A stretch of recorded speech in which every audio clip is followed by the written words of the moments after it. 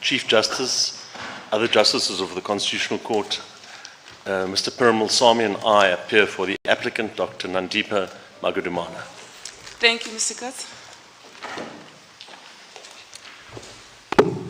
Chief Justice, other Justices, myself and my junior colleague, Mr. Mazibuko, appear for the first, second and third respondents in this matter. Thank you, Mr. Please. Sederbeck.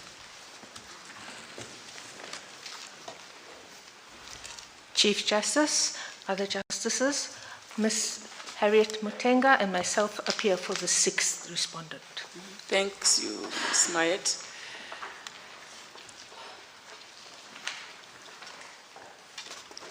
You may proceed, Mr. Katz. Thank you, Chief Justice.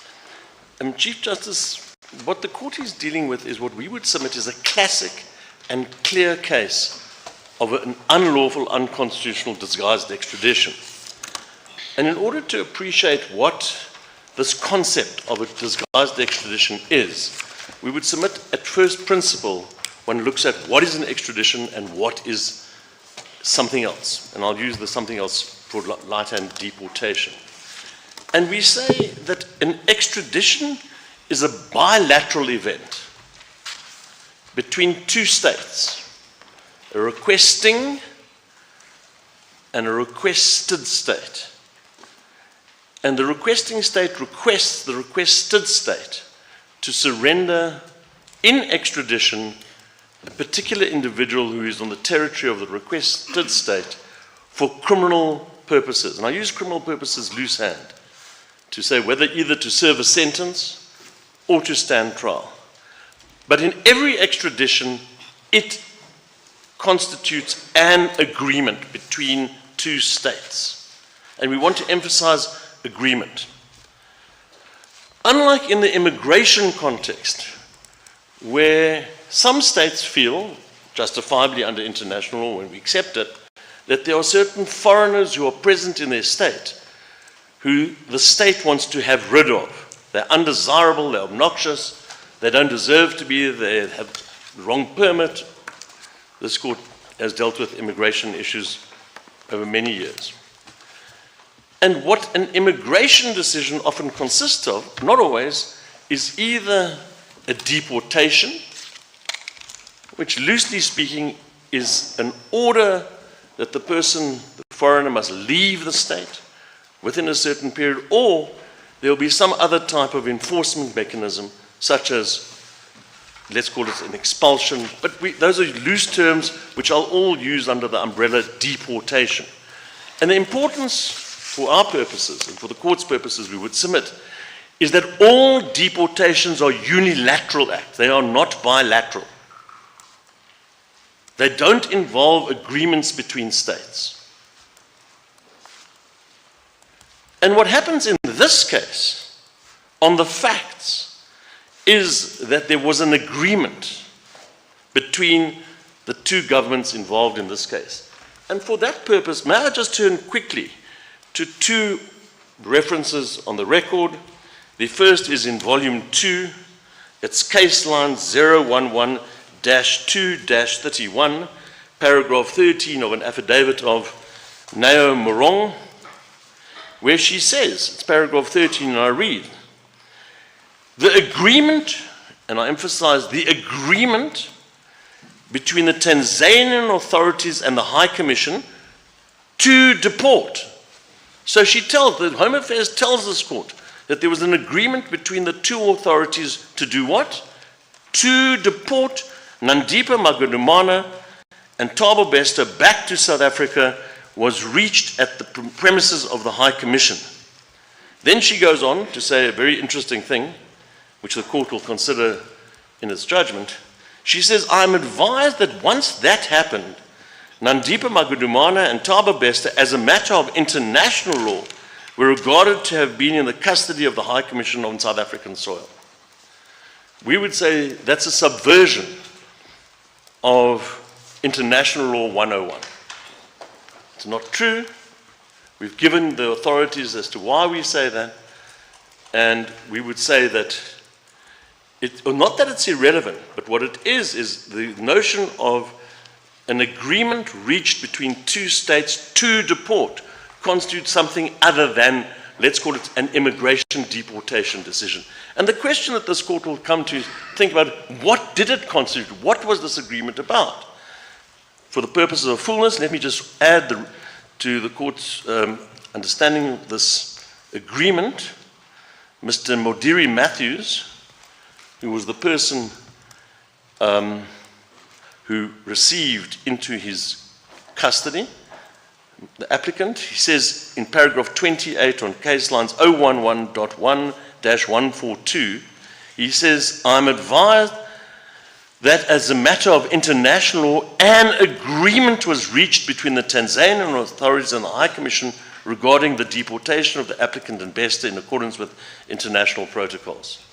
So there again, we see this agreement reached between two states. Let me just say, I'm going to be dealing with these issues now, and then Mr. Puramusamy will deal with what international actually says about these concepts. I'm going to suggest that the minority decision of the SCA was picture perfect. It's considered, it's correct in every single respect. And we ask this court to endorse the considerations and the findings on every level that Makoko JA produced in his minority decision. But let me just, before I turn to what I'm going to call three golden threads in our case. SAPs have two broad defenses to this case. The one is the pleadings defense, which the majority upheld in the SCA. And the second is the consent issue. I'm not going to say anything about the consent issue because the minority dealt with it fair and square along the lines of Muhammad. There cannot possibly, we would suggest, be a finding, a proper finding, that the applicant consented to her return on the facts as presented. It would have been a waiver of various rights, and we would suggest that that was fully and squarely dealt with, properly so, we would suggest, by the minority, including the reference to the December and Mahala cases, which were distinguishable, and there are various commentaries about those cases. So there's a pleadings and a consent defense. Home Affairs take two defenses as well, a pleadings defense, and then a defense about this notion of international law dealing with deportations. And they say, yes, it's true that a deportation is unilateral, as a unilateral event, but there needs to be some meeting of the minds as to where the person goes, a handover, etc. We reject that. And we will show you why that notion of international law is not the correct one. Now, I turn to what I'm going to call three golden threads running through this case, and we ask the court to consider them in the light of constitutional jurisprudence and what this case is about. And I'll have to go quickly. The three golden threads, or the first is, that from the first judgment of this court, it was always said that in order to protect all of us, it's the worst and the weakest that need to be protected. If the worst and the weakest among us aren't given the protections of the law and the rule of law, then all of our rights are at stake. Two, and I refer this court to Pala Pala, last week's judgment 4054, where government must do right. But I add the Muhammad quote, where it says that if government take the law into that, if government are lawbreakers, it allows for all of us to become lawbreakers, anarchy. And they cite Brandeis and Olmsted. This court does that. The third golden thread is what I'm going to suggest is public opinion. We would suggest that whatever is out there in the media, and we know this case has generated huge publicity, media-wise, and it's Netflix documentaries and all over the show. Public opinion must not sway this court. This is a case about the law. It's the law that should sway this court as to what the correct result should be.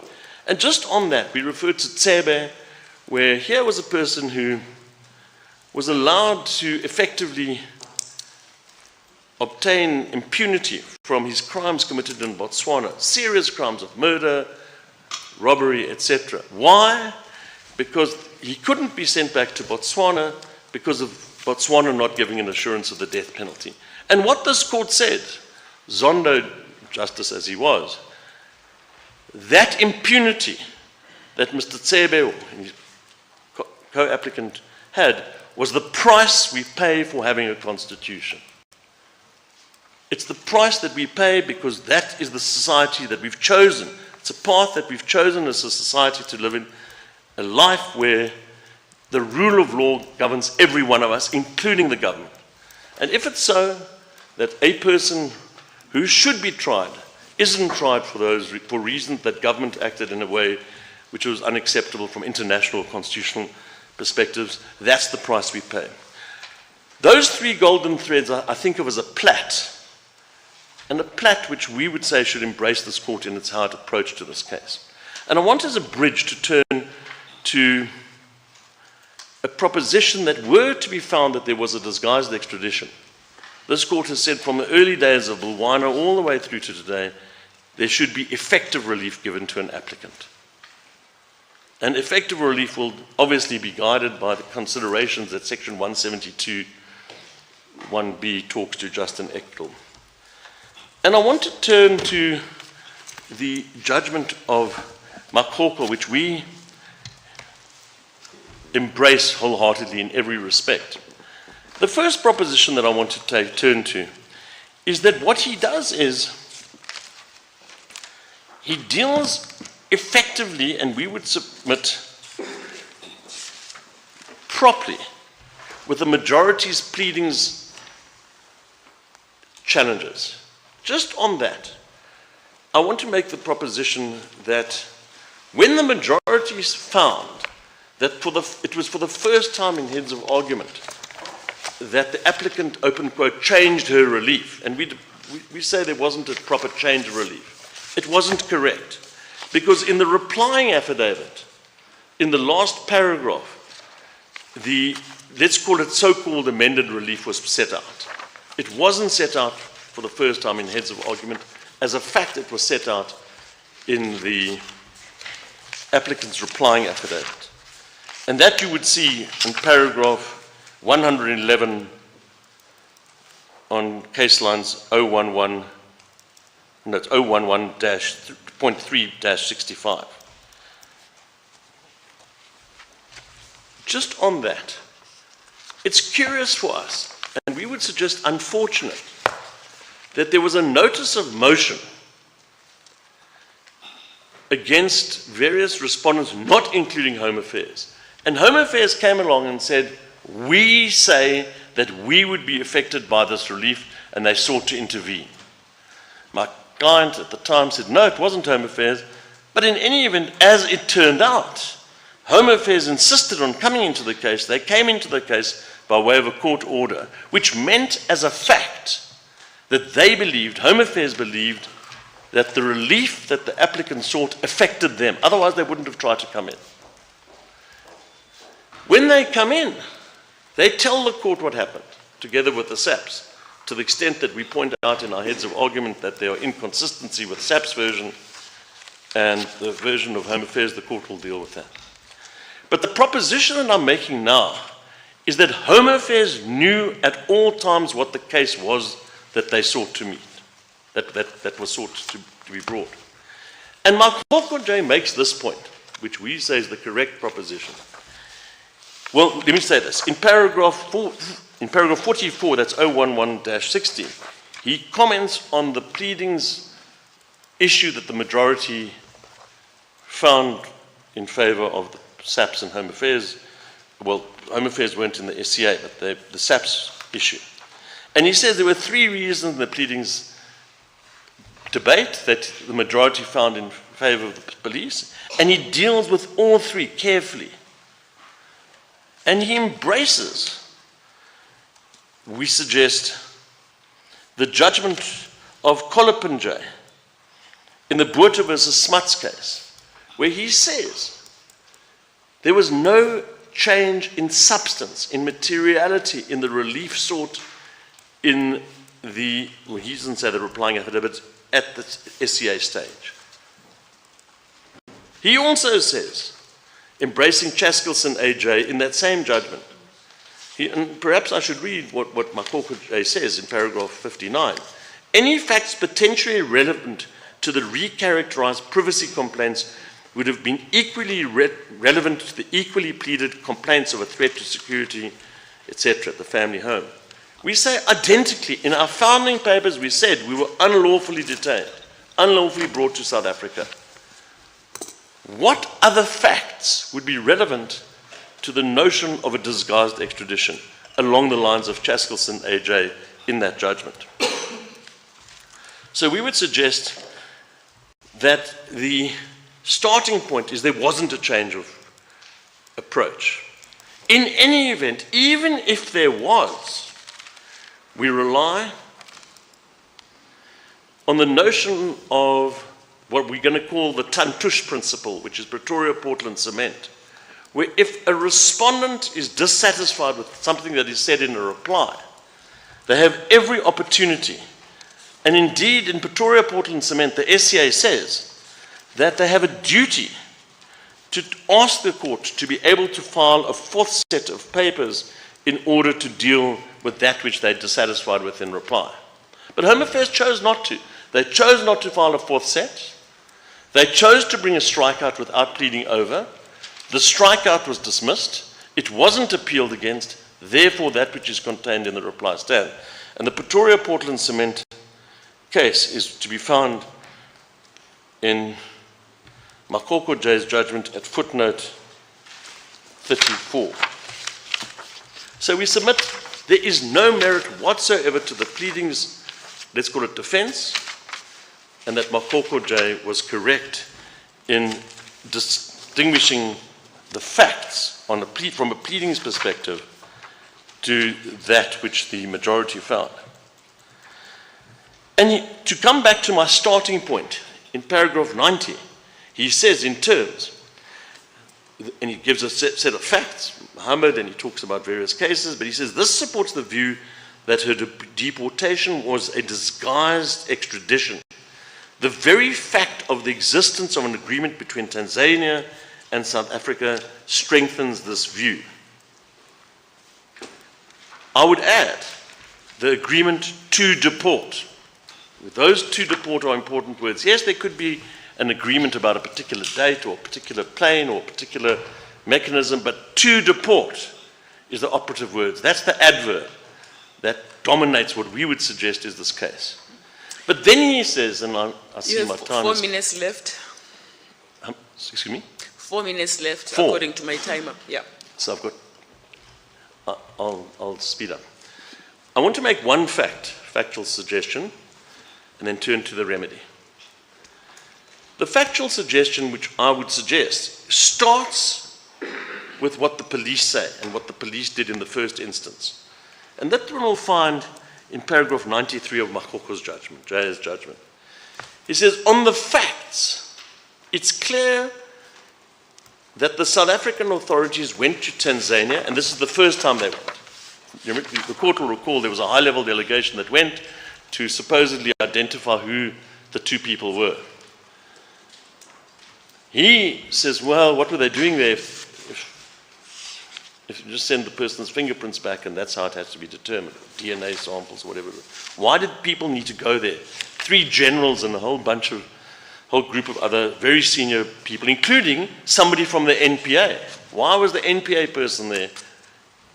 To identify somebody? No, we know that was a ruse, a charade.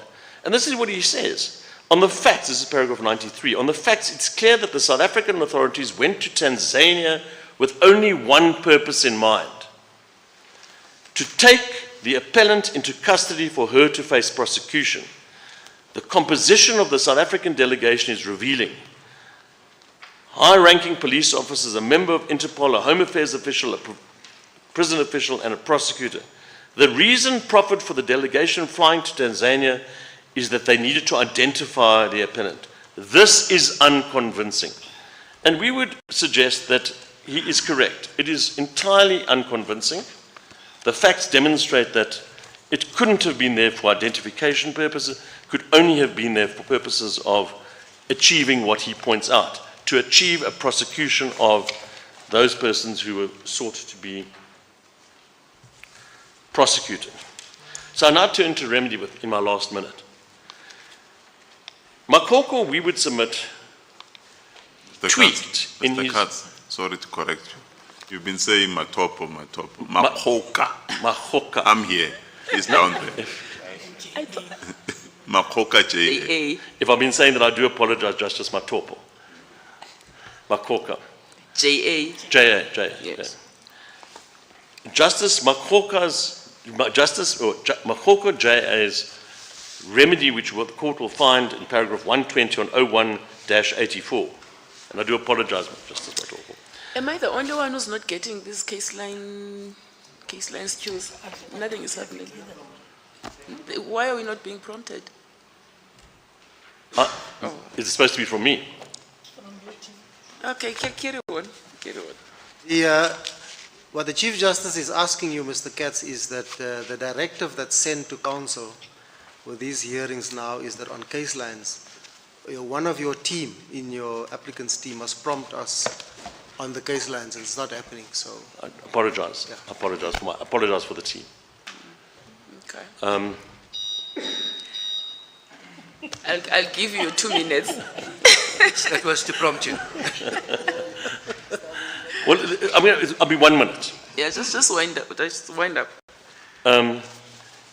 One will see in paragraph 120, so case lines 01-84. I don't know whether he's prompted it. It's been prompted this time, I think. I'm told. There are 4 prayers that are set out. And we would submit, as we've done in our heads of argument, those 4 prayers are the appropriate prayers bearing in mind the facts and the law applicable to the facts, subject to one tweak. In paragraph 2, the numbering goes a bit awry, because one sees the paragraph 1 is the appeal is upheld, and then paragraph 2, there's the High Court order set aside and replaced with the following. So it's 2.2, effectively. There's a prayer 1, and prayer 1 is narrower than the prayer that was sought in the notice of motion and in the replying affidavit. And we would say there can be no prejudice to any party with a prayer of that kind. It's a broad prayer, and we would submit it's quite appropriate and quite correct, and it's the right prayer under section 172(1)(a) of the Constitution. Prayer 2, again, is a somewhat different type of prayer. It's a declarator that the 4th respondent lacked jurisdiction. We just want to add, subsequent to the case having been brought in the High Court and the SCA, it's been transferred from the magistrates, the trial court has been transferred from the Magistrates' Court to the High Court. And we would add that the jurisdiction difficulty applies to the High Court trial as well, and that one would see at 2.2 of our heads of argument in paragraph 116. And the questions such as, for example, costs, we say 1st, 2nd, 3rd, and 6th respondents are ordered to pay the costs. And we submit, very lastly, that the prayers 2 and 3 prayers of prayer 2, so the sub 2 and sub 3 of 2, we would say flow from what this court found in Schultz. Because obviously when Makoko JA gave his decision, this court hadn't given its decision in Schultz, which developed the law on Ibrahim. And we submit that the law as developed by this court in Ibrahim is in line with prayers 2 and 3 of 120 sub 2, as it pleases the court.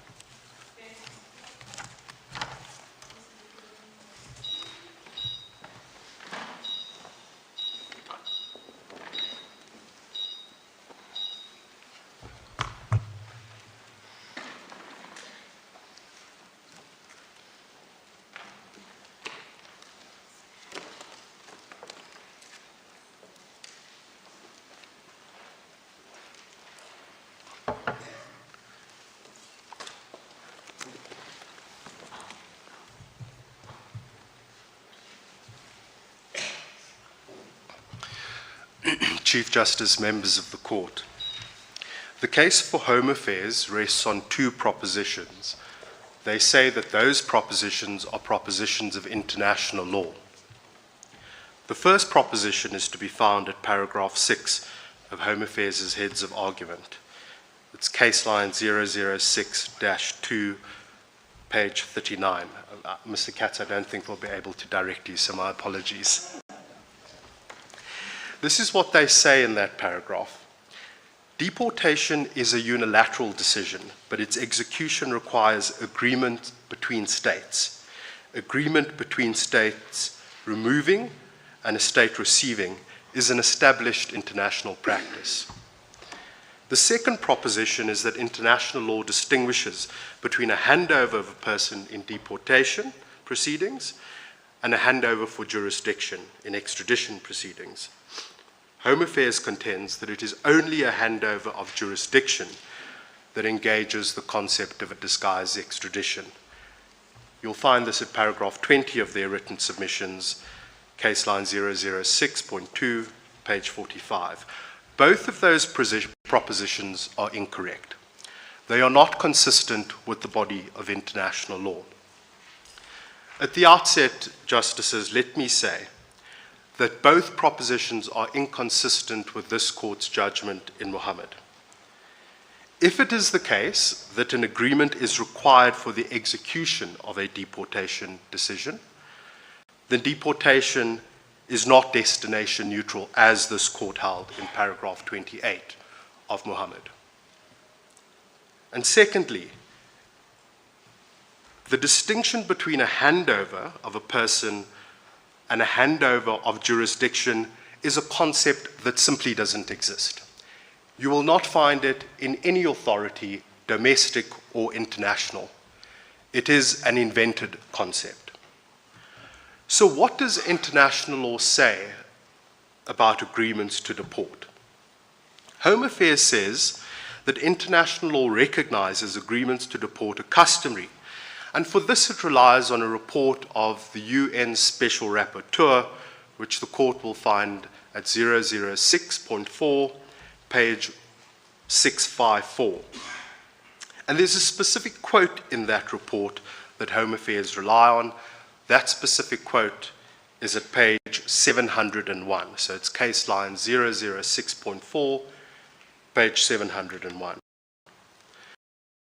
It says, it's a quotation from a different source, but it says, a state may only deport him to a country willing to receive him or to his national country. That's what Home Affairs relies on. It is inapt because it overlooks what the report is specifically dealing with. It's dealing with an instance of forced deportation. This is when a person does not wish to leave voluntarily, when they challenge a deportation order. And when they challenge a deportation order, at the end of those proceedings, states ordinarily prepare to deport this person who has not been willing to leave voluntarily. We say that it's important to look at the International Law Commission's draft articles on the expulsion of aliens. Now, this report that Home Affairs relied on comes from one of the commissioners who was part of the ILC who prepared the draft articles. I want to say a little bit about why the ILC's draft articles are important. They're important because they track the development of customary international law. The ILC consists of a body of the most eminent jurists, international jurists, and what they do is they look at state practice across different countries to determine whether a norm of customary international law is developing. They track whether there's usus, state practice, and opinio juris, a feeling that states are bound by that practice. The International Court of Justice has repeatedly recognized the importance of the work of the ILC. It's done so in Gapsikova Nagimores, pages 39 to 41, and Dugard in his 6th edition speaks extensively about it. Why is this important? It's important because the ILC's draft articles speak to the voluntary nature of deportation. Article 21 of those articles says that the expelling state shall take appropriate measures to facilitate the voluntary departure of an alien subject to its expulsion. And Article 21.2 says that in cases of forcible implementation of an expulsion decision, the expelling state shall take necessary measures to ensure, as far as possible, the safe transportation. That is the position at international law. And it's consistent with what this court said in Muhammad about the voluntary nature of deportation. There is a myriad of authorities relied on by Home Affairs. They say that those authorities say that deportation is an agreement, but what they overlook are the specific facts of those cases. Because you will find in those cases that there is a challenge to a deportation order. The person is not willing to leave voluntarily.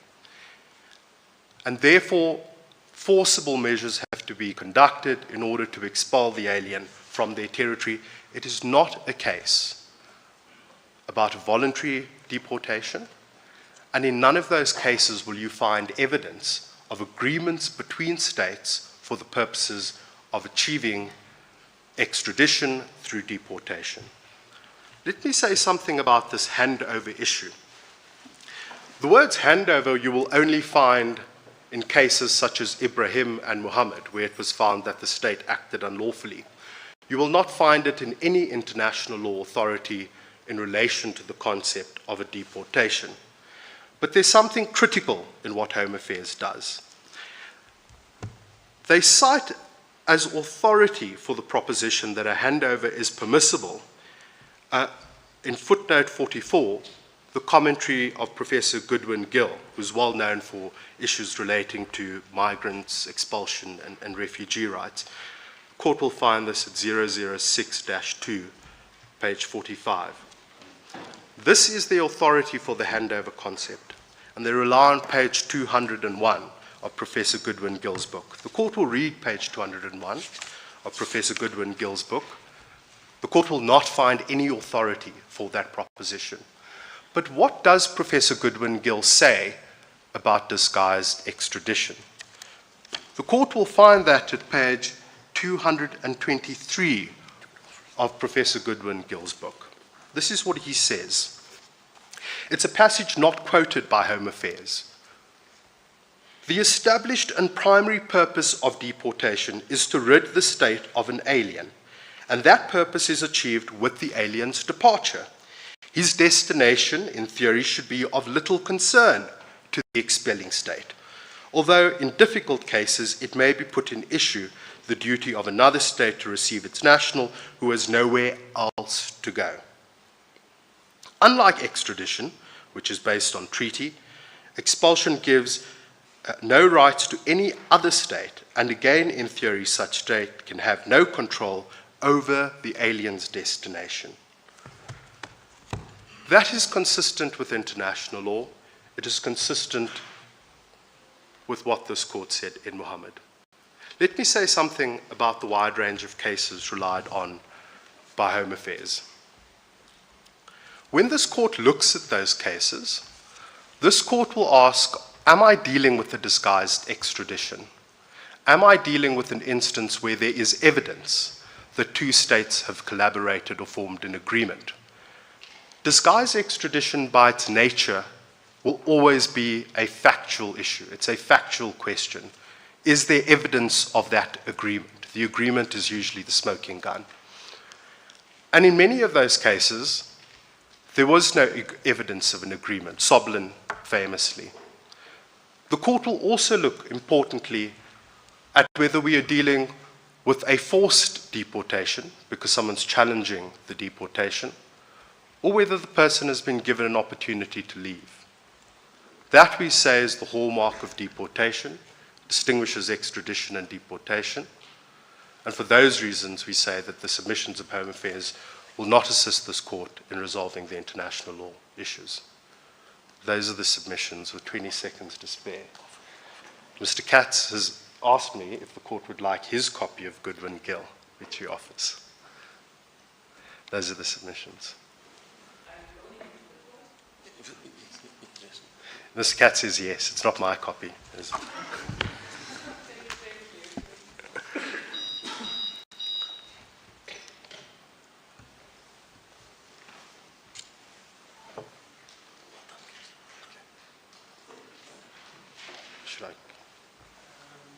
I'm not sure which one of you will answer this question, but just one aspect. Just on the pleadings aspect, this assertion that there are new averments made in the replying affidavit or a new case made out.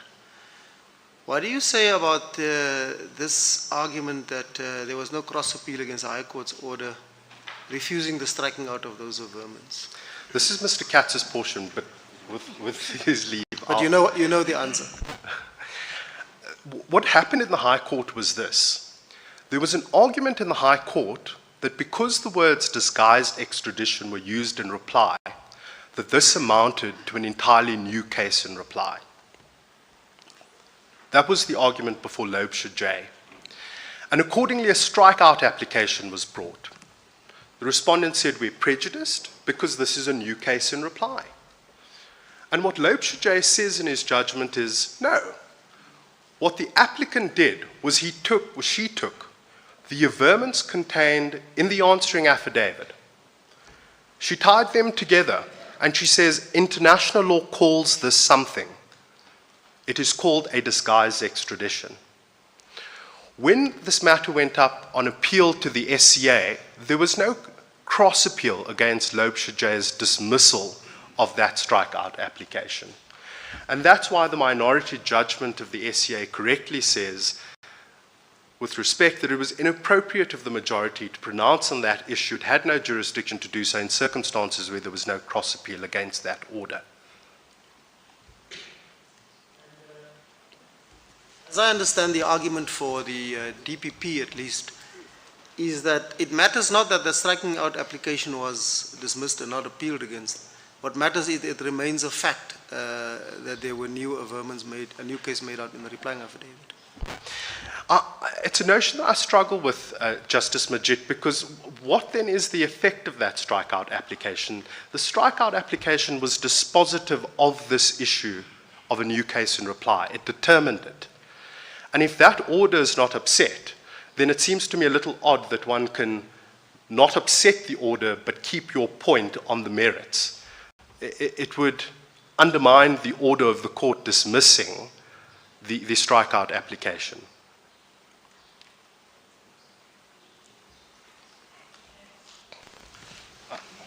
One question is for you and the other one is for Mr. Katz. So let Mr. Katz go first. I'm more interested in this handover process and handover, precedent, jurisdiction. If you could just explain to me, I'm trying to understand exactly but I know it's not your case, but as you understand it, what are they saying? What is Home Affairs saying about the notion of a handover? So as I understand Home Affairs' submission, it's that deportation is a unilateral act. They seem to accept that in their heads. They say that it's a decision for Tanzania. But the way the person comes back is a question of agreement. That's their argument. And that's not consistent with international law. As long ago as 1970 in the Duke of Chateau-Thierry, the courts have always recognized that deportation must in the first instance be voluntary. If I'm in your country unlawfully, I'm an alien, I'm entitled to leave on my own. The state doesn't control where I go to, the circumstances under which I leave. If, of course, I challenge the orders saying that I must leave, if I decide that I'm entitled to stay in a foreign country, and I challenge my deportation order, then the law recognizes, and this is again as long as the Duke of Chateau-Thierry appeal decision, English Court of Appeal 1917, that in those instances the state will say you must be deported, and it can say where you're deported to. But those are different situations. They distinguish between voluntary deportation and forced deportation. They're concepts of international law which are different.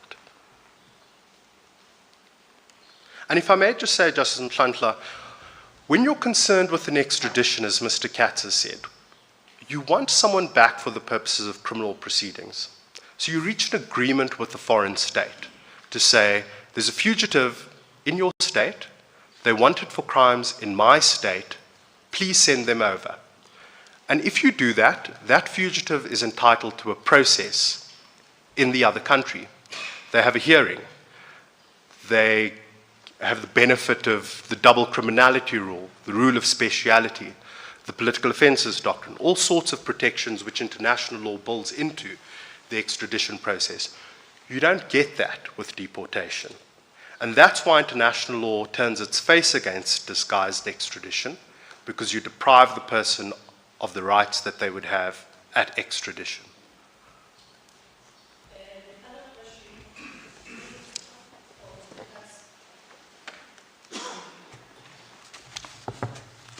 Thank you.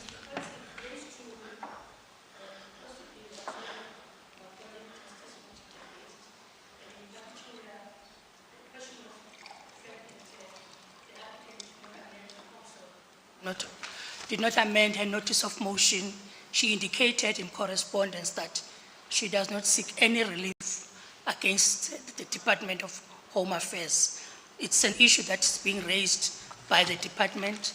I would like to get your comment or response to that.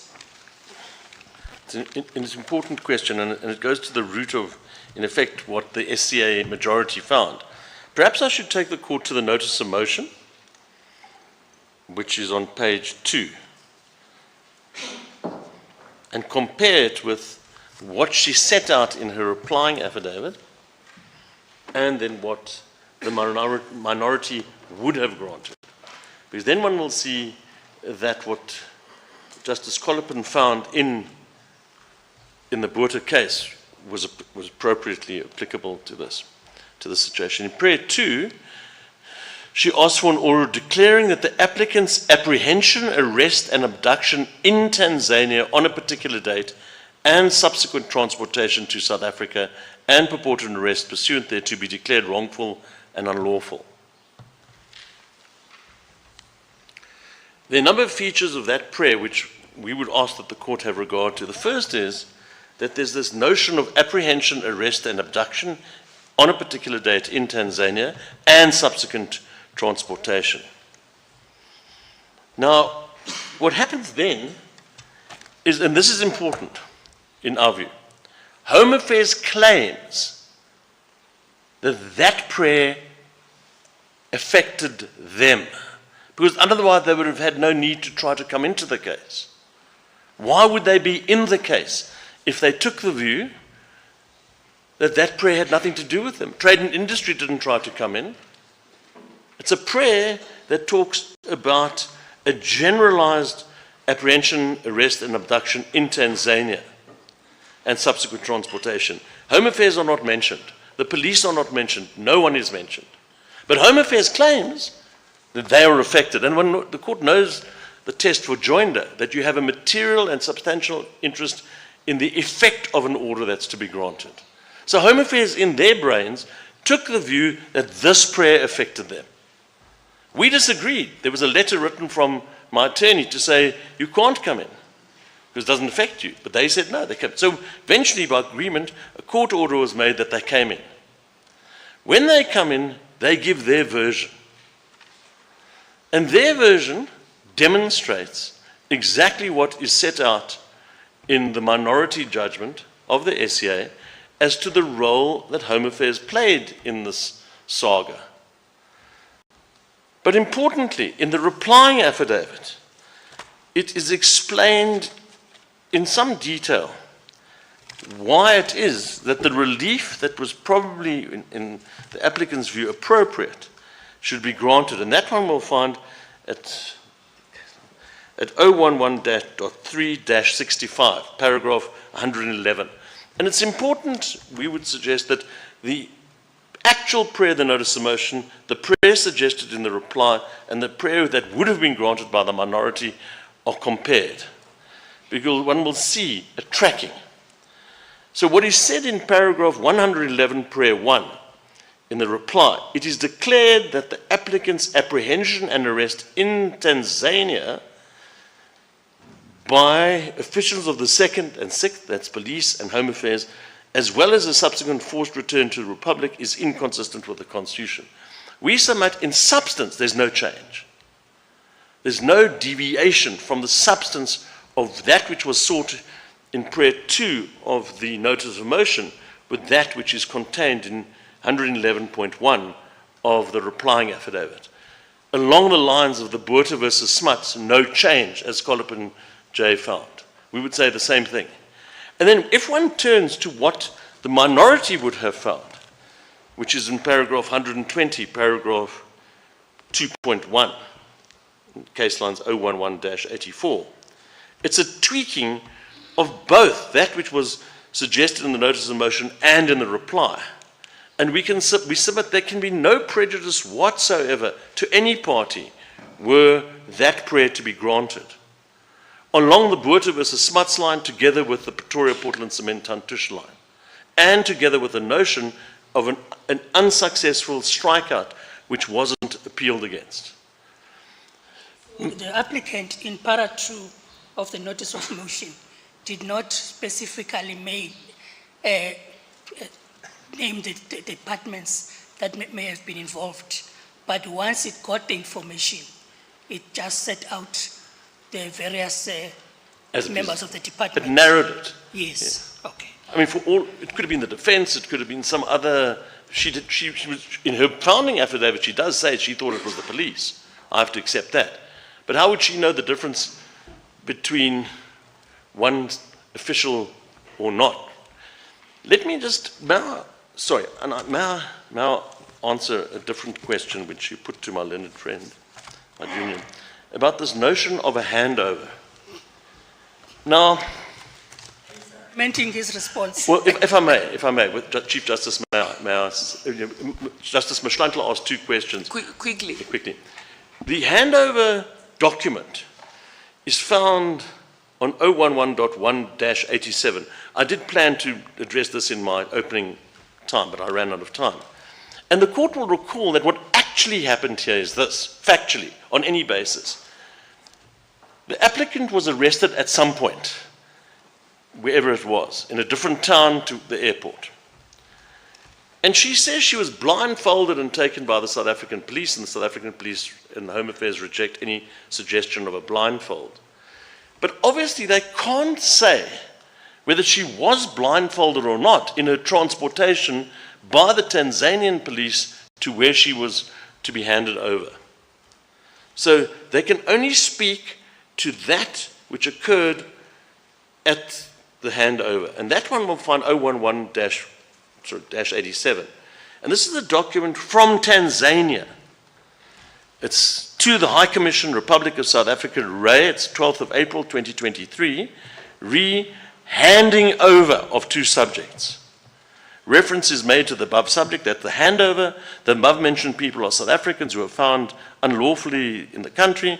3, we are handing them over to you for further procedures. Who's it addressed to? To Mrs. Morong of the High Commission. So what happens is the Tanzanians hand over the person to a High Commission official. On the next page, one sees another handing over document.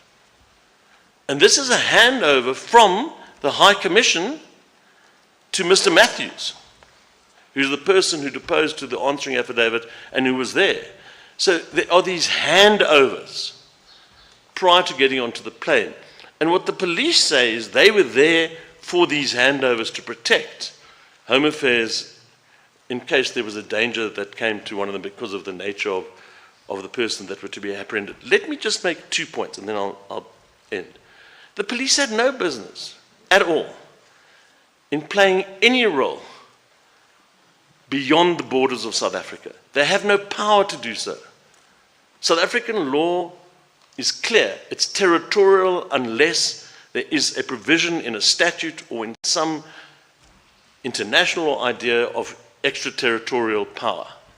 So the police, as soon as they left the borders of South Africa, were acting. Similarly for Home Affairs.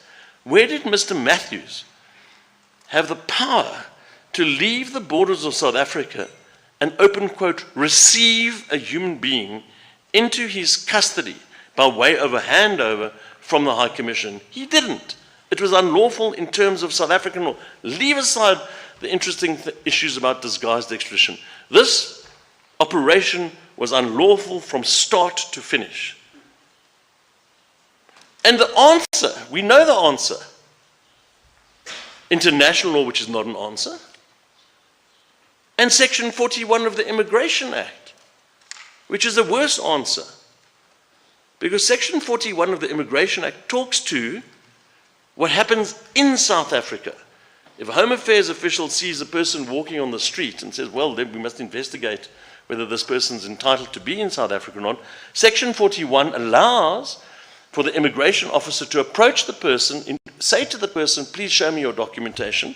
And the important aspect of this is what the SAPs rely on, is that Section 41 says that SAPs can assist immigration officers to do their job in South Africa. So the basis that they come to court on, to tell the court the authority upon which they acted, is unfortunately one which does not give them authority to do what they did. And we ask the court to take that into account. Thank you, Mr. Katz. I want to deal with remedy. That doesn't mean I obviously agree with you on the merits, but just on that, I'm obviously noticed that you rely quite extensively on Botha versus Smuts, and while I would agree that it's a good judgment that I penned, I'm not sure if you can call it into aid here. In Botha versus Smuts, what had happened is all the facts that the applicant sought to rely on were set out extensively in the founding affidavit. It involved a right to privacy, but the applicant didn't invoke, in so many words, his reliance on his right to privacy. What he did is, in reply, he said, well, on those facts, I invoke my right to privacy, and the respondent had an opportunity in the answering affidavit to deal extensively with those facts. So it's slightly different, but let's get to the remedy question. But just on that point, let's get to the remedy question. The stance that is taken in the written submissions is that relying on social justice coalition, the court does not have jurisdiction to craft a just and equitable remedy, and it cannot rely on the violation of rights to get to jurisdiction in crafting the just and equitable remedy. That's what you say, correct? No, I'm not sure. Okay, let me read it, because then it says jurisdiction is a binary concept at paragraph 114. A court either has it or does not. The court cannot create jurisdiction through its equitable remedial powers. This has been confirmed by this court in social justice. Right. So I have a difficulty with that. Well, I might mention that I was alone in social justice coalition on the other side. But I think what you do with respect is you confuse jurisdiction at the outset and in the way in which it's used here. You urge the court to find that we have jurisdiction to entertain this application, which we must, if we're with you. No. If we follow that, then if we find that the conduct of the state parties is inconsistent with the Constitution, then surely Section 172(1)(b) gives us the jurisdiction in wide and untrammeled terms, subject only to the considerations of justice and equity. Do you accept that? I must accept that. Okay. If you accept that, then going back to your formulation of your three threads, the weakest and the worst amongst us, we shouldn't condone state law breaking, and we should be careful not to yield to public opinion. Yes. I want to put this to you. In Cholota, this court spoke about, even though there the court had found that the extradition was unlawful, the court spoke about the need to balance lawful process with impunity, and did not find that it was appropriate for the Free State Court to find that it could not exercise its jurisdiction. Under those circumstances, this case is distinguishable from Ibrahim. In Ibrahim, Mr. Ibrahim was lawfully residing in Eswatini. He was abducted, and the High Court was asked to accept a version from the state that the police colonel was sitting in his office minding his own business, and in walks Mr. Ibrahim, who says, I believe you might be looking for me. And the court rejected that. Here we must accept that your client was in the lawful custody of the Tanzanian authorities. Right. On what you said in response to earlier questions, there was a series of handovers. And one could say that was unlawful, but it's a far cry from an operation in the middle of the night to bring her back to South Africa. I accept that. I accept that. Under those circumstances, how should one then balance lawful process with impunity, given that, and I accept that we don't yield to public opinion, but the public interest is a different matter. The public interest in ensuring that we have an effective system of the administration of justice.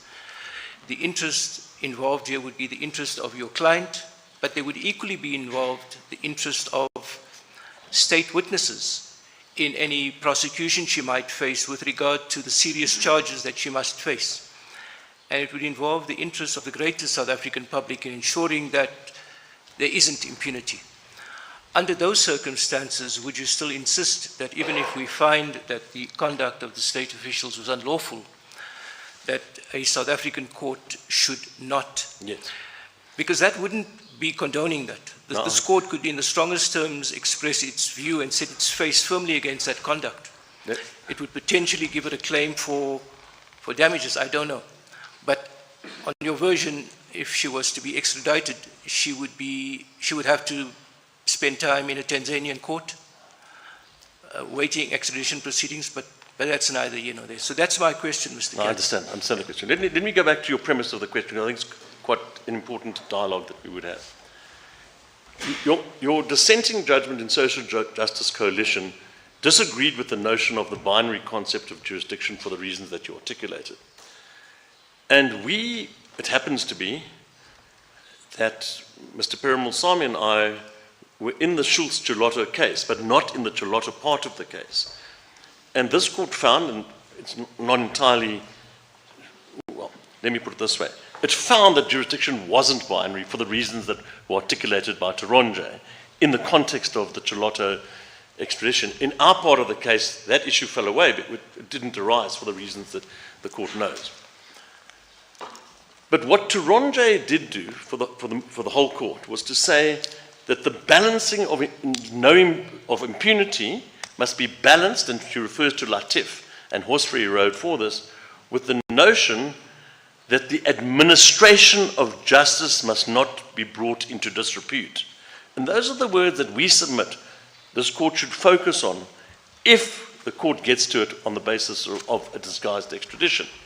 And the question is this, and all the cases say, Horsefree Road says it clearly, a court in South Africa should not lend its process in the context of the administration of justice when there's been the kind of conduct that we would submit is to be found here. And that's the real test. Yes, impunity is something that we all accept as a general proposition.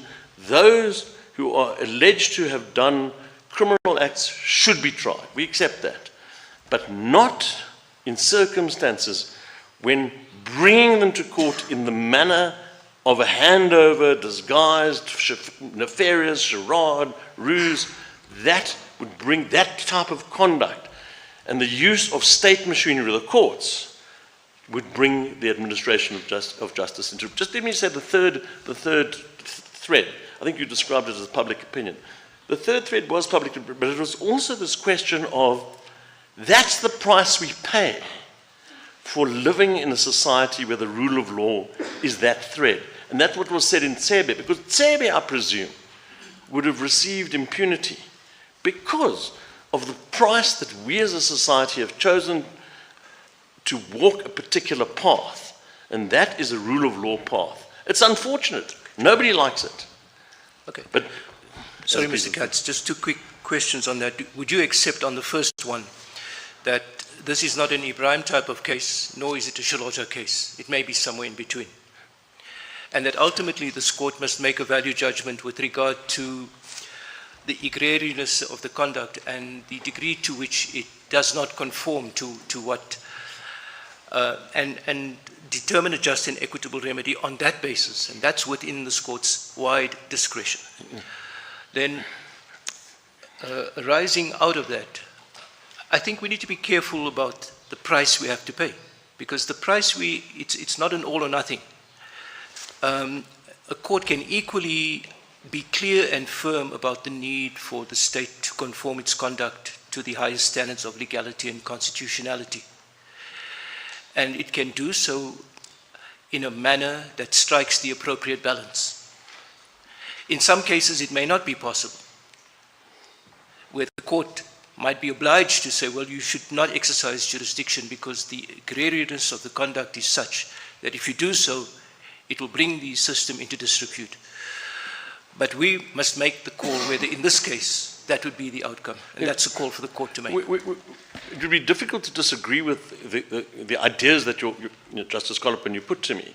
But we would suggest that although Ibrahim might be somewhat on the spectrum of the kind of egregiousness of conduct, this case is very close to it. And your Justice Collopin, you put to me, Could I ask, why do you say it's close to that? Because you're saying that there was an agreement on deportation. So there was an attempt, there was at least a purported attempt to bring their conduct within the law, even if it was misguided. No. There was an agreement, you say. The exact opposite. No, that agreement was unlawful in terms. It was a ruse. It was a charade. There is no agreement in deportation. And they knew. It wasn't that they didn't know.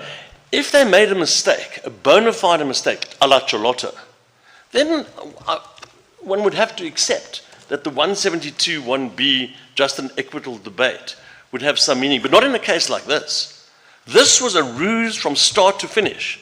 They had no power being there. I'm not sure if the evidence supports that, but anyway, Mr. Katz, maybe we leave it at that. Well, Justice Collopin, let me ask this question rhetorically. And this is what the minority put in the, on the paragraph that are, why did the police go there in the first instance? Where did they get the power to do it, firstly? But let's assume they had the power, a power that doesn't exist. Why were they there? They were there to achieve to find that there were people who the police wanted to prosecute. That's why they went. Start to finish. And the Tanzanians said to the South African delegation, are you going to send an extradition request? And the South Africans responded, what do you say? That's not the conduct of a state which should be able to use the machinery of the courts to do the necessary issue of prosecuting persons. The South Africans from day one behaved in a fashion which undermines the rule of law 101. And this case we would suggest is like Horsferry. There wasn't the Ibrahim type conduct that one's in Horsferry with Bennett, which this court quoted with approval in the context of a disguised extradition.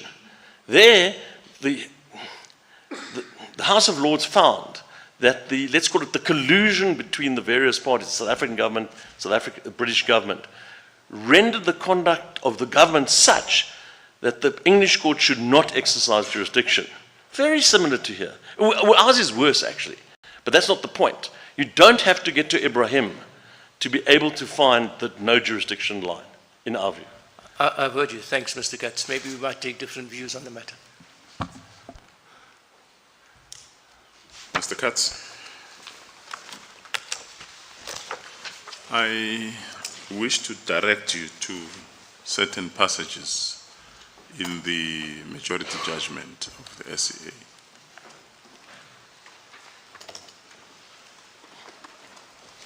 These passages talks to the pleadings. I start with, I think it's paragraph 16, where the SCA describe what the issues were before them. And Roman figure 1, in paragraph 16, it says, was the appellant arrested in Tanzania by members of SAPS or Tanzanian authorities? And in paragraph 21, the SCA seems to answer that question. It says, since the appellant was seeking final relief in the matter, in terms of the Prascon-Evans rules, this had to be decided on the minister's version. In other words, the minister had denied that she was arrested by members of the police. And the SCA says, this evidence shows clearly that the SAPS did not take any action against the appellant until her arrest in Lanseria.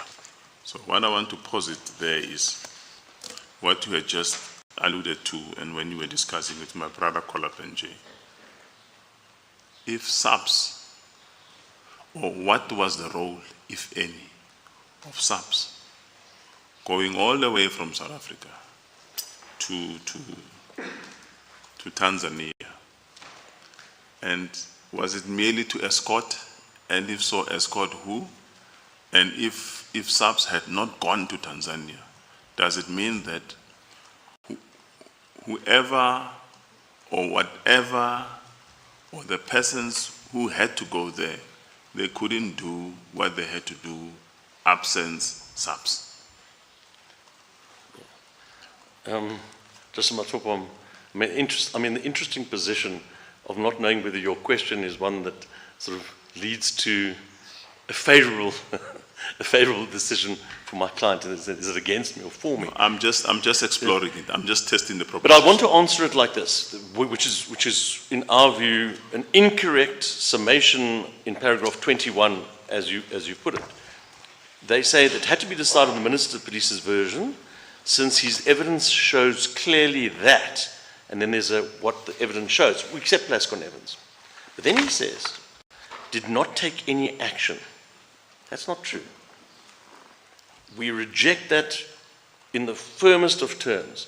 For a policeman to stand next to a Home Affairs official or next to a High Commission official to witness, to secure the handover, is taking action in Tanzania.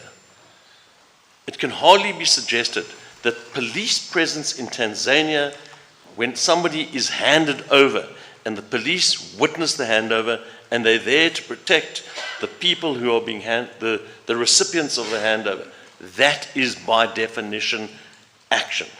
Can I put it differently? If something wrong were to happen to the suspects and the police are there, would not liability arise by way of omission? Because police are there. That would, well, I'd rather police are there. No. Minister says police did not take any action. They were just escorting the people there. Escorting, yes. I'm putting it differently. If, for argument's sake, something different had happened and the police are there and we know the police duties to protect and they did not protect, would they not attract liability on the basis of omission? I would have thought not, but more importantly, we would ask a different question, and this is the real question. If Best had attacked Matthews, would the police have had any power to do anything? That's what I've put to you. But that's the real question. The real question is, what could they do if Bester did what was threatened, that he was a dangerous man, and Mr. Matthews needed protection, so he brought the police along? It's not acceptable. Well, not acceptable. It's not lawful. It's as simple as that. But that's why I say that it cannot be suggested that because no incident arose, it is suggested that they did not take any action. It just, whatever. Then it goes on, this next sentence, the version put forward on behalf of the police and others could not be said to be far-fetched or clearly untenable. The version of the police is that members of the SAPS were not involved in her arrest or her removal, but they were. They were there. They were removed. I accept that they weren't involved in her arrest necessarily, but her removal, they certainly were involved. Let's go to the pleadings, the structure of the pleadings. The pleadings of paragraph? The pleadings, no. We just get into the pleadings in broad terms. We have the notice of motion, which did not cite the sixth respondent. The notice of motion made averments, general averments, right? You would say, and the minority said, in the notice of motion, if you read the founding affidavit, allegations about disguised extraditions are there. And then you go to the replying affidavit. The replying affidavit, for lack of a better word, sought to improve what was stated in the founding, taking into account the answer. Right? It was more focused because of the answer. Yes. Now, that's how pleadings are supposed to be considered. Yes. If, as the minority says, the respondents cannot claim that there is a new matter because it was foreshadowed, 1, in the founding affidavit, 2, in the reply as a result of the response in the answer. Therefore, this was consistent with the pleaded case that was before the High Court. As pleaded. And that's the argument. The SCA, as I understand the majority judgment, just decided the case on a narrow point. Yeah. To say, you did not plead. Because you did not plead, it's a new matter. And because it's a new matter, you could not expect the Department of Home Affairs or the other state respondents to respond to the new matter. They were prejudiced. Therefore, rules of the pleading says you are confined to the 4 corners of the pleadings. Absent that, you out. But the minority adopts a different view. It is that view that brought us here. That's right. And it is that view that I want to interrogate with you.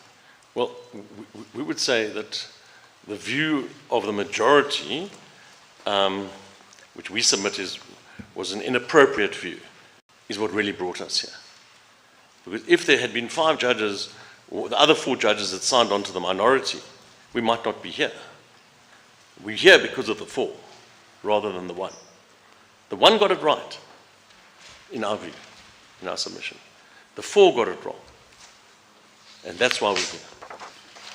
In the minority judgment, there is some reference being made to, I think it's a fallback position if I were to describe it that way, that the point about the disguised extradition may be considered to be a point of law, and if it's a point of law, and if it's foreshadowed in the pleadings, it can be raised at any time. Would that be a proper finding?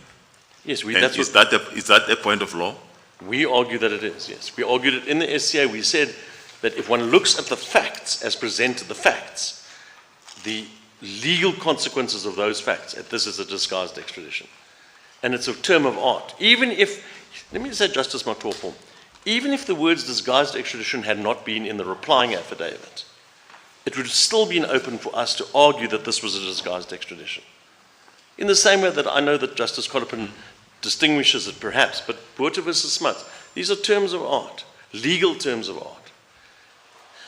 If the evidence shows that the government used a deportation to achieve an extradition, if that's what the evidence shows, and there's nowhere in the evidence the words disguised extradition don't appear in that form, in express terms in the pleadings, it's perfectly legitimate for us to argue this was a disguised extradition, if that's what the evidence shows, and the evidence does show it here in our submission. I know you do a lot of these cases, but there are certain facts that trouble to me. And one is the one that we've just traversed on disguised extradition.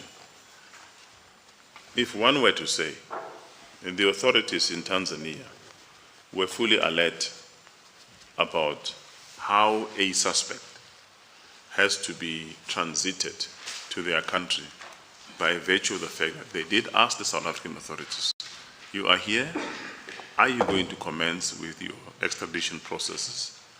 And the South African authorities say, no, we're not. But do people get handed over in the circumstances that the applicant and Thabo Bester were? I want to answer it in 2 ways, Justice Matopo. The South Africans did not say no, we're not. They said they would be guided by what the Tanzanians agreed to. So they never said they wouldn't. If the Tanzanians had said, bring an extradition, they would have had to bring it, number one. Number two, your question, which is a key question, as we understand it, is what happened here a regular deportation under Tanzanian law? Now, I know and I accept that this court cannot or shouldn't venture into the question of, did a foreign government act lawfully in terms of its law in that country? Because this court is only concerned with the conduct of the South African government. And there's the doctrine of the act of state, which suggests that this South African court should not consider the validity of conduct by a foreign state in that. Well, put it differently. Did the South African authorities act lawfully by traveling to Tanzania to collect the applicants? Well, they didn't act lawfully in three senses. One, they didn't act lawfully in the international law sense. There's no international law provision made for that. Two, they didn't act lawfully in terms of the Constitution. Three, they didn't act lawfully in terms of any legal provision. There's no legal provision that allows for what they did that we know of. And the only one that's pointed to is Section 41. And Section 41 doesn't talk to any of this kind of conduct. So we would submit that on any level, this is the kind of unlawfulness that is staring the court in the face. But leave aside that for a moment, and that's clear. So if one talks to Justice Colopin's debate, and he said, well, this was unlawfulness, they thought they could go under Section 41, but they couldn't, a Charlotta type situation, then one could understand the debate that Justice Colopin and I were having about remedy. But this isn't one of those cases. This was collusion, it was a charade, the entire saga was in order to achieve that which could not be achieved under the immigration laws of Tanzania. And if one has regard to what the South Africans say, Tanzania relied upon Section 25(2)(c) of the Immigration Act in Tanzania, which Justice Makhoka does deal with, the minority does deal with. This isn't one of those cases. 25(2)(c) has got nothing to do with the case at hand. 25(2)(c) is a case where, but I know that this court isn't geared towards answering questions about Tanzanian immigration laws and statutes. But if the court, and Justice, the minority did consider it in some respect, but if one considers the provisions of the section which is quoted by SAPS, doesn't do what they say it does, the Tanzanian law. Let me finish.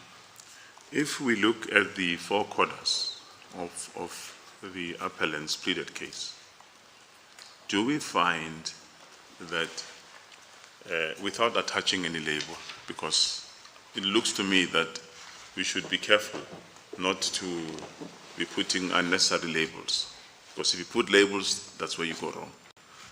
If substantively, on the four corners, there is a case made out that, one, there was a disguise,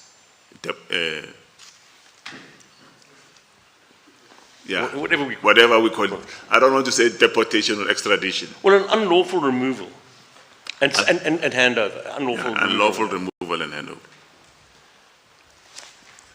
Then a party in the position of the respondents, one would ask, do you know what case you are to meet? If they do, are you prejudiced because no label has been attached? Absent the label, is there a case that you know that you are to meet? Absolutely. That's the question. And if one looks at the founding affidavit, one looks at I've read it to the court, Prayer 2 of the notice of motion, that case is square, it's there. South Africa removed the applicant from Tanzania, assisted in the removal of the applicant from Tanzania to South Africa, founding paper, Prayer 2.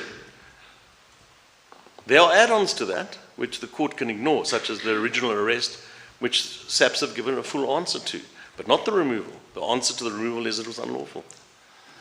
Would the fact that there was no cross-appeal be a flaw in the judgment of the majority when it dealt with it?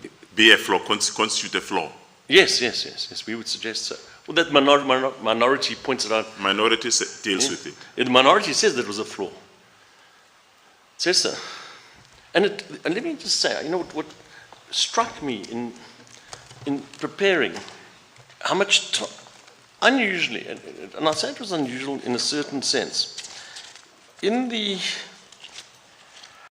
minority starts on paragraph 43 of the judgment. There are 3 paragraphs, 44, 45, 46, and 47, 4 paragraphs, which set out in broad summary why there was a flaw in the pleadings finding by the majority. So it's just 4 paragraphs as a summary. And then all the way from paragraph 48, all the way through, and it's a long, long debate, up to paragraph 68, where the minority explains in detail, thorough, considered, with reference to this court's judgments in many cases, why there was a flaw in the majority's thinking. From Barkhuizen to Pretoria Portland Cement to Justice Collopin and Justice Chaskelson AJ in Botha versus Smuts, all of the cases that this court has referred to over and over and over in the pleadings context, the minority deals with. Hanekom versus Neverkloof private game. There are many, I mean, it's too many to mention.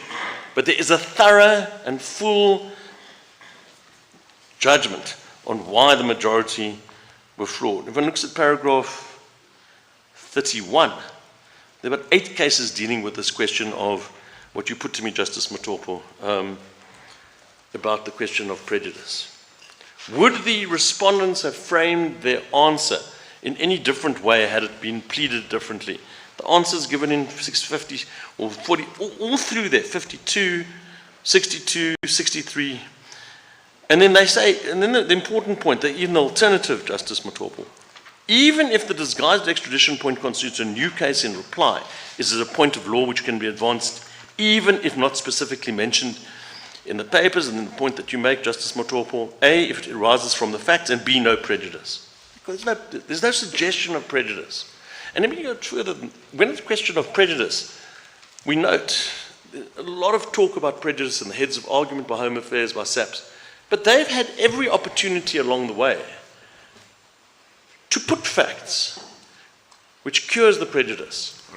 All right. Before I step aside, I don't want to hog the space. It's a point that has been raised, that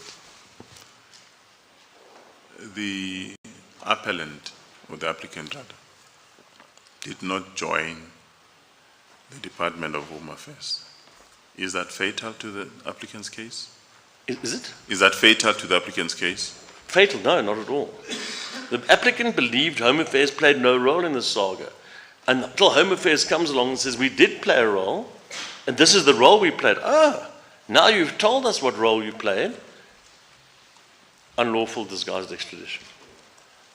How can it be fatal to the... Is it somewhere in the papers that the applicant was aware that in Tanzania, the crew that brought her, I don't want to say arrest, because arrest is a problem now.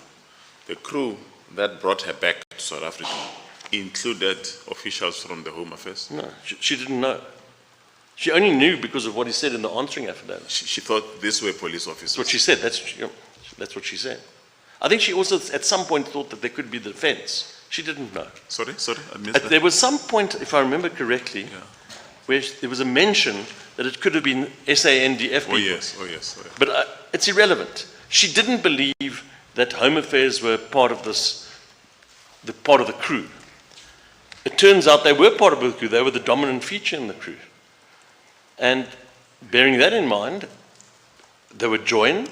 They filed an answering affidavit. There was a reply. And in the reply... Help me with the order. I know there was a request for information. Did it come before the papers were drawn or... Before. Before the papers were drawn, and that request was declined? It was suggested that the applicant makes use of PIA. That was suggested. One sees that, paragraphs, pages 32 and following, where the attorney wrote to say, a client is pending trial, a client was arrested, we hold instructions to demand the following, the process and procedures, and then the state attorney writes back to say, well, I'm not sure it's the state attorney, but there's a write back from the DPP on page 37. I'm directed by the DPP to acknowledge receipt of the request. And then it says, despite the undermentioned unclarity, she was arrested at Tanzania, and any further information must be sought through PIA. Thank you. Mr. Katz, I just want to concentrate for the moment on what Tanzania as a state did in this case. Your client was illegally in Tanzania. Those are the facts. Yes. On the 12th of April 2023, the Tanzanian authorities issued a notice to prohibited immigrant. Yes. And that was a notice for which provision was made under domestic Tanzanian legislation. Yes. And the order in that notice was that your client depart within 3 days' time under escort. Yes. Under escort typically means compelled. I accept that. I'm not aware of any international law that says that a deportation under escort can only occur where the person has resisted deportation. We don't know of any either, no. So Tanzania could lawfully have taken the view, with or without South Africa, that she was to be deported under escort. One accepts that. She was a South African national. She was. She had said, so it seems, that if she was to go anywhere, she wanted to go back to South Africa. And I mention this not as a waiver of any rights she might have in relation to extradition, but as to the significance that might have to Tanzanian authorities as to where she should be escorted. I understand the question. Now, on those facts, can we find that Tanzania did not, under its law, lawfully perform or make a unilateral decision that this lady was to be escorted out of the country and put on that aeroplane? I have two responses, Justice Rogers. And bearing in mind, I think it was the Canadian case or one of the cases that said the fact that that might be very welcome to the South African authorities is neither here nor there, if that is what they were doing. And perhaps you can also let me know whether there was any other country to which she could lawfully have gone at that time. Justice Rogers, in order to enter into that debate, which I don't believe is an appropriate segue, one would have to look at what the South Africans say about what Tanzania did. That you can't gather it because Tanzania are not here.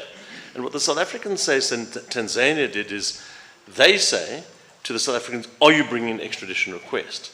That triggered the saga, the steps of facts. And yes. then... So I suppose that the Tanzanian response, if South Africa says, well, that depends on what you, Tanzania, are going to do, then Tanzania says, well, we will have her deported under escort. Yes. Then South Africa says, that's fine, then we don't need to bring an extradition application. Then one looks at on what basis did Tanzania do what it did. You have to look at the basis if you're going to go down that road. I would have thought the basis of what it did is self-evident from the common cause facts which you've accepted. She's a South African national. She is in Tanzania unlawfully and has expressed the wish that if she is to leave, she should go back to South Africa. What could be more natural?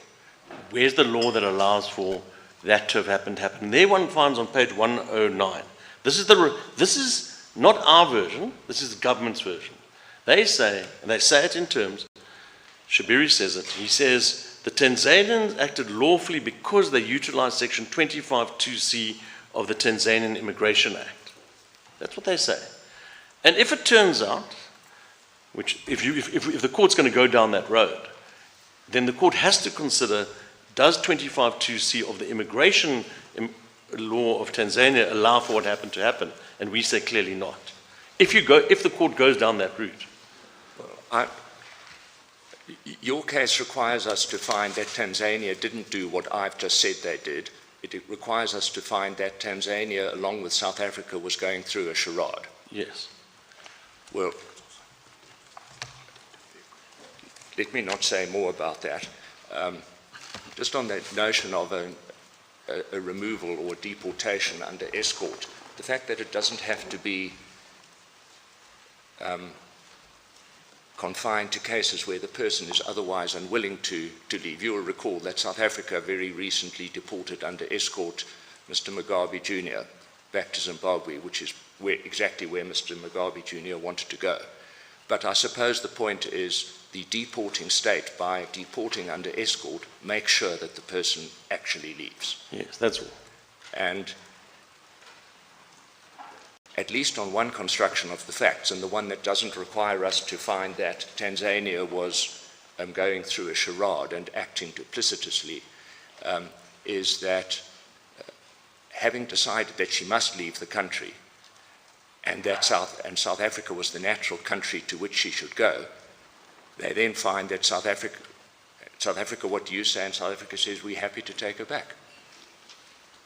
Well, then, now, on Plascon Evans, I must say I battle to see on what basis we can reject that construction of the facts rather than the view that these two states were both acting duplicitously. Well, this court can't, we would suggest that this court doesn't need to find that the Tanzanians acted duplicitously in the sense that I've suggested. What I do say is that the South Africans acted by way of a charade, for the reason that I articulate. But may I turn to 25.2c? So you say the South Africans acted as a charade, but take the case, the Canadian case, where the country that would like to prosecute the fugitive greatly welcomes the other state's decision to deport. Now, you can't infer from that that there is collusion. All you can say is that the deportation, which is, if I may say, the most natural thing in the world for Tanzania to have done, happens to save South Africa the trouble of applying for extradition. After all, this is not an unlawful or forced extradition where the person is in a country where they are entitled to be, as I think was Mr. Ibrahim's case. He was entitled to be in Swaziland. I accept that. Here, it is common cause that Tanzania was entitled to deport this lady. Well, they had found her, not South Africa. And I just don't see why the fact that the deportation was welcome to South Africa, and at least on some evidence to Ms. Magudumana herself, should convert a legitimate deportation into a disguised extradition, in which it can only be a disguised extradition if you tarnish Tanzania with the same brush as South Africa. There can't be a one-sided disguised extradition, because, as you say, extradition is a bilateral act. Well, then I have to turn to page 109 of the pleadings, 011.1-109. This is what the government rely on for the notion that, Justice Rogers, you put to me this was a lawful deportation. Because 101.9 reflects section 25. And there are two subsections, 25.1 and 25.2. And what the South African government put up is that the Tanzanians relied on 25.2c of their act. And 25.2c, it's in our submission, makes it plain that that isn't a section which allows for a, let's call it a prohibited immigrant, an illegal foreigner, to be dealt with the way the applicant was dealt with. What 25.2c talks Remind me, what does 25.2c say? It's on page 110. Sorry, I'm not following the case lines record. Do you have the hard copy record? It's hard copy 110. 110 of the pleadings. What happened in, do you have it? Yes, I have it. So 25.2 says, any person arrested under provisions of 1, and let's accept that she was arrested under 1 because she was a prohibited immigrant, shall, without delay, brought before a magistrate, and she wasn't. It's common cause that she was not. And there are 3 exceptions to that. And the South African government rely on the 3rd exception as to why she wasn't brought to a magistrate within the time. This goes to this question of the collusion and the disguised extradition. A and B are irrelevant for our purposes, but C is the section that they rely on.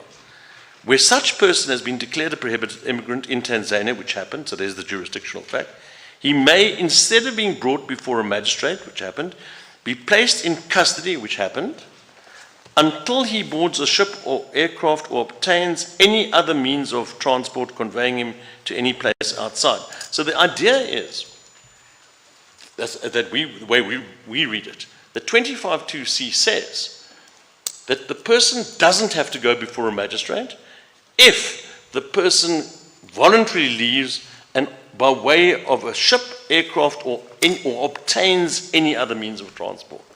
So the whole idea is a prohibited immigrant always goes before a magistrate, unless the prohibited immigrant stays in custody and obtains a ship, plane, or other means of transport to leave. Well, I'm not sure this court should get embroiled in interpreting the Tanzanian Act, but it's until she boards a ship or aircraft, which is what she did, or obtains another means of transport. So the obtains doesn't necessarily apply to boarding the aircraft.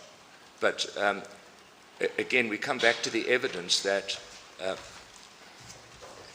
the evidence was not that in her capacity as a deportee, she didn't want to be returned to South Africa. That goes to the question of consent. No. You raised the question of consent as a... sorry.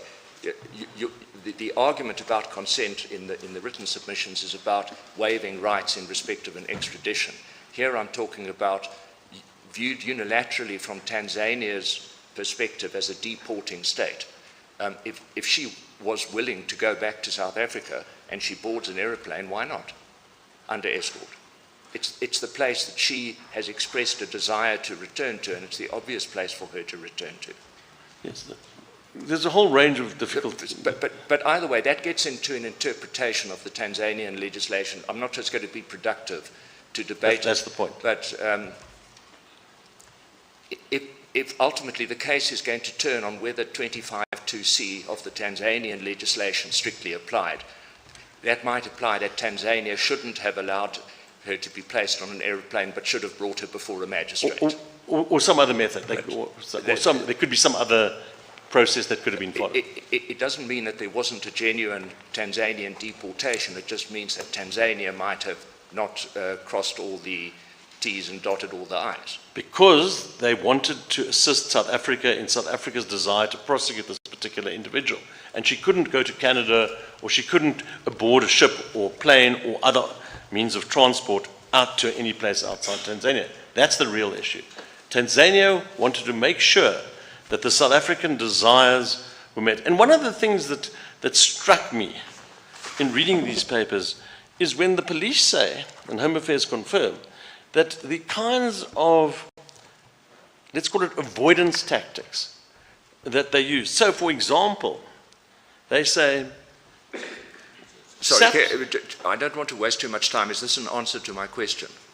Well, it goes to the... Justice Rogers, if I understand your question, you ask me, is what Tanzania did in the big picture, from a flavor perspective, such that it can be criticized as inappropriate as part of a disguised extradition? My proposition was that if in all other respects Tanzania was plainly following a deportation process, the fact that on one interpretation of section 25(2)(c) of a domestic Tanzanian statute, it shouldn't have followed this route, but should first have taken the applicant to before a magistrate, well then it acted incorrectly under its own law.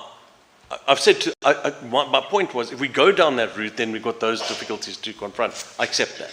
But the point that I wanted to answer to Justice Rogers is this, that if one looks at, for example, in the paginated pages 54, case lines, both 54, paragraph 48. 48. Sorry, 54. 54.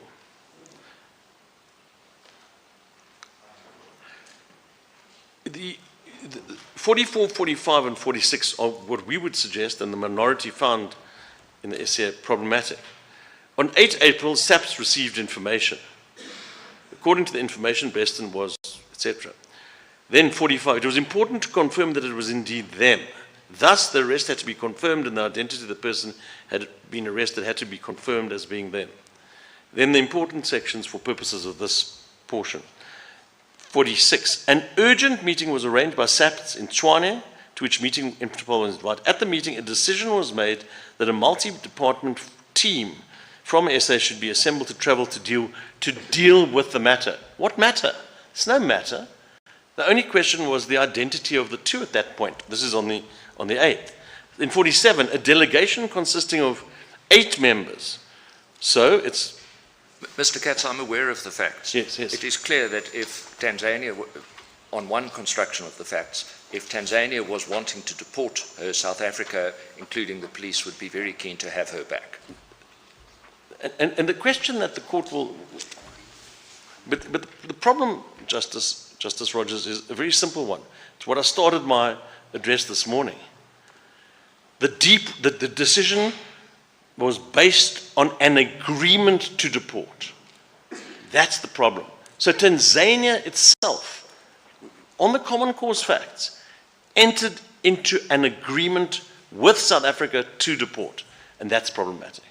No matter, however we cast it, whether Tanzania were entitled to do so, whether it was their desire, etc., whether they're lawfully entitled to it, whether they did it lawfully or otherwise, they entered into an agreement to deport. It's how I started this morning. Which we submit is wherever there is an agreement, and we cannot get away from the words we suggest, an agreement to deport.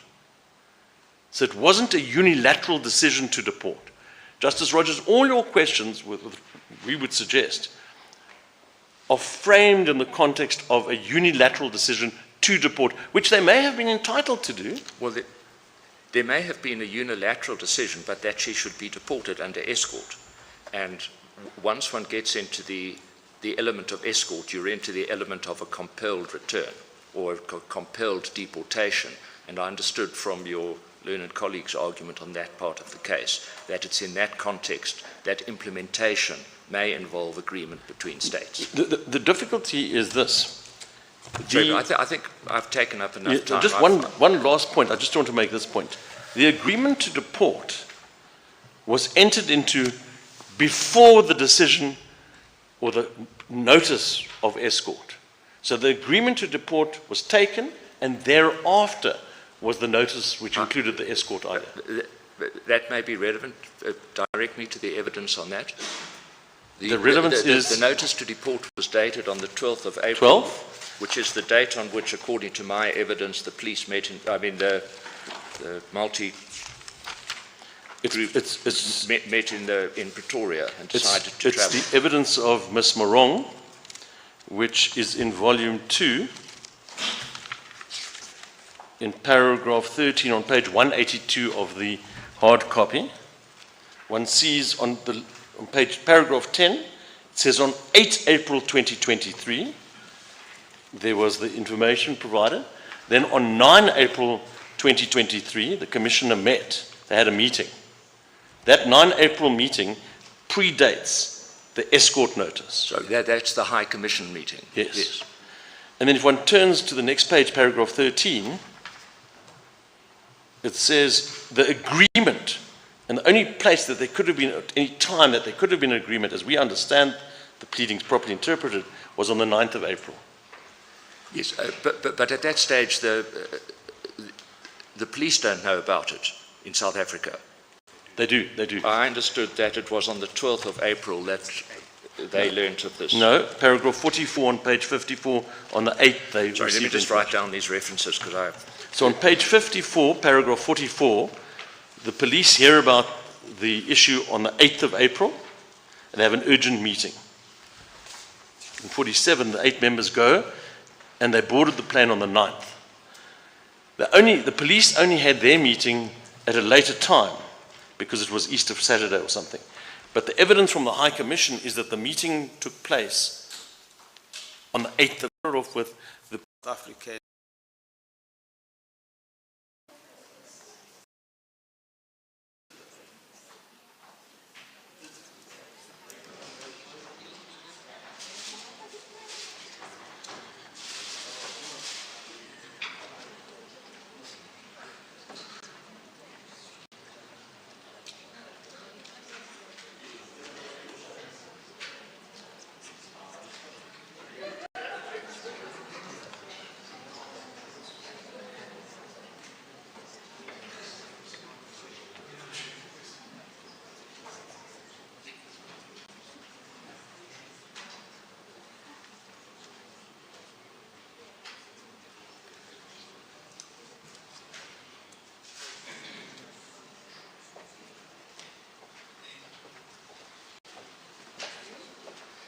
Please rise for the Constitutional Court.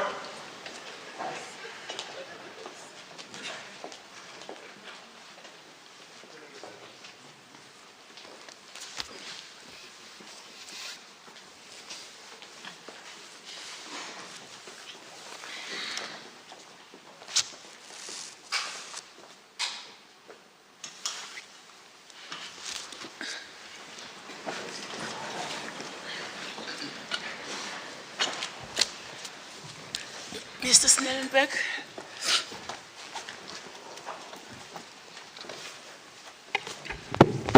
Thank you, Chief Justice. Mr. Katz asked me to just make available these two textbooks to you. Thank you. Somebody can fetch it.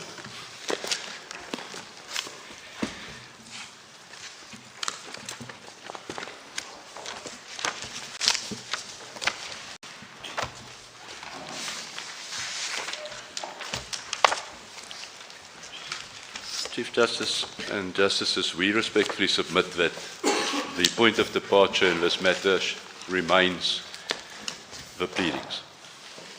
And this court has been emphatic with regards to the obligation on parties to lucidly set out their case in their founding papers.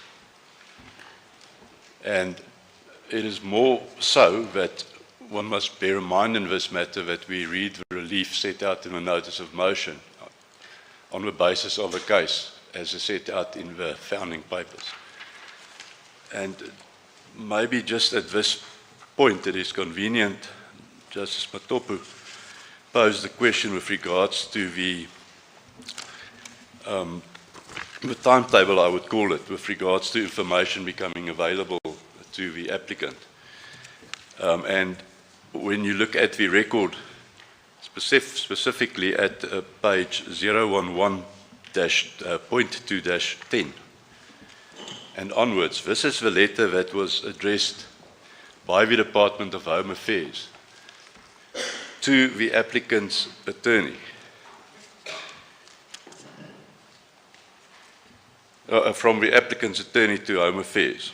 Now, the 23rd of May 2023 predates the filing of any answering affidavits in this matter. The first to third respondent, which we colloquially refer to as the SAPS respondents, only filed their answering affidavit on the 26th of May. And you will remember, Justice, that in this letter, in no uncertain terms, the applicant informed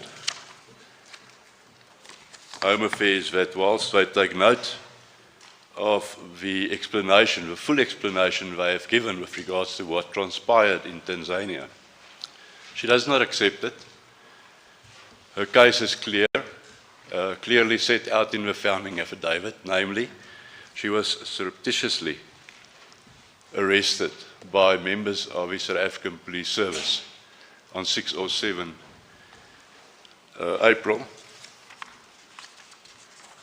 and she was held somewhere, we don't know where, she doesn't say, until the 12th, when she was informed by them, by members of the South African Police Service, and when she was blindfolded that she is going home, she's taken to the airport and put on a plane by the South African Police Service and flown back. And that, the legal conclusions following from such an abduction, obviously, as described in detail by her in the founding papers, need no elaboration. We squarely within Ibrahim. There can be no doubt about that. So that's the case that she informs all the parties. She persists with. She's not going to join Home Affairs, and she's not seeking any relief against him. We then need to look at the notice of motion, the relief in the notice of motion in context with that. And we then see that it's directed not at anybody else but the respondent cited at that stage in the proceedings. The applicant also doesn't join Home Affairs thereafter. They joined out of own accord. So at the stage when at least the first to third respondents filed their answering affidavit, this was the applicant's declared intent. This was her stance. So when the question begs, would any of the respondents have said something else had they known that the matter would morph into where we are today? Nobody can answer that question because the respondents were invited to answer to the papers based on the case that was made out in the answering affidavit, namely that SAPS, in the manner described, abducted the applicant, kept her prisoner somewhere, and then brought her back on a plane to South Africa. This is important for another reason, Justices, and that is because that version, when considered in context of the papers, is totally exclusive of reliance on a disguised extradition. It excludes it because she is quite adamant when she says there was no process wherein the Tanzanian authorities were involved. I was brought to South Africa solely as a result of the actions of a South African police service. So the one is exclusive of the other. The case that was made in the founding papers with respect, and the case that the applicant seeks today, cannot be married at all when one follows a sequence. The second point, which we respectfully submit needs some emphasis, is that at no juncture did the applicant amend the relief.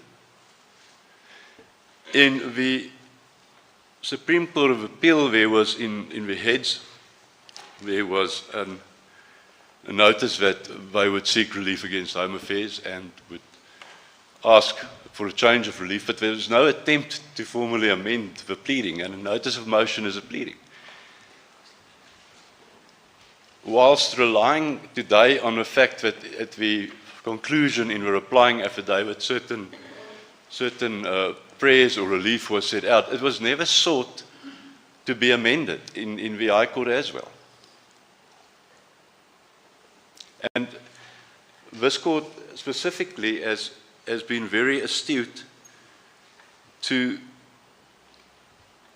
lay down the rule that no matter what we're working with, there are certain basic rules we must follow.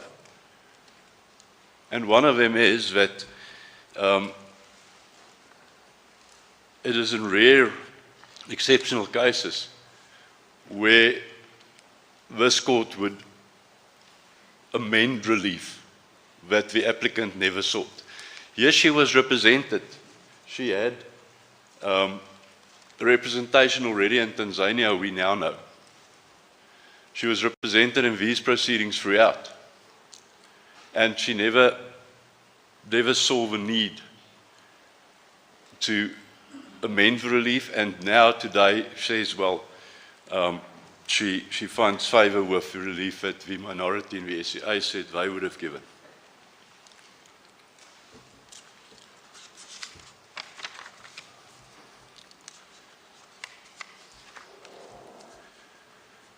So when one considers it and approaches the matter from that point of view, then there's very little room, if not none, to find that the disguised extradition argument was canvassed in the founding papers, and all that the respondents would not have been prejudiced in a manner that it was introduced or sought to be introduced, because the applicant here made her stance very, very clear throughout. But importantly, before the respondents filed their papers.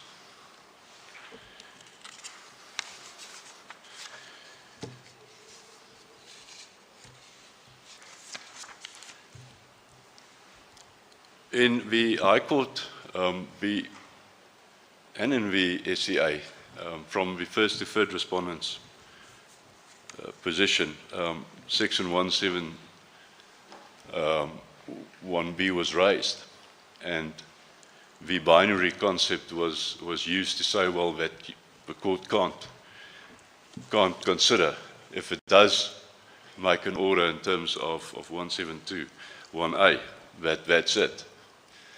We respectfully submit that it doesn't need debate. The answer lies in section 172.1, which says when the court makes an order in terms of A, the court is entitled to make a court order in terms of B, and that's not prescribed for a reason. And this court adds, we respectfully submit, in the Schultz-Charlotta matter, already established that in matters of this ilk,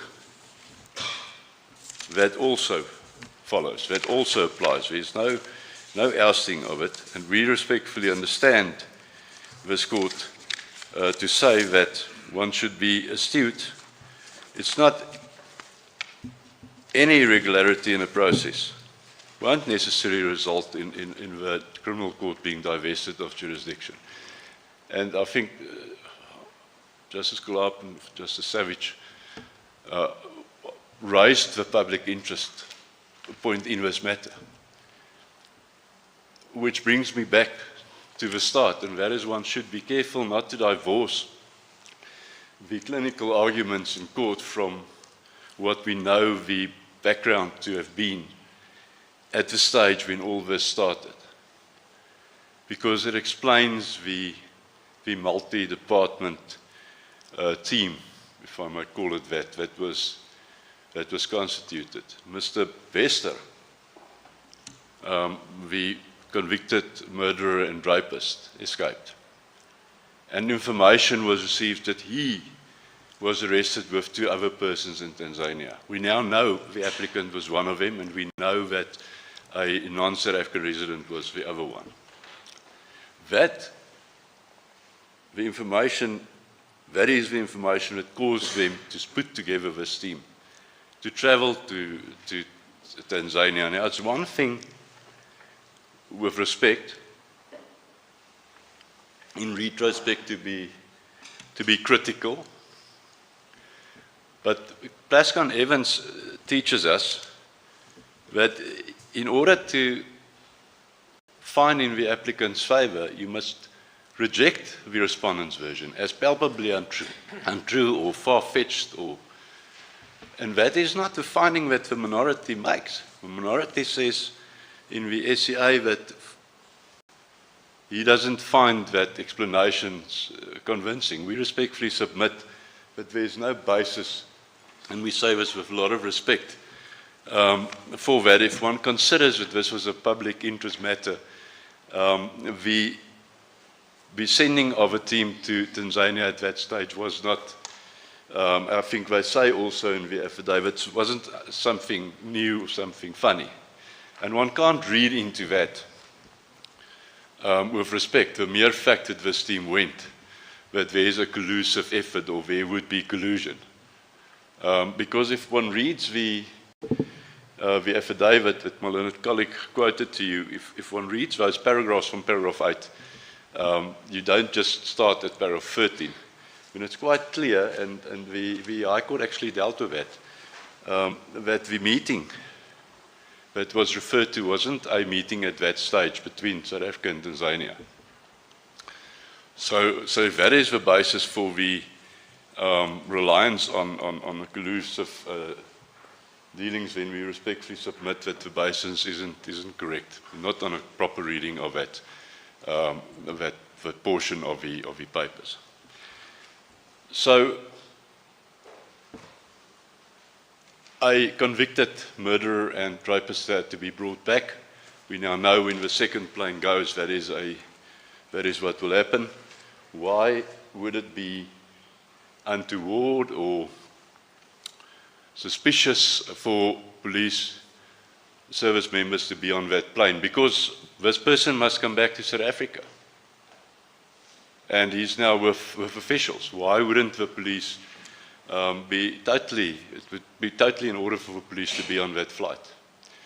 It is both the minority and the majority accepted that the South African police services did not arrest the applicant in Tanzania. The applicant didn't take issue with that finding. So the mere fact that they are there, but merely spectators, says Home Affairs, doesn't elevate their conduct to anything else with respect on the papers, objectively read. So, by extension, the applicant's case, firstly, as she made in the papers, couldn't pass Plascon Evans, and secondly, even on this aspect, the first to third respondent didn't have anything really to answer, because they did nothing. And she hasn't established on the papers that they did anything wrong.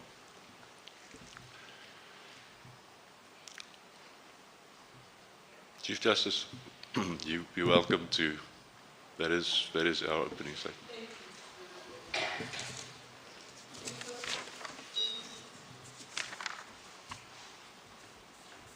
Thank you, Mr. Snellenberg. You are saying that there was no amendment in the papers of the applicant. Yes. The new matter that you say the applicant introduced in the matter, was that not from the answering affidavits of the respondent? They say so, but I repeat, the answering affidavits was crafted knowing that the applicant said, I am only interested in South African police services. You abducted me as I described in my founding papers. I'm not joining Home Affairs, I'm not asking relief against them because I don't accept what they say. That is not my case. You know what my case is. But didn't she, in her reply, introduce some of the evidence that was in the answering affidavits? Obviously she did. Was she entitled to do so in her reply? No, because she now made a new case. No, but if she's relying on evidence that is transpired through your answer, is that improper pleading? Yes, Justice, she should have been. I think the SCA majority was correct. In those circumstances, you style your affidavit as a supplementary founding affidavit becomes part of the basis of your case. More so where you have devoured any intent to rely on that information. If you make an application on broad allegations in your founding affidavit that what I was subjected to was unlawful, and you only know or you assume that it was South African police, and then in the answer you gain knowledge that it was not just South African police. But that's the point. And you get the information there, can't you then incorporate that information in your reply? Yes, because you're still saying that the action was unlawful, but then now you've got more information on why it was unlawful and who are the participants. But you're not changing your case that, in fact, what happened to me was unlawful, but you're giving it more information now. Justice, in principle, in other matters, that might be quite correct. But this isn't the facts here. The applicant didn't come to court and say, look, I don't know what has happened. I was abducted from Tanzania. I don't know by whom. I don't know who did what. She was quite explicit with regards to what happened. After and that's why I started with the letter from DH8, because that's before any answering affidavits are filed. They say to her what they explain to her how things transpired according to them, and she says, I don't accept that. My case is that the South African Police Services abducted me.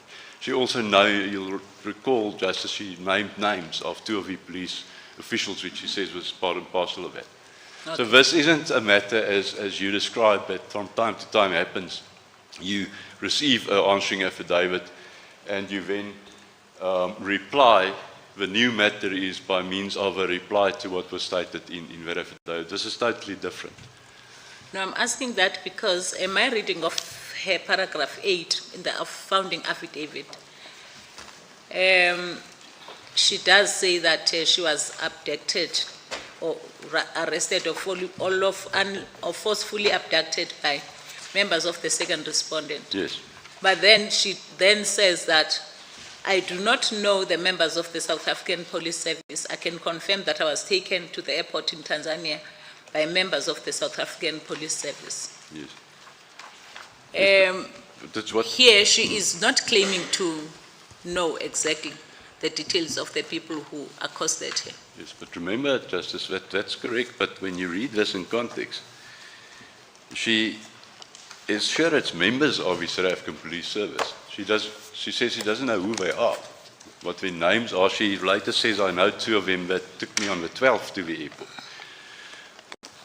Personally, I just think that I understand why she would give the court what she knows at that moment, and when more information comes to her arising from the answer, why she then used that information to sort of, not to amplify her case, because her case is the same. I was taken from that country unlawfully, and then she gives more information because she got that from the answering affidavit. But let's move on from that. You said that she was not supposed to have done it. What I'm also interested in is actually what the South African team went to Tanzania to do. When you went, not really what actually happened there. We're going to get to that, but my interest is what was the intention of going to Tanzania? Was it to assist in the deportation, or to or to have an extradition process? When that first team went, they went after they received the information to Tanzania, obviously to go and gather information. What they say is in the papers, sorry Justice, what they say in the papers is that in their minds there would have need to be certain things, verifying that Mr. Bester was one of them. I know that the minority was criticism to that, but the fact of the matter is, at that stage, they also say, during that first meeting, Tanzania was informed that you do what you do, and we'll the South African will then do what we need to do. Yes, we'll get to that. Perhaps we will get to that. I'm not sure. We may not get to that. But what I'm asking, when that high level team was put together, these are high-ranking police officials. Yes. The NPA was there, am I correct? Yes. When that team put together such a team, what was the purpose of going to Tanzania? Apart from what happened in Tanzania, the team, obviously, when they were composed, there was a mandate. They went to Tanzania with a mandate to do what? Yes. You find it in the papers, Justice. They say that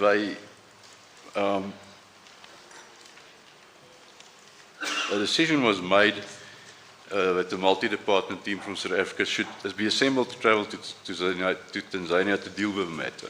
Yes, to deal with the matter. This is why I'm not clear. Yes, and to deal with the matter. What is to deal with the matter? I'm not sure. Well, I'm bound by the papers, but... Yes, but because we faced in this court with two processes, and these two processes do not operate the same way. This is why I'm interested to know which one of these processes the South African team went to Tanzania for. Yes. What you do know is that that's what they say, and then after they arrived there, you know what the multitask team informed Tanzania. And that is that...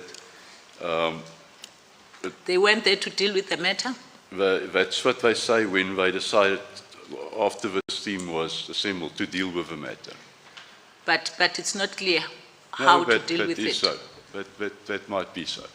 But they they say to Tanzania, during the first meeting there, it's to ascertain the identities of the persons reported to have been arrested by Tanzanian authorities, and once that is done, Tanzania will advise on the government's decision as to handling the matter. Now, I know... I'm sorry to be interrupting you. I just want to make sure that I understand whether the team, the South African team, went there to assist with the deportation, because it seems to me not to be in dispute that when they were asked by the Tanzanian authorities about extradition, it was clear that there were no extradition papers and they didn't come there to initiate any extradition process. They didn't go there with the idea in mind to do anything at that stage. They went there to go and ascertain, was it Mr. Bester and who was with him, verify their identities, and then let them be guided by what happened there. And then other means could not be done, could not be made to ascertain the identity of Mr. Bester. Yes, I think it could probably, of course there could be other means, but this is what the government decided how they felt they had to deal with this matter. So that's why I said one can ex post facto, one can probably criticize it, but that's how they felt at that stage was the correct way to deal with this matter, which by that time had reached the public and piqued the public interest. Okay. Now, the South African team gets to Tanzania. We hear that there was some kind of agreement. And in my mind, I'm wondering whether the team, whether it did not occur to the minds of the team that if they were part of the deportation, and that they didn't have to participate in a deportation, and that a deportation could be done by Tanzania. Why there was an agreement? What was the agreement for? Well, the HA will probably be better suited to address you on that. The South African contingent, as far as the task team went, to go and see to the matter, and they informed Tanzania that they will be guided by whatever Tanzania does. They're interested to know that it's Mr. Bester, and they also stay now that it's the applicant.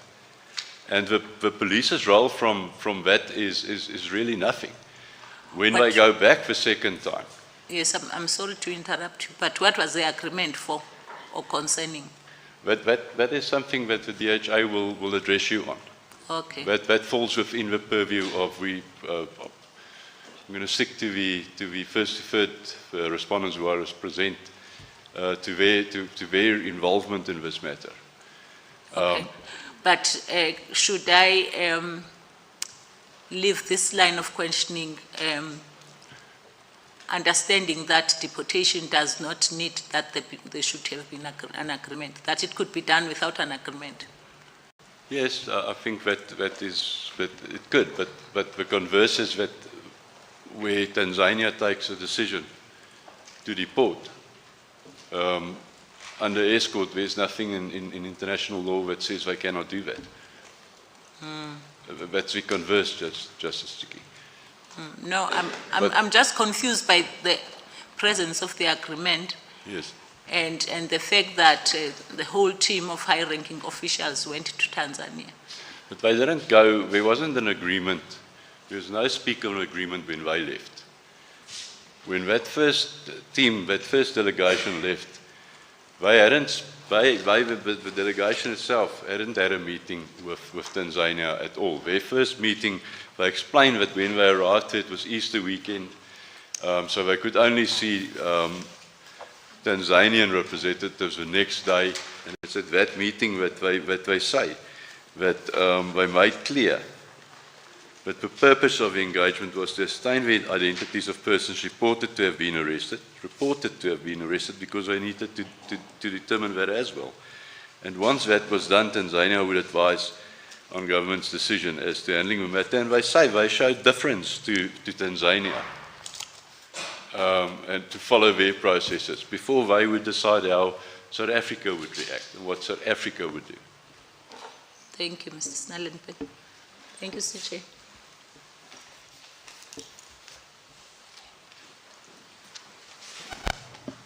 Mr. Snellenberg? Yes, Justice. Justice Makuka, at paragraph 20 of his judgment, concludes, sort of intimates that the question whether this was in disguised extradition is probably a matter of the law, a conclusion of law. I would like to know why, if you do not, I suspect you might not agree with that. Why so? Why can't that, wouldn't that conclusion be reachable, if you will, on the founding affidavit considered together with the answering papers? This is the manner in which, firstly, it's not. It is dependent on the facts of a matter. You can't divorce whether you make such a finding from the facts. And it's the manner in which the applicant went about this matter. Firstly, she approached the court with a version that she jettisoned. She no longer relied on it. I'm not sure that the version is that contradictory. It seemed to me that what the subject of the objection was the conclusion that you did not plead a disguised extradition in your founding papers. You pleaded abduction, you pleaded unlawful arrest, you pleaded that you were arrested in Tanzania. You pleaded that after that you were taken to South Africa and you were taken to court. Yes. And then there is the answering papers. So I'm trying to get your submission, your view on would a conclusion as a matter of conclusion of law not be reachable, that actually, having viewed all of what happened here from these two sets of affidavit, even without going to the replying affidavit, that this must have been a disguised extradition? The question isn't so much whether that decision would be correct, but whether it could be made, if I understand correctly. Yes, I think I do want to, whether that the correctness of it as well. Well, we respectfully submit that, firstly, in order to get there, that question of law was not the conclusions of law that the applicant approached the court with in her founding papers. In her founding papers, it was quite a simple case. I hear what the court says. The court is not precluded from reaching a conclusion of law that is from facts that are contained in the affidavits. Yes, but it wasn't the applicant's case.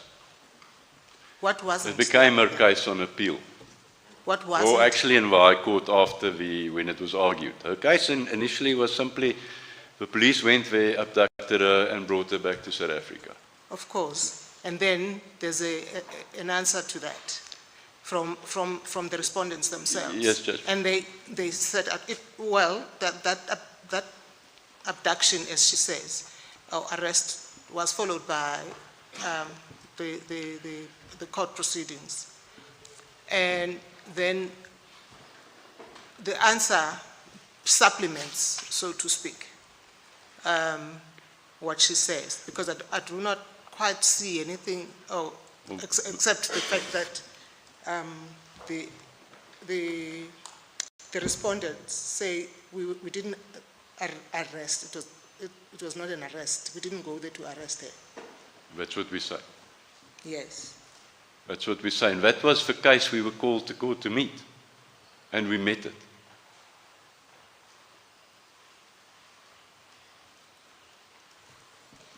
That is what she told the respondents, this is my case, I'm inviting you to court, and we went there and we met that case.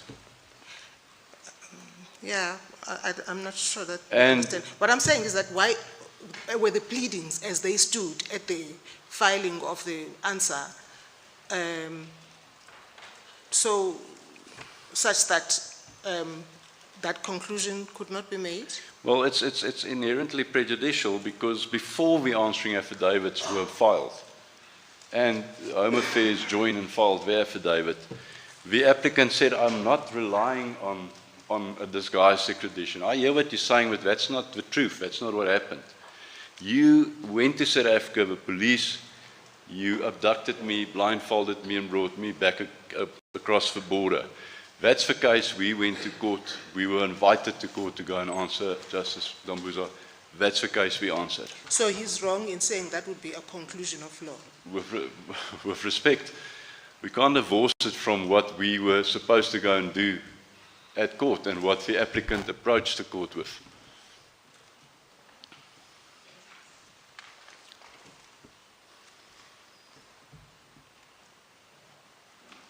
Yes, Nandipha. Yes, Justice McLeod. Still on the purpose of the visit by that high-level delegation. Yes. You mentioned that one of the reasons was to collate some information. What was the purpose of getting the member from the NPA to go to Tanzania? I'm sorry, Justice, for purpose of? The advocate from the TPP's office. Why was it necessary for that particular member Well, I understand. to go to Tanzania? He said to make sure that whatever happens there, they want to be able to prosecute Mr. Bester and the applicant, if it's them, at the end of the day, to keep them in line, I would suppose. How are they going to make sure? I would like to get some understanding. He's probably giving them advice, Justice, and you'll remember that he didn't attend certain of the things. He didn't, for example, go to the identification with when the person identified Mr. Bester, because somebody actually went with from Correctional Services who could identify him on face value. He didn't partake in that. So the purpose of him being there was to ensure that, and that goes against the case where the applicant argues for a ruse. He went with to ensure that the criminal proceedings that would follow is not compromised. That's how I understand the papers of what his purpose was. Proceedings. What criminal proceedings? Well, Mr. Bester had to, Remember, we are talking about they received information that yes. people have been arrested. Now we're talking about criminal proceedings No, in Justice, Tanzania. No, I'm sorry. That's not. What I'm saying is, when we look at the papers, they have received information that Mr. Bester was arrested there. They go there to go and ascertain whether it's true. And they say that he went with to make sure that if there are later proceedings against Mr. Bester and or whom was with him, that wouldn't be jeopardized. And there's nothing wrong with that, with respect. So in future. Time that the applicant and Mr. Bester were wanted for certain criminal charges that would have been. And you have this delegation traveling to Tanzania. Yes. The police said you were only there to confirm certain things and eventually provide the escort. Could one not then say that basically what happened here, the presence of this high delegation went beyond a passive escort, but was basically some form of law enforcement involved by this group? Just as we could say a lot of things, but on the papers they explained to the court. And that's why I say one can, in retrospect, one can probably, if one wants, you can criticize it. But that doesn't mean that there was anything wrong with the decision. The decision was you're not going to send low-ranking officials to Tanzania if you want to go there. They decided to send this multi-department team. And on face value, the fact that that team went there doesn't lead to any. It's the only justified inference from that can't be that there was some kind of ruse afoot or some kind of untoward conduct. In their wisdom at that stage, they felt that sending this team of highly ranked individuals to another country was the correct thing to do. In a normal deportation or extradition process, what would be the normal process? Would officials travel to the country for when they want to extradite, get a... I really can't say, Justice. I don't think there's anything in the papers dealing with what would ordinarily happen. But that doesn't mean that it can't happen in a case like this, where the public interest has already peaked. They hear that this escaped convict has allegedly been arrested, and they decide to send this multi-department team there to go and see what's going on, and to make sure that it is Mr. Besser. We're not wasting their time. Hindsight's 2020, but at that stage, the department felt that was a justified thing to do, and I don't, with respect, think that the mere fact that they do that can lead to the inferences or the conclusions that is drawn from it. With respect. On the issue of consent, what is the evidence that was, one can then gather that the applicant gave informed consent? The police say, from their perspective, bearing in mind that she was likely to be charged with the number of charges. Okay. The police say that she was telling everybody she wants to come back. We know why she would want to come back to South Africa.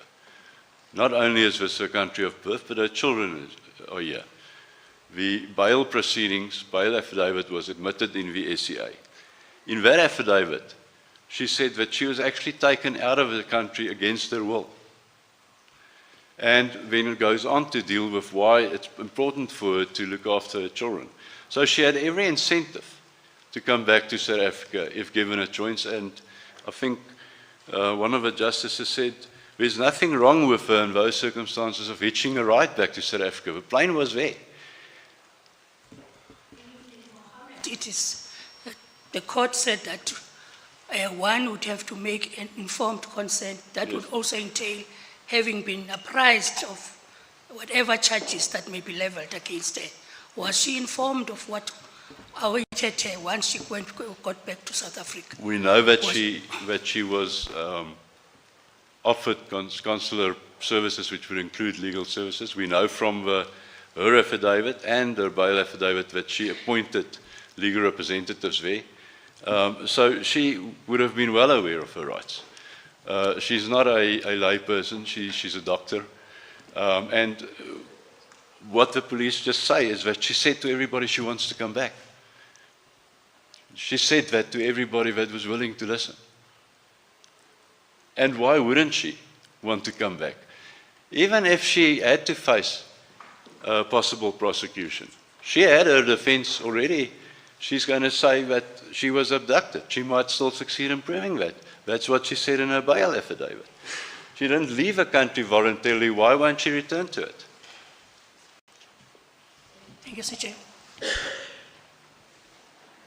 Snellenberg, do you agree that there were only two ways that the applicant could be taken out of Tanzania? It was either deportation or extradition, or can you think of a third or more ways? Well, the third one would be unlawful. Yes. Yes. Well, maybe not only the third one, but let's get there. Yeah. Then she comes to court, the applicant, and says, I wasn't extradited, because if I had been extradited, I would have had to appear in a court in Tanzania. So that is common cause on the papers. Yes. So that leaves deportation. Now I know we're harping on this question of this delegation on this chartered plane to Tanzania, but it's important to me because if SAPS went there with the other officials, they must have had a reason for going there, and you say it's to A, to identify, and B, to escort back. Did I get that right? Not the first time. The first time they went with wasn't to escort. The first time they went with was, for them it was important to make sure that the alleged person was in fact Thabo Bester, and this delegation would be informed by Tanzania how they were going to deal with this matter, and then the South Africa would decide. The high-ranking police officials, I think, merely represented the fact that this was by then a high-profile matter that had gained a lot of traction in the media, of this person, this convicted felon, let's call it that had escaped. You can't, with respect, read anything more into that. The fact that they sent high-ranking persons, I understand that. I mean, if you're going to travel to another country to ascertain certain things, you're going to send high-ranking people. You're not going to send, I don't want to say nobody, but a low-ranking official. But I'm not so much worried about their ranks, but we are well into the 21st century. Yes. Police not heard of fingerprints and DNA testing of information. Why must they take a whole delegation on a charter plane? I can imagine how much it cost me my tax money. So how much? Why don't they just check on DNA or fingerprint evidence whether these are the people they're looking for? I duly take note of that, and I think this court won't be the only person that would have felt that. But the fact of the matter is, they took a person with that worked at correctional services where Mr. Bester was held, who on site value said, no, this is the person, so we're not wasting our time. And later it was confirmed by other means. So yes, there was other means to do it, but in their wisdom at that stage, they decided that was the most appropriate way to go about it. I don't want to sound facetious, but apparently Mr. Bester is very adept at disguising himself. I would suggest to you that fingerprints and DNA can't be disguised. A person can disguise him or herself. You go there and face value, say, no, it's him, and he's a disguise. I'm just saying that to you. But let's move on. This is one of a few factors that I'm raising with you. This is the first point. Yes. They go all their way there to try and identify a person by sight, whereas they could have used fingerprints and DNA. The second thing is this. They have with them the head of SAP's legal services, a general. Yes. They have with them a high-ranking official in the DPP. Yes. Those two must have told them, we are legally trained. When we go there, we must find out whether we are assisting or deporting a person, or whether this person is being extradited. Is that fair to accept?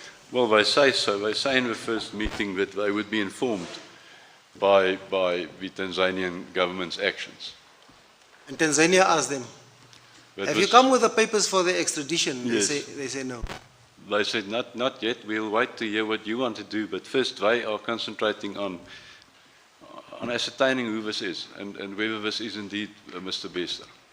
And that was actually the person of interest. Right, now they come back and Ms. Magudumana says there's been no extradition. I was unlawfully abducted. This court in New Zealand authoritatively said, all you need to plead is that I was unlawfully deprived of my freedom. Then you must justify that detention. Is that right? But I think this court said once, you said that there was an infringement, and here the accusation is the SAP arrested and abducted me, and SAP says it isn't so, and it appears it wasn't so. Prejudice for SAPs? Well, in what sense, Martin? I don't understand what SAP's problem is. It seems we're still being held liable. Well, it seems to me that what had happened here was that SAPs went there to arrest. This is my impression of all of this. And when it turned out that the Tanzanian government is expecting an extradition papers, people then turn around and say, well, this is a deportation. And it's actually a disguised extradition, and SAPS was complicit to it. That is what it looks like to me on the papers. Justice Majid, I don't think that's on the papers that is a conclusion that one can draw with respect. Not from what SAPS have said on Plascon evidence. Is your case the fact that she didn't mention that this is a disguised extradition is fatal to her case? Well, she said that you abducted me, South African Police Services, on 6 or 7 April. You forcefully took me and you kept me somewhere, I don't say where, and then later took me to an airplane. Nobody else is involved. There's no formal process. Tanzanian authorities is not involved at all. This is the case I'm bringing you to court to meet. That's the case we were invited and which we did go and meet. So on that version, there's absolutely no room. Then, to make matters worse, before anybody answers, Home Affairs writes a letter to say, well, this is actually what happened. And remember, SAP is just merely spectators. That both judgments in the SCA accepted. And she replies and says, I'm not interested in that. I hear what you're saying, that might be a disguised extradition, but that's not my case. I'm not going to join you. I'm not interested in you because that's not what happened. What happened here is I was unlawfully arrested, abducted from Tanzania by the SAP. That is what you, South African Police Services, must, that's the case you must come and meet, and we met it. And we've proven that we didn't. What was the DHA immigration official doing on that flight? Well, they were part of this multidisciplinary team, and you'll remember, Justice Majid, that Tanzania was informed that depending on what they would do, the South African would obviously consider its position. So it's quite fair to say that they were there probably to deal with whatever happened, or transpired in relation to this matter from the Tanzanian government.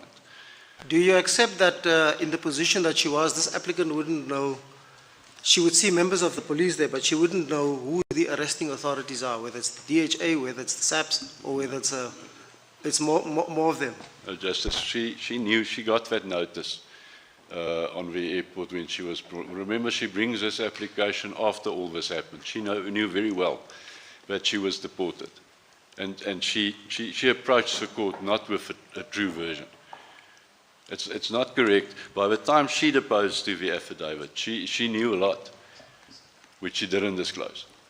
So I just want to conclude.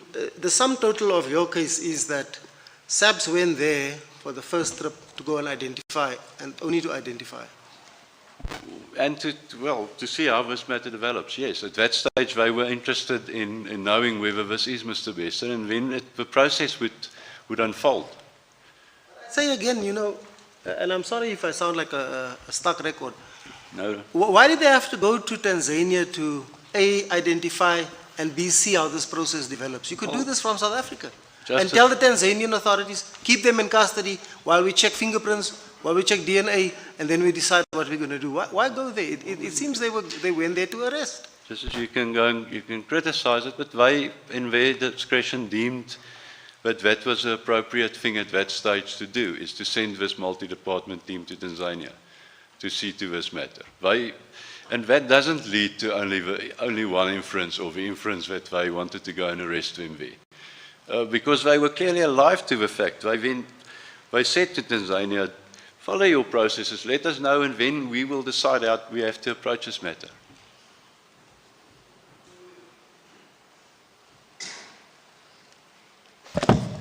Thank you, Mr. Snellenberg. Just one question.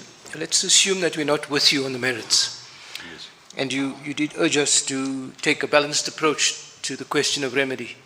Yes, in your view, how would we strike that balance on the one hand to ensure that we vindicate the rights that have been violated, which is what the case law of this court tells us? Yes, secondly, to send out a clear message to law enforcement authorities in South Africa that notwithstanding the public interest in a matter, notwithstanding the sense of public outrage, we are after all a rules-based society that must conform to the rule of law. And thirdly, to ensure that the criminal justice system is not unduly undermined by departures from the norm. What kind of order would you propose? Just as a paragraph containing that already would send a very clear message. A finding in terms of section 172, 1A will already send a very strong message. But there are victims here that are not here. They're not represented here. They weren't part of these proceedings. They have an interest and a stake in this matter. Public has a stake in any criminal matters. And the approach that the applicant proposes here to say that, and I mean, there's, even if you get to that point, Justice Glapen, where you find that there was but the manner in which this happened doesn't carry this court can't condone it. This isn't an Abraham matter. The applicant wanted it to be an Abraham matter. That is the case she went to court with, but it isn't. And we can criticize the role players later if a court makes those findings, and we can say that, why did you do that, and why did you waste the taxpayer money, but that's not, at the end of the day, what's at stake. What's at stake here is the victims of this matter, the fact that the public wants to see justice, and justice can be that she's acquitted at the end of the day as well, but that she stands her trial. And we've raised this from the High Court, but the applicant said no, and the SCA majority said it's binary, but 172 is quite clear.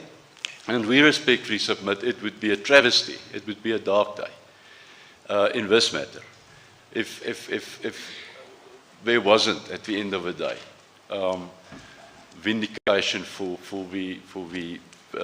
also for the victims in this matter. It's not a victimless crime. Thank you, Mr. Snellman. I appreciate it. Thank you, Justice.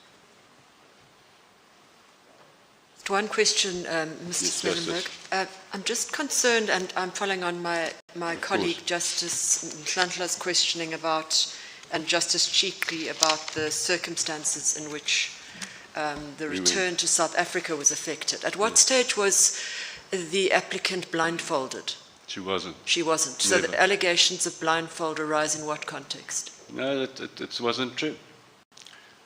Are you saying that's false? The South African Police Service never blindfolded her. All right.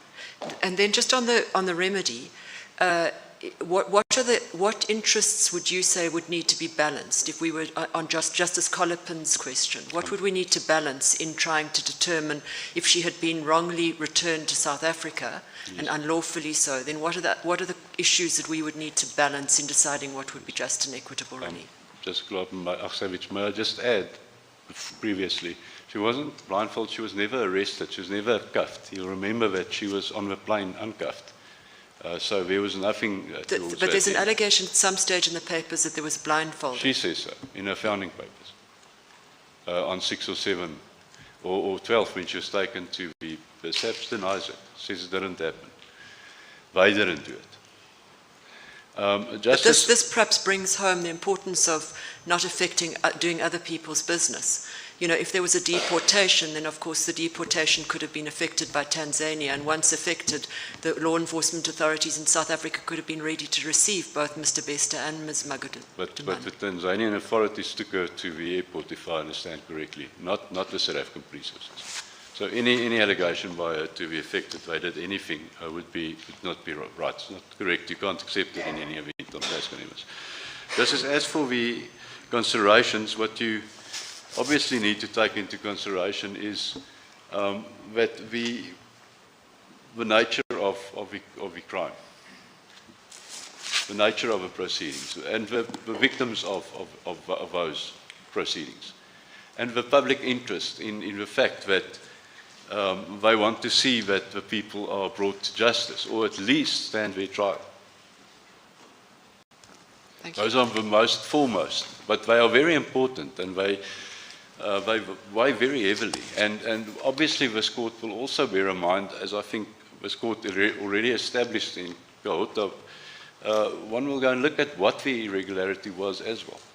All right. Thank you. But we feel very strongly, Justice Savage, that it would really be a dark day, a travesty of justice if this applicant. And remember, the warrant for I know somebody just said something, but the warrant for arrest was actually issued in South Africa already, the J50, before the news broke that she was located in Tanzania, or identified as one of her persons there. Thank you. Mr. Snellenberg, you've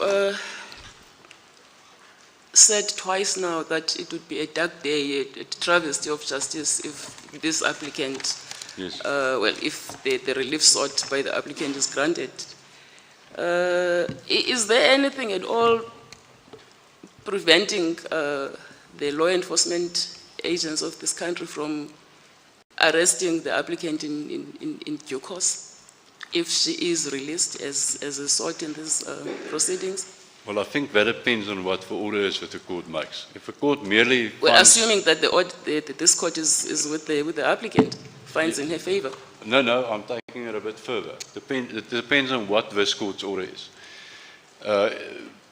Let's accept for sake of argument that the court is with the applicant. If a court merely says that bringing her to court that day and arraigning her, sending her to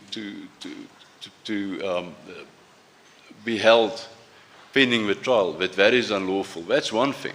But what the applicant reads in quite clearly is that she cannot be, no criminal court in South Africa will have jurisdiction over her, again, because of the manner she was brought back to South Africa. If that is the consequence or the effect, then my submissions are, of course, very relevant. So it really depends on how the order will read that this court makes, how it deals with this matter. In response to Justice Tlantla's question about whether it can be said in these circumstances that the applicant gave informed consent to the return to the country, you said she's not a lay person. I'm not entirely sure what that means because she's a medical doctor. She's not a lawyer. No, that may be. But then, where I'm going is then you said she was legally represented in Tanzania. I just wanted to ask if you can point me to the part in the record where what you submit is recorded, that she had legal representation and would have been advised of her rights? I didn't say that she was advised. I say she had, on her own version in the replying affidavit, she said she appointed an attorney in Tanzania, and then in the bail proceedings, which were placed before the SEA, she also said that she appointed a legal advisor there. And what advice he gave her is privilege. We obviously don't know what that was. All right, well, fair enough.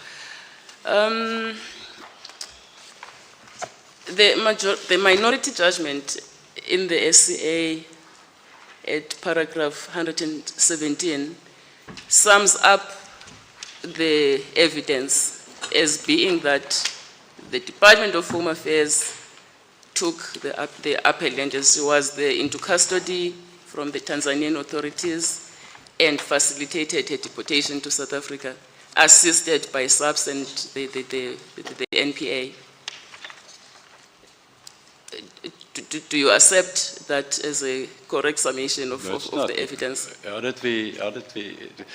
Even on Home Affairs affidavit, Chief Justice, SAPS were merely spectators there when the handover occurred. They never arrested her. They were there to escort Mr. Besser back to South Africa on the plane to protect the Home Affairs officials that were on the plane. They weren't part and parcel of anything relating to the applicant.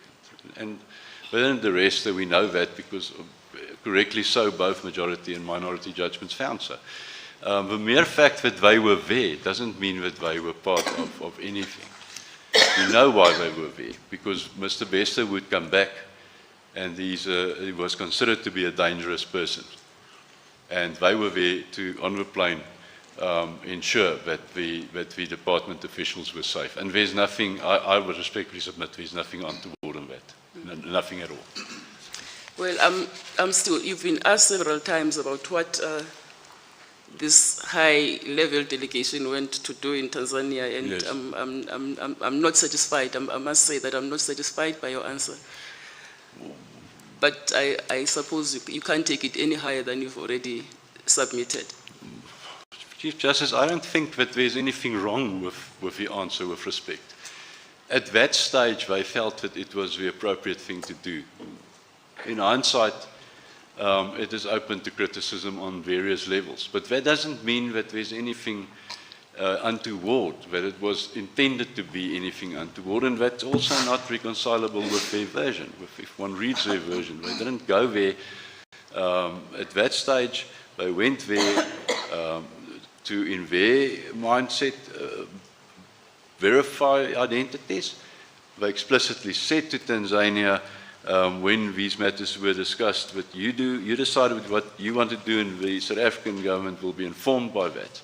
And that is not akin to with respect, can't lead to a finding that they went there with any nefarious purpose, with respect. It might be frowned upon from the taxpayer's point of view. That's what they thought was right, and I respectfully don't think that there's anything. That version can't be rejected as palpably untrue or far-fetched and clearly untenable, with respect. As I understand your submission, you say they went there for, this is the only reason, tangible reason you've given, that they went there for the purposes of identifying Mr. Bester, well, identifying these three people. Justice, you know what the evidence is. They say they went there to go and over to deal with the matter. Deal with the matter. Yes. And one of the primary matters of import to them at that stage, and I accept it must have been from a police point of view, was, is this Mr. Bester? Let's just make sure it's him. And as I say, one can criticize it. One can criticize it from a taxpayer's perspective as well. But that doesn't mean that it's the only justified conclusion, or it's even a reasonable conclusion that they went there with any ulterior motive. For a lot of respect, I don't think the evidence leads to that. Well, it's just working on their version, yes, that they went to deal with the matter. Yes. How would the NPA deal with the matter? They went there to do what they wanted to do, and they said to Tanzania, well, you decide what we want to do, and then we'll decide how we have to work. And I don't think there's anything wrong with that. Right. Thank you, Mr. Sennebeck. Thank you, Chief Justice, Justices. Would this be an appropriate time to take the lunch adjournment? Chief Justice, be in your hands. Your court. All right, let's do that then. I'm hungry. Until 2 o'clock? If it pleases go.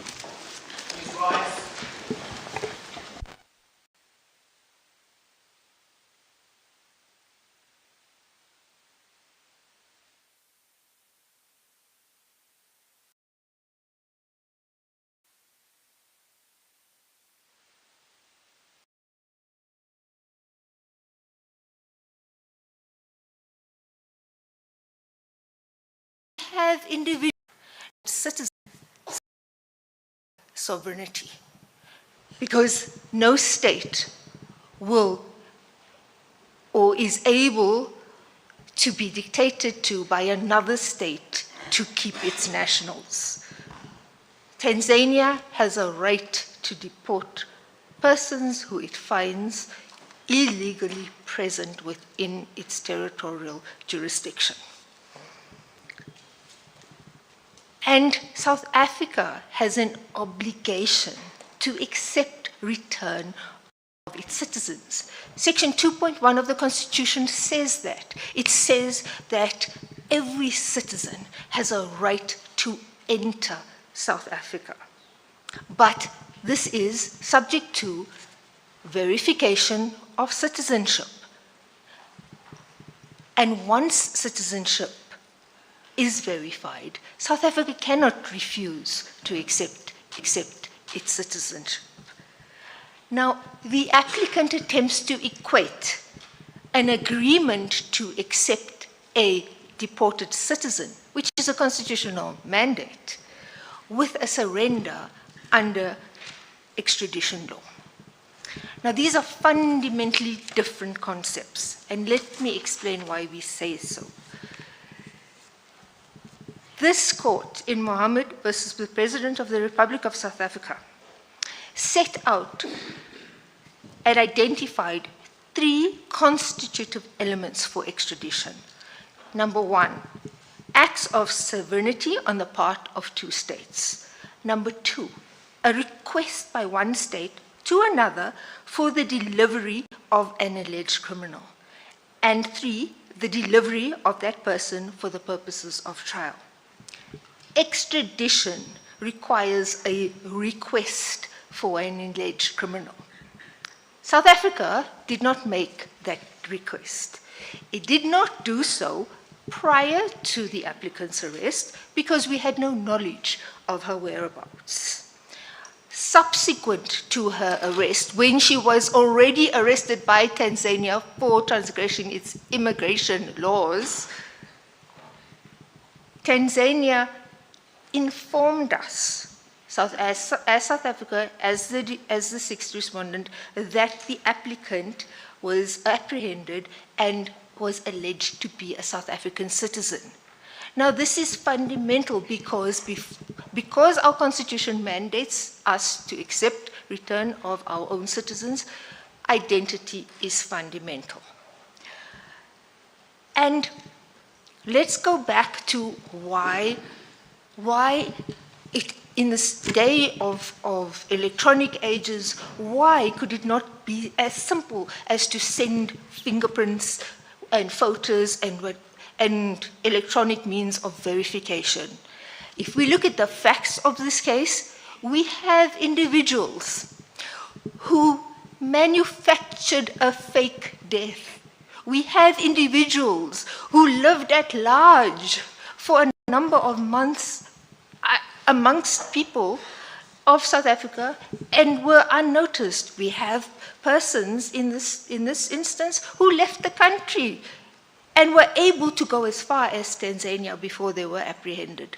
So therefore, it was fundamental that given the circumstances and the propensity to persuade and to manipulate persons, as they have indicated in the past, it was necessary, certainly from the six respondents' perspective, from the Home Affairs, to go out and actually take the fingerprints and verify the correctness of the citizen, because once they are verified as citizens, we are obliged to take them. That brings me to the deferral to Tanzania. Once the applicant's identity was confirmed, South Africa deferred to Tanzania's sovereign jurisdiction. It must do so because the Tanzanian Immigration Act, which we find at case lines 011.196, provides for various options. For example, Section 12(1)(p) permits prosecution for immigration offenses, and that you will find at case line 011.1 at 106. Section 21.1 allows for the grant of conditional release. So Tanzania has a wide discretion on how to conduct itself and towards the applicant. It was not simply a choice. Do they want to deport? Do they want to extradite? There was a range of options, and we as South Africa cannot dictate to Tanzania what they wanted to do. This explains why when asked, are you bringing an extradition request, we said, we will defer to your decision. It is not that we could not bring an extradition request. There is no reason why an extradition request in this instance would not have succeeded. The applicant is a common criminal. She is not particularly political or in any way or to be protected. We do not have the death sentence there. In the event that an extradition was brought, we would have succeeded. There was absolutely no reason why Tanzania would not have extradited her back to her country of origin. However, an extradition request prior to Tanzania's decision would be preempting its sovereign right to determine what to do with an illegal alien. And that South Africa cannot do, which is why it specifically deferred and said that we await your decision. There is absolutely no evidence on the papers that South Africa was in any way involved in the Tanzanian decision to deport. They informed us of her arrest. They informed us of their decision to deport. There is no collusion. There is no influence. There is no, yes, there was a delegation that was sent. But the decision in the old end was that of the Tanzanian authorities.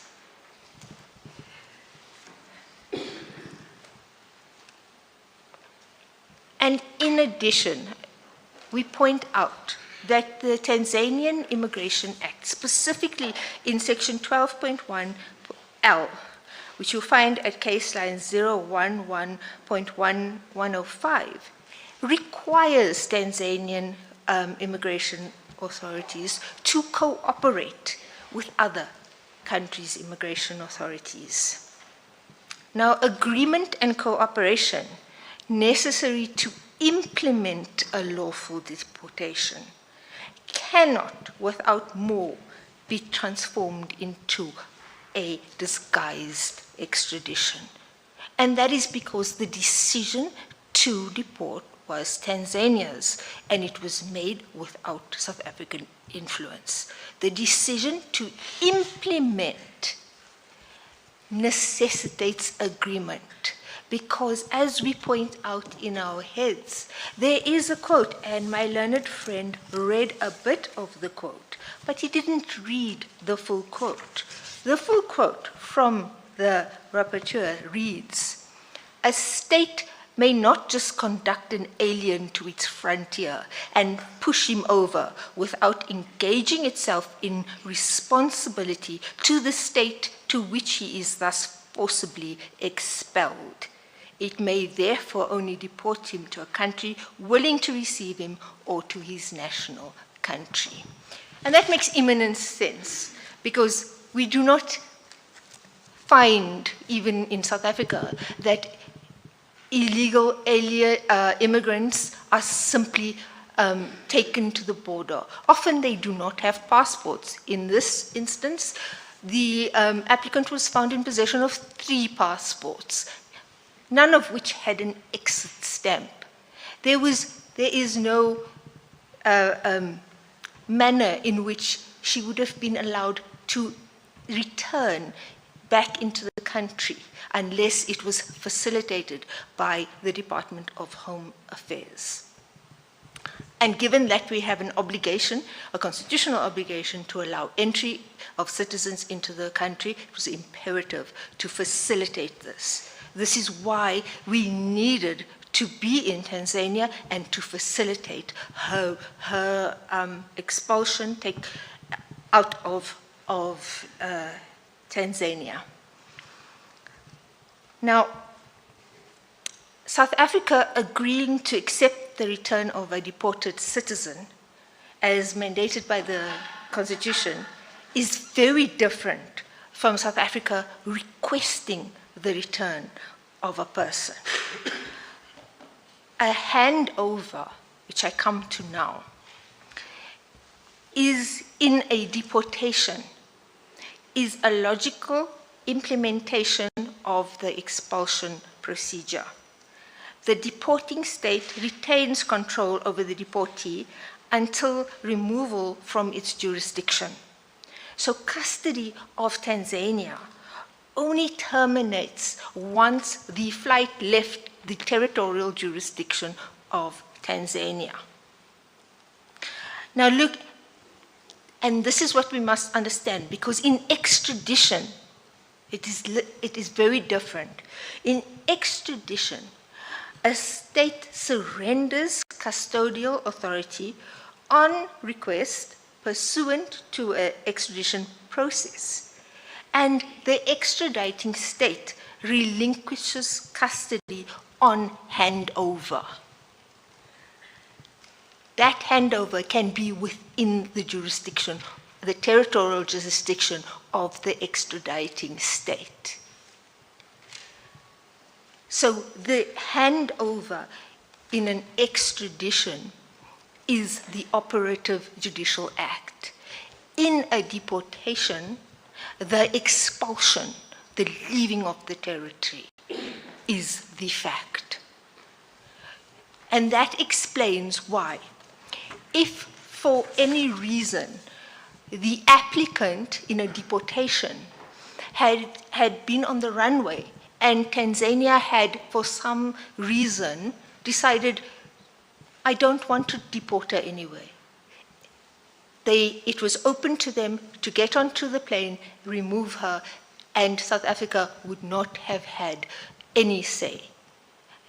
Whereas in an extradition, as soon as the handover is completed, South Africa would be able to say, you cannot take her. You have extradited to the extraditing state. And that is the fundamental difference. So, with extradition, it is not necessary for the receiving state to lawfully admit or facilitate entry into its territory. This is because immigration authorities are not involved in an extradition. The criminal proceeding process papers are used, not the immigration proceedings. So, once this distinction is maintained and established, the Supreme Court of Appeal majority judgment is plainly correct, because it is evident from the papers that there was no unlawful conduct by the SAPS. No relief was pleaded by the DHA, and a disguised extradition cannot arise without a request. Now, let me go to this competent reliefs against the DHA, and I'm not going to spend much time. I have one submission, and the submission is this. The Department of Home Affairs still does not know what case it is to meet. Mr. Katz submitted that it was the handing over of Tanzania to the immigration officials represented by the DHA was unlawful. So, in other words, it appears that we should not have taken custody from the Tanzanian officials. I do not say much except on this point, except to say that had that been pleaded, affidavits from the Tanzanian authorities would have been necessitated, and the entire process would have had to be established. But be that as it may, I do not intend to take that further. My fourth point of my 5 points is that why is the majority judgment correct? The majority judgment approached the issue correctly because it identified the real factual issue, and that was who arrested the applicant in Tanzania. And the answer is not the South African police. The applicant was arrested by Tanzanian immigration authorities because she entered Tanzania illegally. She was not arrested because South Africa asked Tanzania to arrest her. She was not arrested because she committed crimes in South Africa. She was arrested because she entered Tanzania unlawfully and she was contravening their Immigration Act. Even the majority judgment of the Supreme Court of Appeal accepts this premise. And because once the arrest is accepted as a sovereign Tanzanian immigration arrest, the premise of unlawful South African coercive conduct disappears because the arrest was made by Tanzania. The apprehension was caused by Tanzania. So the SCA then, majority judgment, then correctly applied Plascon-Evans. It correctly held that Zealand's did not shift the onus, and it correctly referred to Mhlangu. These authorities matter because they establish that the onus only shifts once the identity of the alleged unlawful actor is established. And we know now that the applicant failed to establish that the SAPS arrested her or abducted her or exercised coercive authority in Tanzania. If it is the applicant's case that the Department of Home Affairs somehow unlawfully took her into custody, that cannot be, because Tanzania does not lose custody over an illegal deportee until that person is expelled from the state. So although they released her to us, they retained custody. Now I get to the majority judgment's misconstruction. The minority judgment, apologies, it is well written. It is concise, but it operates from a mistaken premise. It is this, that once a fugitive is involved, extradition is the exclusive lawful mechanism for return. This proposition is unsupported in international law. A fugitive has no constitutional right to demand extradition. Extradition exists for states. It is the prerogative of states, not fugitives. The decisive question is therefore not, was the applicant wanted in Tanzania? The decisive question is, why did Tanzania remove her? They removed her because she was an illegal, prohibited immigrant who had contravened their immigration laws. The sovereign immigration purpose, which Mohammed reiterates, and this court underpinned, that the purpose never disappeared simply because South Africa also wished to prosecute her. Now, we have cited many international cases in our heads of argument which underpin this, this principle that a state is entitled to deport a fugitive, notwithstanding that the fugitive is wanted in his country of origin. A case in point is Soblem, and therefore, with regard to the Supreme Court of Appeal minority judgment, it conflates deportation cooperation, which is necessary for the implementation of the expulsion, and extradition collusion. There is no collusion here.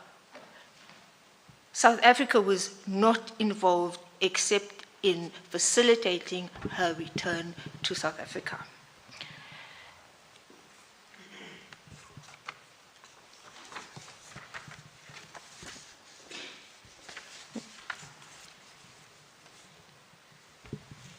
Now, I have dealt with handover, and I do not intend to belabor the point. I will take it in argument. And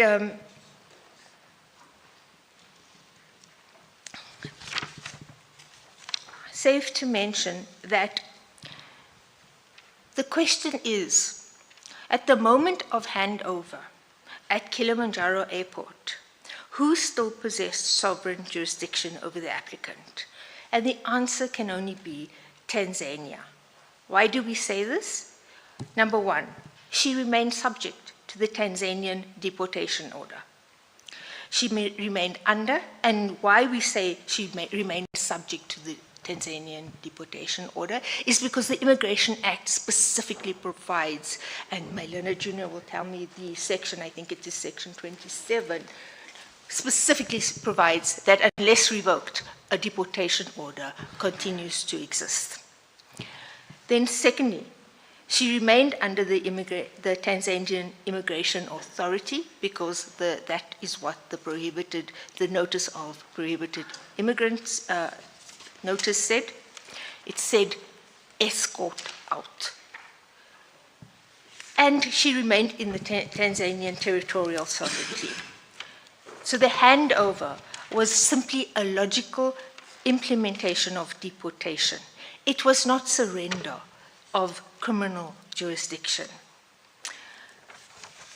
So the cases which the applicant relies on do not assist.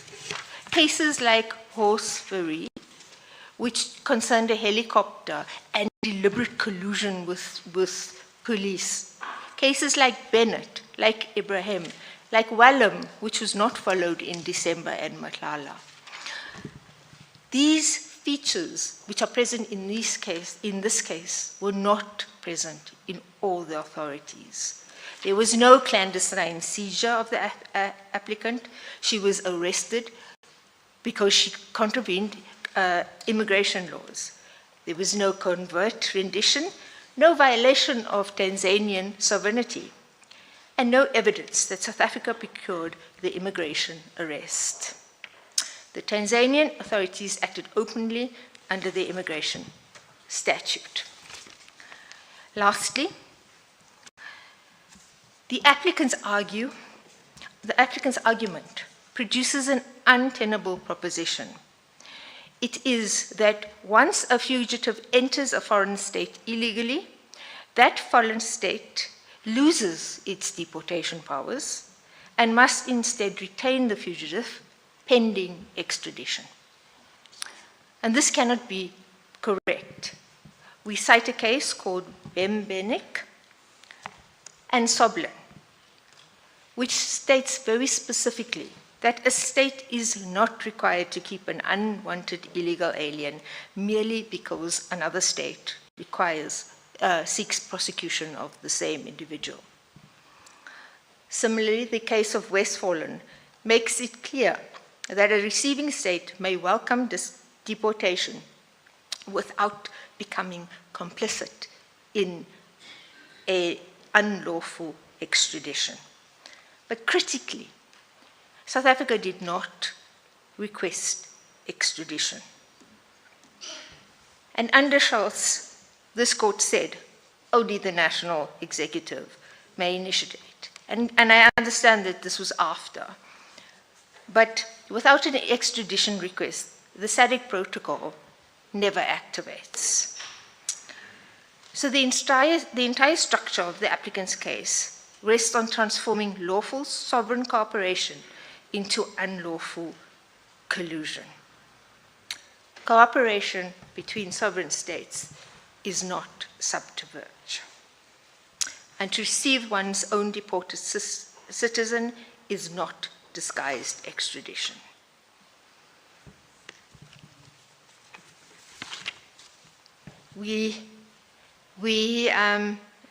At the very last, we are aware that our heads were late and we asked for condonation.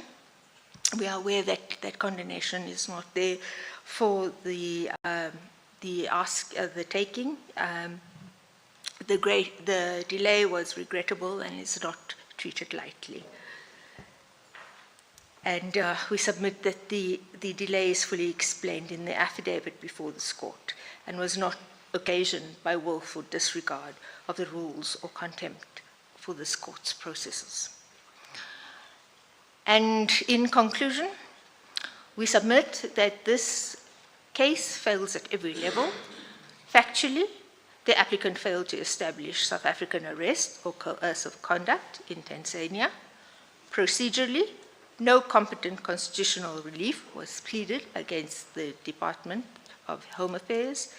Legally, the applicant conflates deportation with extradition, and jurisprudentially, the minority transforms ordinary sovereign deportation cooperation into constitutional wrongdoing without a factual foundation for collusion, deception, or territorial violation.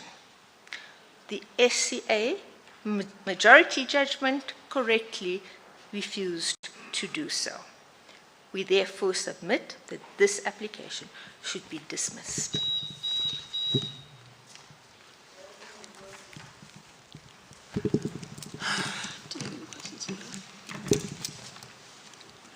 Ms. Mayet, here at the center. Thank you. Thank you. Can we just examine a certain scenario, and I'm interested to hear your comments on that. In this scenario, when you were making your submissions, you said that Tanzanian authorities had already decided to deport the applicant. And when the time came for the South African authorities to come to Tanzania, a decision had been taken and they were preparing to deport the applicant. Is that what you submitted? At least their minds were set on going ahead with the deportation. You said that. Am I correct? Indeed. Justice. If South African authorities had not arrived in this scenario I'm painting with you, would the deportation have proceeded without their presence in Tanzania? Justice, we know that the applicant on her version had consulted with a Tanzanian lawyer. And on this scenario, if the... Please, Ms. Mayet, if I can just get a yes or no, because I'm trying to try and understand the submission that you made. So that South Africa was not involved in this process. The Tanzanian authorities had decided to deport, and they went ahead and dealt with the deportation. So I'm asking you now in this scenario, if South African authorities had not been in Tanzania at that moment, would deportation have occurred? I would say no, Justice. And if I may elaborate why, because in order for a deportation to take place, you need verification of identity, and you need the country of origin to be there in the country that wishes to deport. So in all scenarios, are you submitting that in all scenarios where a country wants to deport an illegal immigrant, the country to which that person wants to go must be there? The country that the person wants to go must agree to accept that person. Does it have to be present in the country to agree? It does not have to be present in the country, but there must be agreement. Then let's go back to our scenario then. Would the deportation have happened even if South African authorities were not there? In the event that they had an agreement from South Africa that the applicant was a citizen, and confirmation and acceptance that then the deportation would have been able to go ahead. Are you then submitting that in both deportation and extradition there has to be an agreement? Indeed.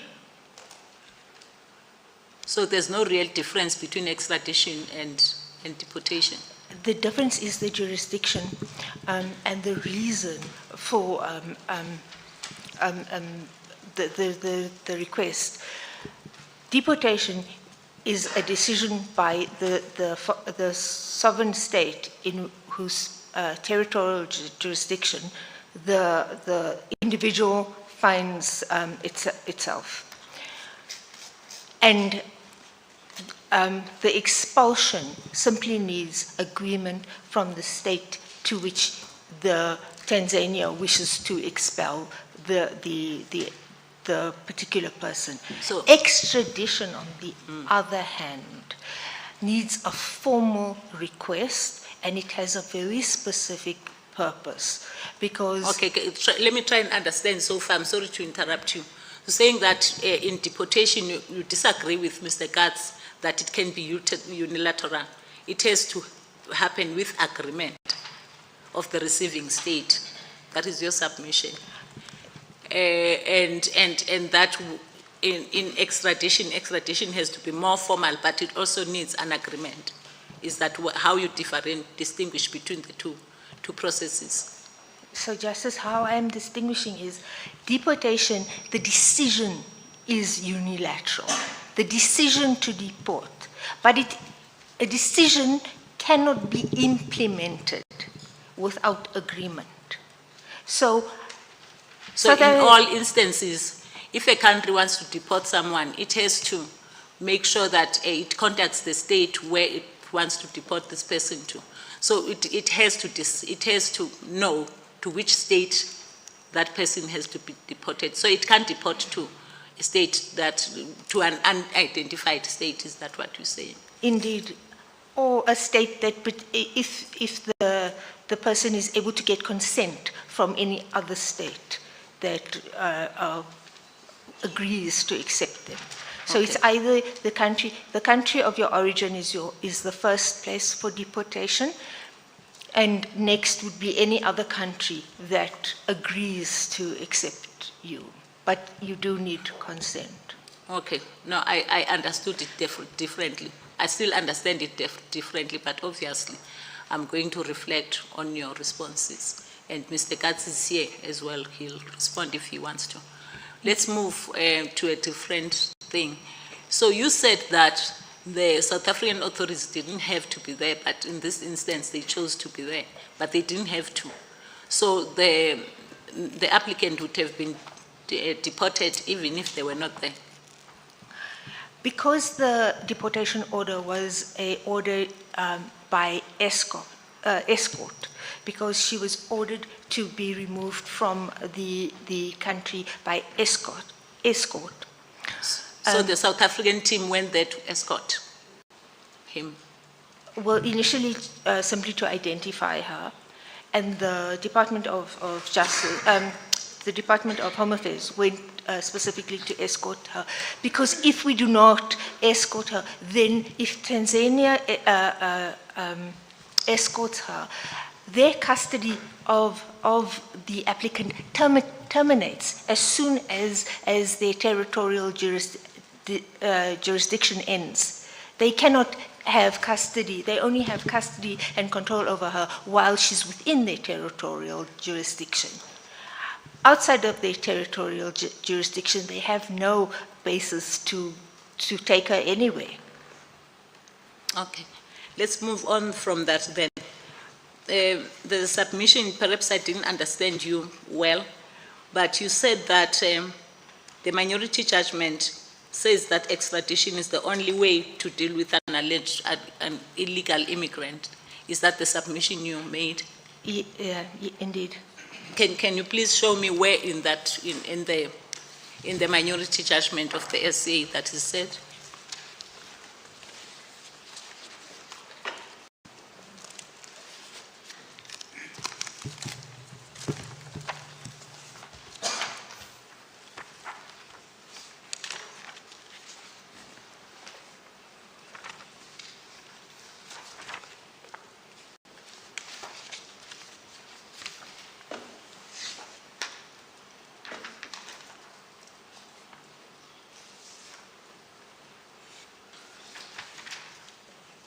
Justice, can I ask my junior, in the interest of time? Through you, Chief Justice, can I allow Ms. Moyet to stand when she has found what she's looking for, so that other colleagues can keep on asking questions? You can respond later, Ms. Moyet. Thank you. Thank you. Thank you, Chief Justice. Ms. Moyet, at this side. You said, Mission, that you still don't know what this case is about. Now, is that based on the pleadings itself, that no relief was sought against your clients in the founding affidavit? And also that no relief was sought no amendment was sought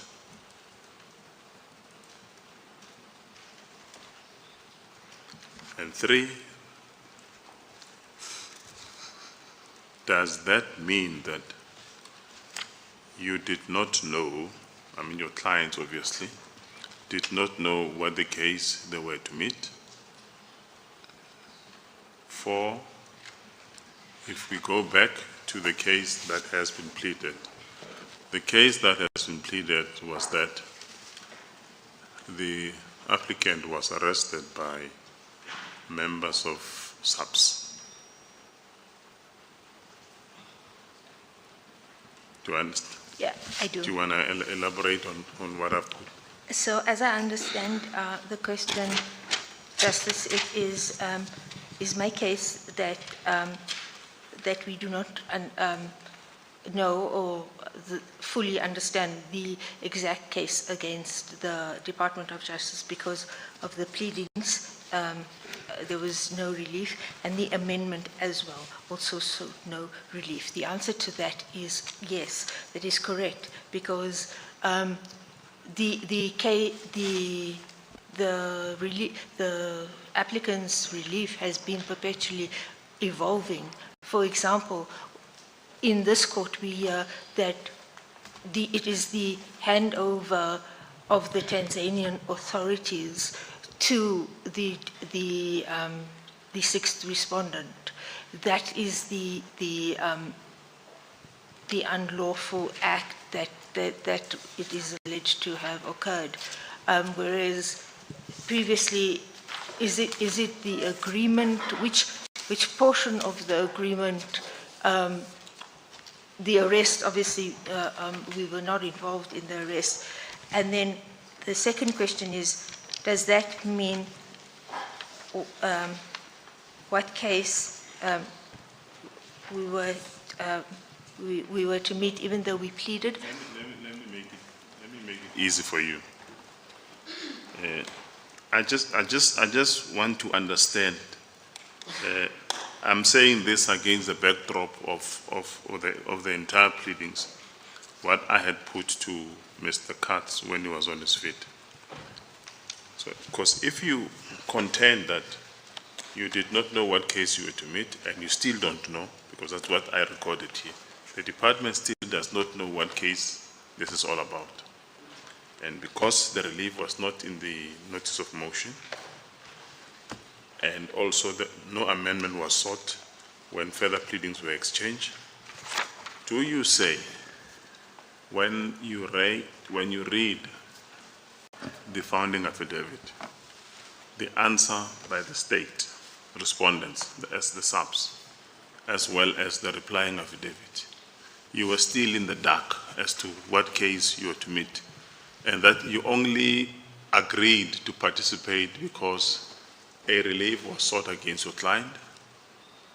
And if that was the basis, and you said the relief is sought against our client, but the relief must have been foreshadowed in the papers. That's why your client decided to ask for a joinder. As I understand it, Justice, my client simply wanted to put the facts before the court, and they did not foresee any relief because there was none in the papers. It was not subsequently amended. They did not foresee any relief because on the papers there is no wrongdoing except an alleged agreement, which is ever evolving. It's certainly not. If we consider the papers in totality, the papers in totality allege that the South African police were involved in the arrest and the abduction and apprehension of the applicant. It is not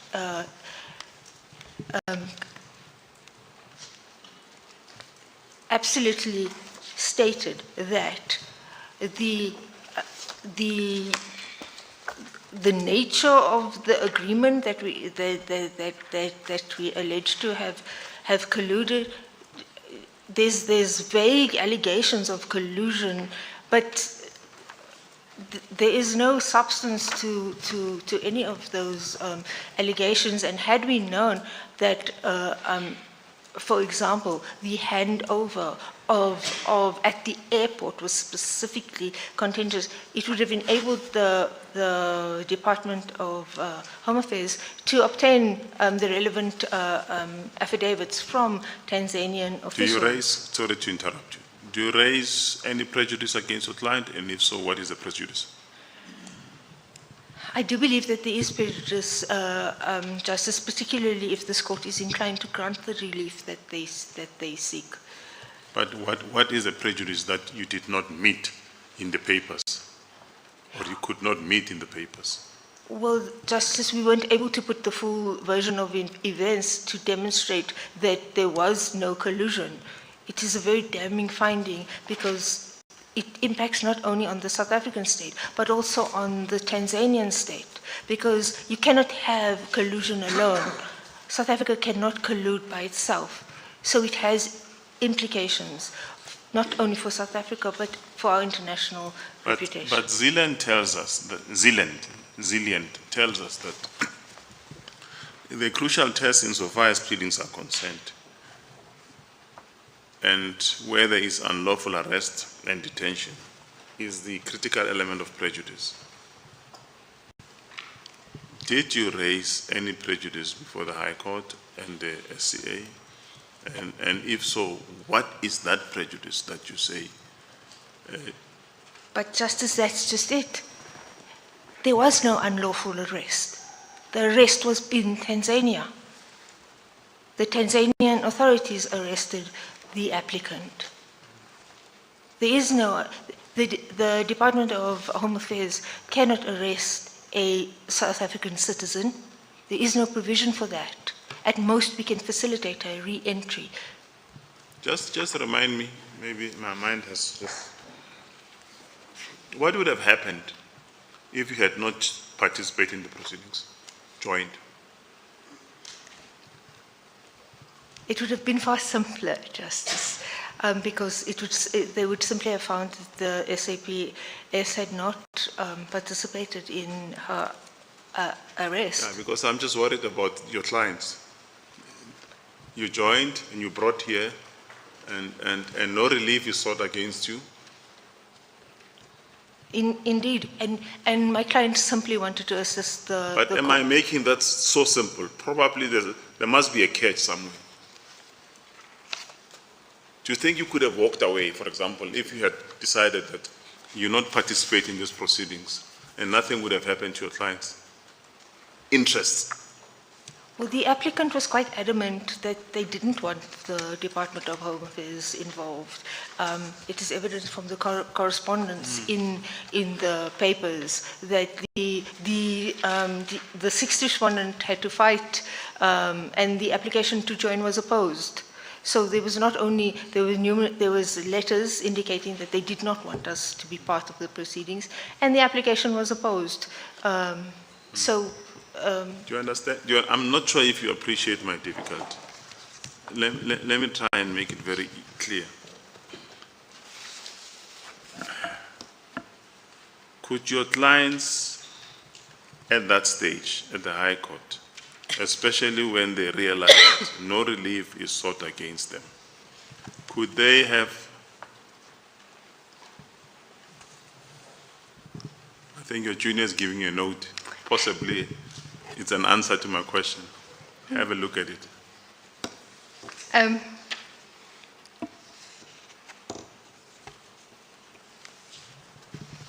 My junior informs me that I must inform the court that there was information that was being sought and requested from the Department of Home Affairs. So the Department of Home Affairs could not have simply sat back and folded our hands. Yeah, but if the information is sought and you simply just ignore the information, but at the court, that's where everything is happening. They send you a letter, they request a particular information, you respond to say we're not interested, or you give whatever response you give. I just want to know the rationale of the Department of Home Affairs proceeding to the joint of the proceedings. Justice, myself and as well as Ms. Matenga were brought in only last year, so I cannot assist that with that answer. But I can undertake that my instructing attorney. No, don't worry. Thank you. Thank you, Ms. Maya.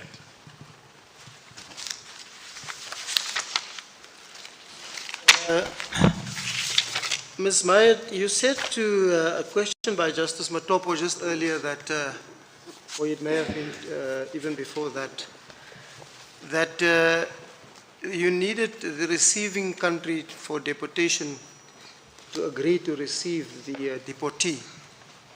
And that's not our law.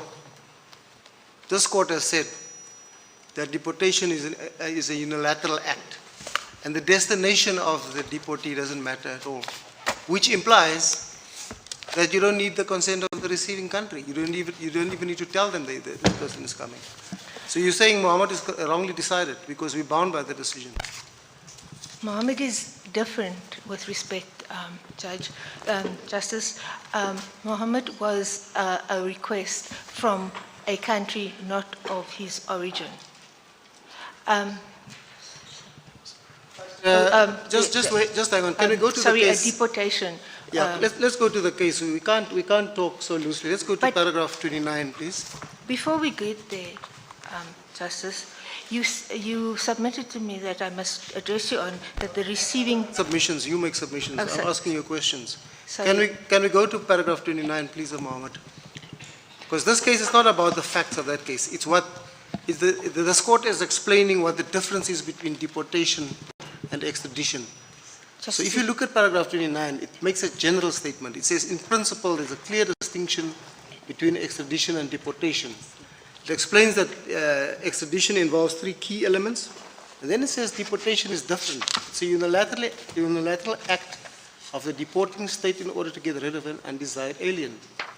The purpose of deportation is achieved when such alien leaves the deporting state's territory. The destination of the deportee is irrelevant to the purpose for the purpose of deportation, which means that there's no need for a receiving country to acquiesce or to agree to anything.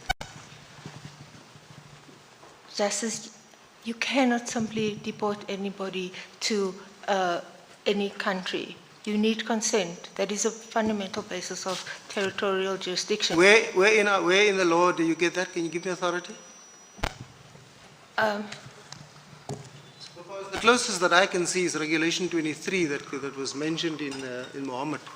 Is you send that person back where where that person is a citizen of, Indeed. or the country where that person came from, or the country where that person chooses to go. It doesn't say you need consent. But Justice, if we look at your one, to send him back or her to the country of origin, right? You have to determine the country of origin. So you can't simply, which is why we have in South Africa we have Lindela, where persons are kept until their nationality is verified, and once their nationality is verified, processes are then initiated with whichever country that they are found to be a national, and the countries agree to accept them, because acceptance is essential. A country like Somalia, for example, does not accept its nationals back. South Africa is enjoined to accept its nationals in terms of the constitution, but that is not always the case in all countries. I want to move on. I'm not satisfied with that answer, but I want to move on. I'm not the one that says so, not the applicant doesn't say so. Your officials, Mr. Matthews and Ms. Moreng, say they had an agreement with Tanzania for deportation. What was the agreement all about? The agreement was to facilitate the deportation by escorting her out It was not to an agreement to deport. That is a unilateral decision. The decision is always unilateral, as you correctly pointed out. However, the implementation to escort her out, the practical, logistical effect to give effect to the decision needs agreement. Let's read her affidavit at page 180. Ms. Moreng says the agreement between the Tanzanian authorities and the High Commission, as High Commission of South Africa, to deport Ms. Magudumana and Mr. Bester back to South Africa was reached at the premises. So that agreement is to deport back to South Africa. Sorry, Justice. I read it as it stands. What does that mean? Sorry, Justice, I was trying to find the relevant, which paragraph? I'm asking, that's page 180 of the record, paragraph 13. If you're looking at the record, paragraph 13. Now, Justice, before you read paragraph 13, you must read paragraph 11, because paragraph 11 is the instructive paragraph in this whole sequence of events. Paragraph 10 tells you that the Arusha Tourism Police informed the High Commission on the 8th, the 9th, they convened a meeting. But then paragraph 11 tells us, on the 11th of April 2023, the Tanzanian authorities informed Harris Oshupeng about their decision to declare Nandipha, Magudumana, and Thabo Bester prohibited immigrants and liable to be deported back to their country of origin, South Africa. It is their decision. And in that context, we read paragraph 13, the agreement is to facilitate the expulsion. And when Mr. Matthews says in his affidavit that because there was this agreement, Home Affairs then had the authority under Section 1 of our Act to arrest her because now she was on South African soil. Now, I must concede there, Mr. Matthews was reading a bit too much in the Act. It's plain wrong. He didn't read too much. He was just plain wrong. There's no law like that. Indeed. Now, can I just go to the pleadings? You say Home Affairs was prejudiced. You know, in Zealand, this court again said, even if there's a change in the course of action in subsequent papers, if the whole case is before the court and it was traversed in the High Court and or the Supreme Court of Appeal, and the entire case is before the Constitutional Court, what prejudice can there be? You have been given the right of audi, you have responded fully, your papers are complete, you have argued the matter in the SCA and High Court and here. What prejudice is there? And to use your own words, Justice, change in the course of action. There was no course of action pleaded against the Department of Home Affairs to change.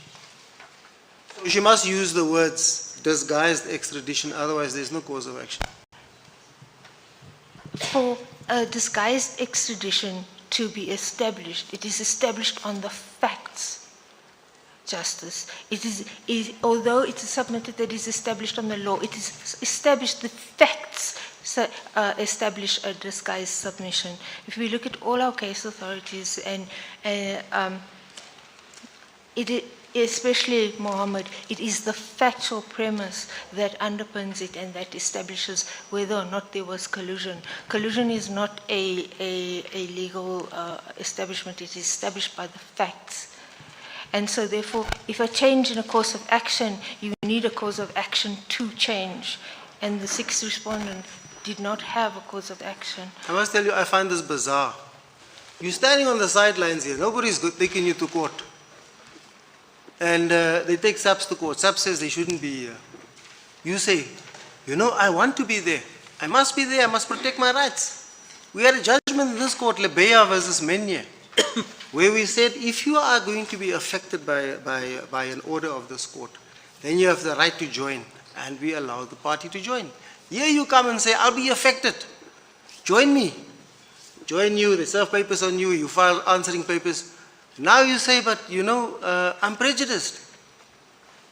This is a matter, regardless of who it is, whether it's an assassin or a thief or a robber or a rapist, they're entitled to the protection of this Constitution. Now now you say, I'm being prejudiced, you're putting form over substance, when it concerns a matter of the freedom of a person. How could that possibly be right, to put form over substance, to say, just because you said this isn't a disguised extradition, you said it late in your replying affidavit, and we insisted we be joined, now suddenly there's prejudice. How could that possibly be right? But with respect, Justice, for any action, any matter that is lodged, when there's a foreseeable dispute of fact, and in this case, there was obviously a foreseeable dispute of fact, the applicant elected to go on motion papers, and also elected not to amend her papers, despite knowing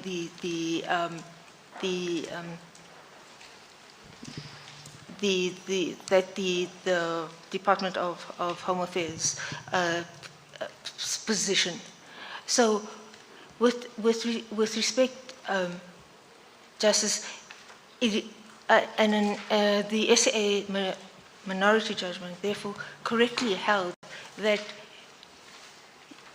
a party must be bound to its pleaded case, because it is imperative that the other party know which the case it is required to answer.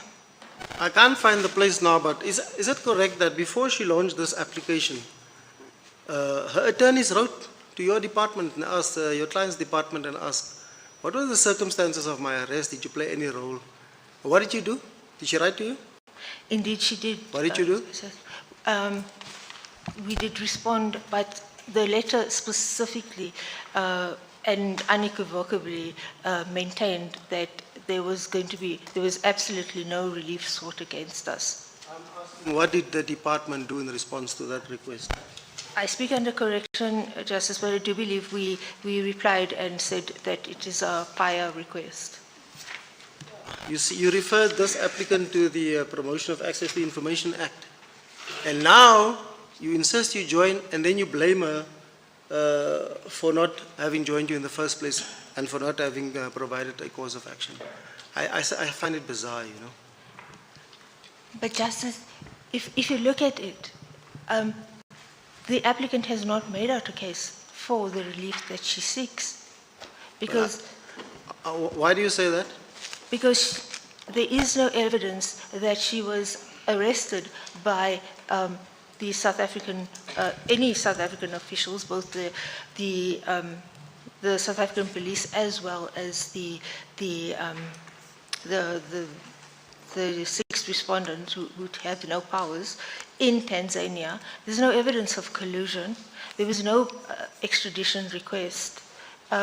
This was a very normal deportation. It was high profile, this is correct, and there was a big delegation that was sent, this is correct. But other than that, there's nothing that makes this deportation unlawful. Now, if we are with the applicant and we say this is a disguised extradition, what do you say about the remedy? With regard to remedy, we leave it in the hands of the court. Now, you represent the minister in the department. Should we grant the order spread for in the notice of motion? What did you say in your submissions? In our submissions, we submitted that there is no case made out and the relief should not be granted. And nothing about remedy?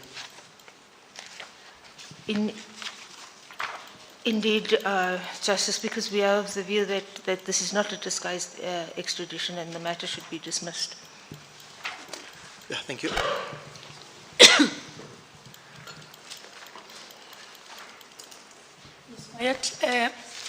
You'll correct me if I'm wrong, but somewhere in the papers there appears to be yes. Thank you. Yes, there appears to be some reliance on Section 41 of the Immigration Act. Can you just explain to me how is it relevant for the circumstances of this case? So,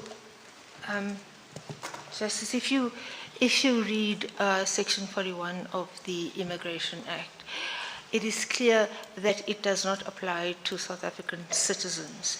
It allows an immigration official to stop a person and inquire as to the validity of I do have the act, Judge. If you would permit me to read it, I will just read it. My understanding is supposed to apply to an alien in South Africa. And this case is about somebody who was arrested in Tanzania for being illegal, having entered the country illegally. But I'm trying to understand, why do you place any reliance on this provision in this particular case? No, I do not. I know it was pleaded in the affidavits, and the department did place reliance on it. But it was, if you read the Immigration Act as a whole, it does require that the Department of Home Affairs facilitate re-entry. And I can only assume that that was the basis for reliance on Section 41. But Section 41 does not apply to South African citizens, and it also makes provision for the person to be in the Republic. So it does not apply, you are correct, it does not apply in Tanzania. I would like to take you back, I'm sorry about that, the handover of a person and the handover of jurisdiction. If you could just clarify to me, explain to me exactly what happened in this particular case.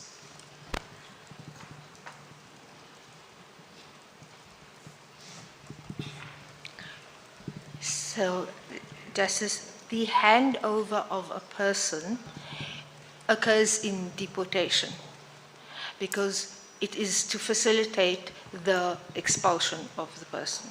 So, so Tanzania does not lose custody over the applicant until she exits their territorial jurisdiction. That's when they lose custody and control over her. For example, Justice, if the applicant, after being handed over to the South African officials at the airport, were to have run away, the South African officials would have no authority to pursue her.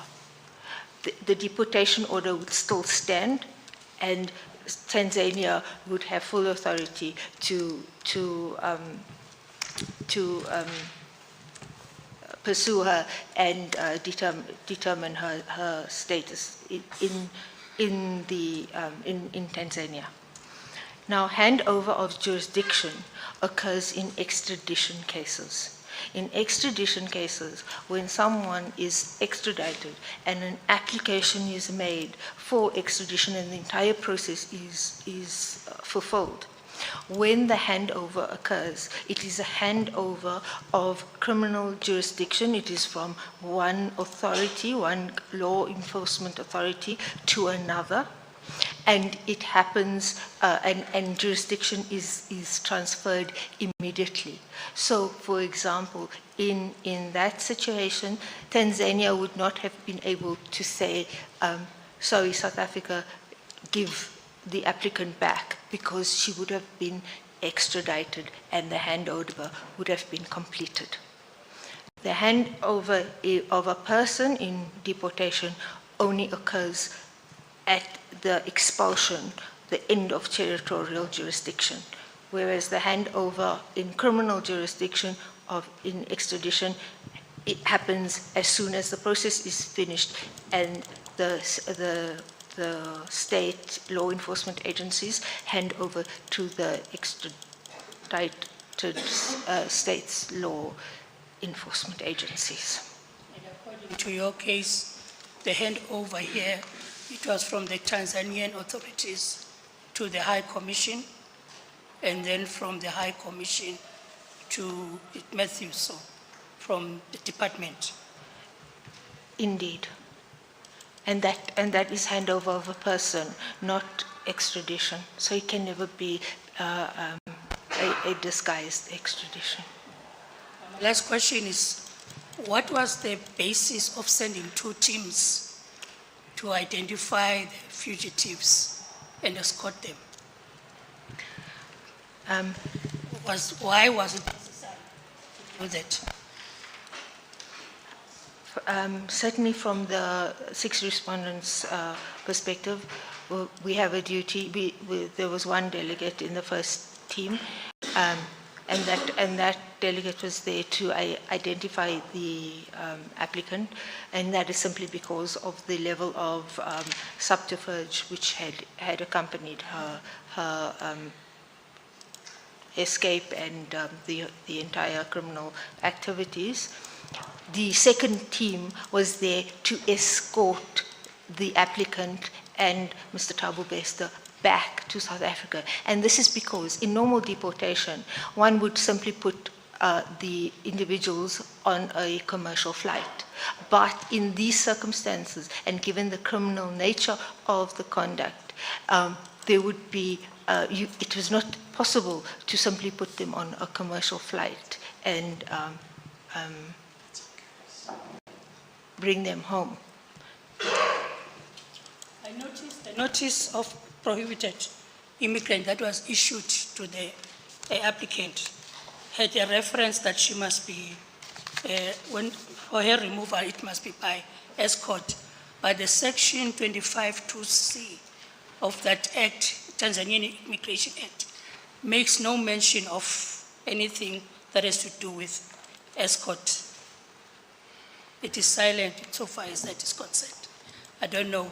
I know it's not our act, but it was just odd that reliance will be placed on this, on this provision.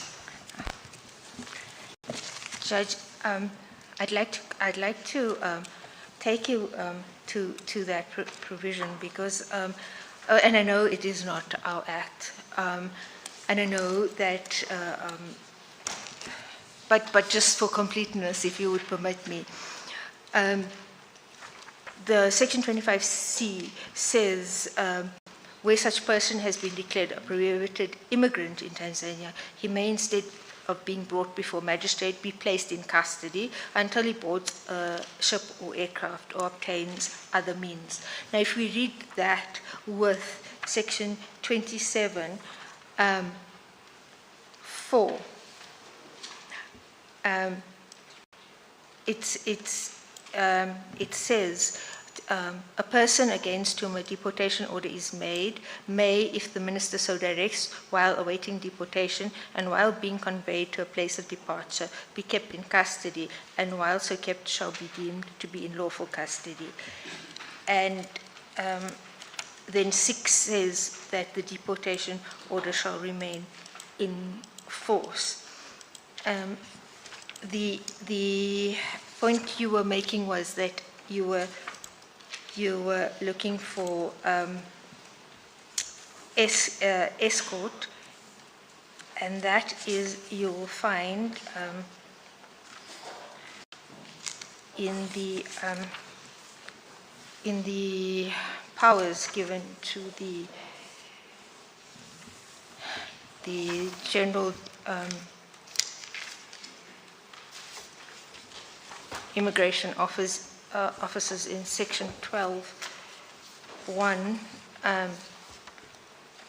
P, which allows a removal of all prohibited, unwanted, and or desirable immigrants. It does not specifically mention escort, but it does give them the power to. It does not circumscribe their powers. Thank you, Mr.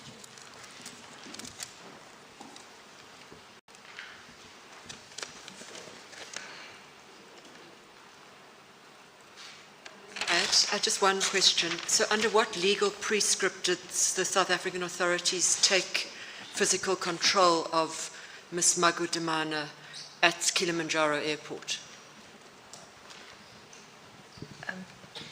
Justice, can you just repeat that? Under what legal prescript, under what provision of what law, under what legal entitlement did the South African authorities take physical control?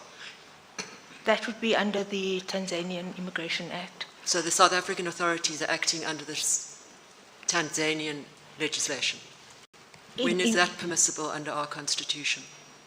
They are in the territorial jurisdiction of Tanzania. Tanzania and they're exercising their obligations as officials of South Africa. But our law does not apply in Tanzania. It is Tanzanian law that applies, and the handover was done in accordance to the Tanzanian Immigration Act. Thank you. Anyone else? Are you in a position to respond to Justice Chik's question, Ms. Mayet? Yes, the reference is, the question was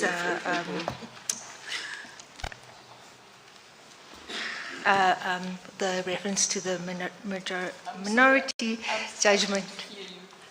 The reference to the minority judgment, it is on case line 00175, and it is paragraph 92.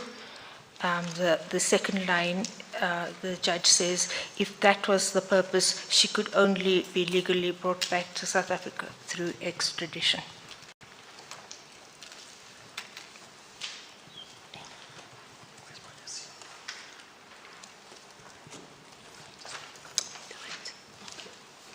Thank you, Ms. Mayet. Thank you. Yes. Thank you.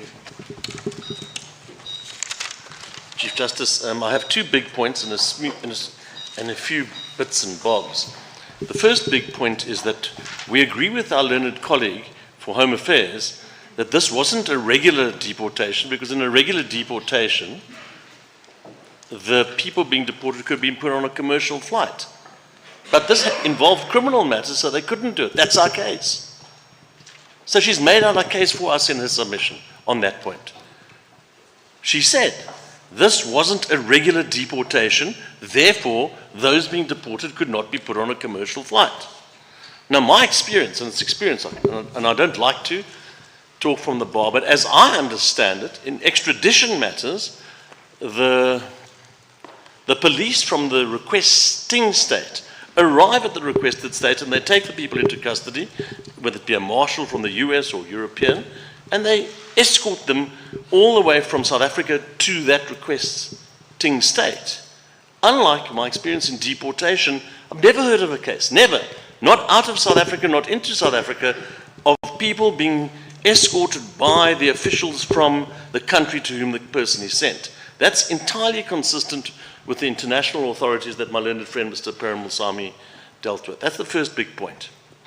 This was irregular, and our learned friend accepts that. Commercial flights are the order of the day, commercial boats or transport when it comes to regular deportation. Just let me touch upon something that Judge Rogers put to me.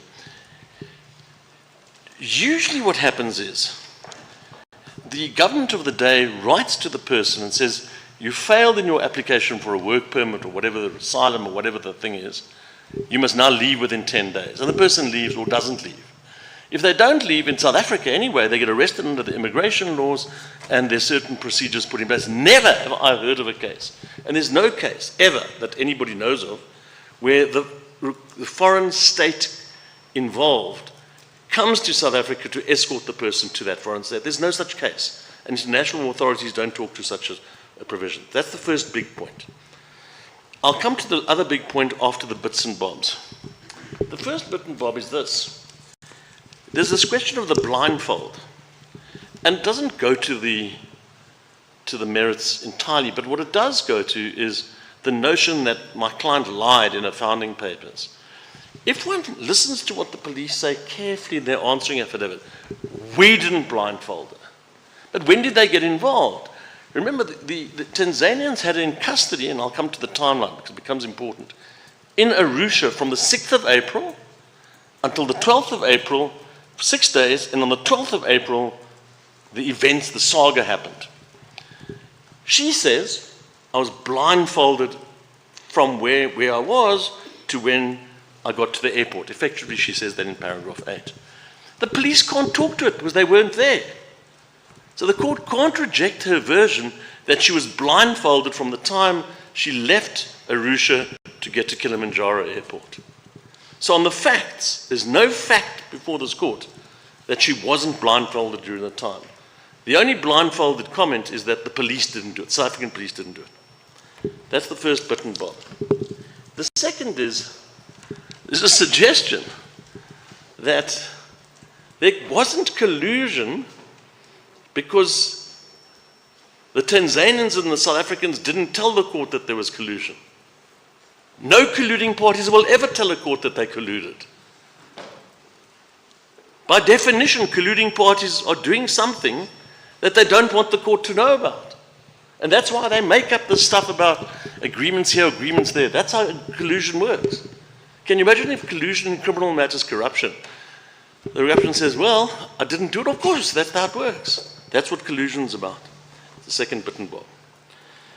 The third is we agree with Justice Majid's debate, or the comments that he might have made, not that he made any submissions, but the question that he put. It is bizarre that Home Affairs can at this stage come to the court and say there's a violation of their Section 34 rights, Audi.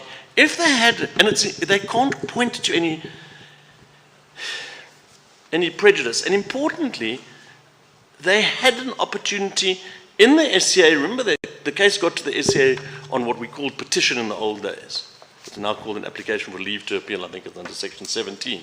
And in this court, they filed an affidavit in this court.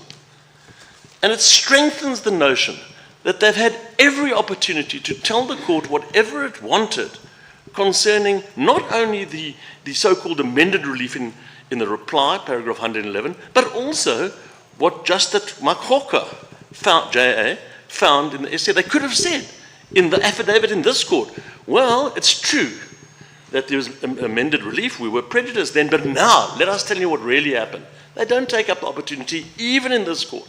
So that strengthens the notion of no prejudice. And it's bizarre that they should say so today. They can't point to it. I come to the big point, Chief Justice, and a difficult point. And my team have debated this up and down, and it arises from a question that, Chief Justice, you put to my learned friend for the police, which is the paragraph 116 of the minority judgment. And it's difficult. I'm not saying it's easy, but I'm going to make a submission on it, which really deals with Justice Collipin and Justice Savage's concerns that they put to me in my debate. The reliefs that would have been granted in paragraph 2.2 of the minority decision talks about no jurisdiction of the trial court.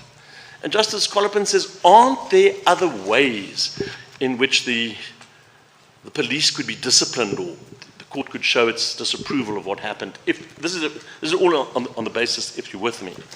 And Chief Justice, you put to my learned friend for the police, well, what does it mean if there is this notion of no jurisdiction by the trial court? And the question that arises is this, and the minority decision considers it. I abandoned the relief in the SCA, I can't remember whether it was the High Court or I can't remember when I did, that concerned the validity of the arrest warrants that had been issued in this country on the 3rd of April. That would have been paragraph 4 of the original notice of motion. I abandoned that relief. Well, obviously, I did so, and the minority said that I did so quite appropriately, because those arrest warrants were issued before anybody even knew that the applicant and Mr. Bester were in Tanzania. So the arrest warrants stand. The question arises like this. If this court upholds the 2.2 prayer and says the trial court, now the High Court was the Magistrates Court, doesn't have jurisdiction, is that the equivalent, Justice Collipin, Justice Savage, of a permanent stay? So that's really what Justice Meyer was putting to me, as I understand, putting to my learned friend for the police. And the answer is this court doesn't have to go into that question. It's a difficult question because, for example, and we can think of many scenarios, this court doesn't know what will happen in the future. And remember, jurisdiction is to be determined at the time the case was brought from Quran, case from long ago of this court. But let's say, for example, and I can't think of many examples, but there must be possible examples. The court upholds it. Dr. Magudumana is released from prison, from the Kroonstad prison where she is now, and a week later she flies to Chile or some other country. The question would arise for the NPA and for the Minister of Justice, could they seek her extradition lawfully from that country? And I don't know the answer, and neither does this court. Because it may well be, Justice Collip and Justice Savage, that it may be that an order of prayer 2.2 isn't the equivalent of a permanent stay in those types of circumstances. I can't think of, and either we've tried, we've thought about everything possible, we don't know the answer to the question. And this court doesn't have to answer that question here. It might answer the question if Dr. Magudumana does go to Chile and is an extradition request and she comes before another court, and then we could point to this court's judgment of 2.2 and say it was the equivalent of a permanent stay. We don't know.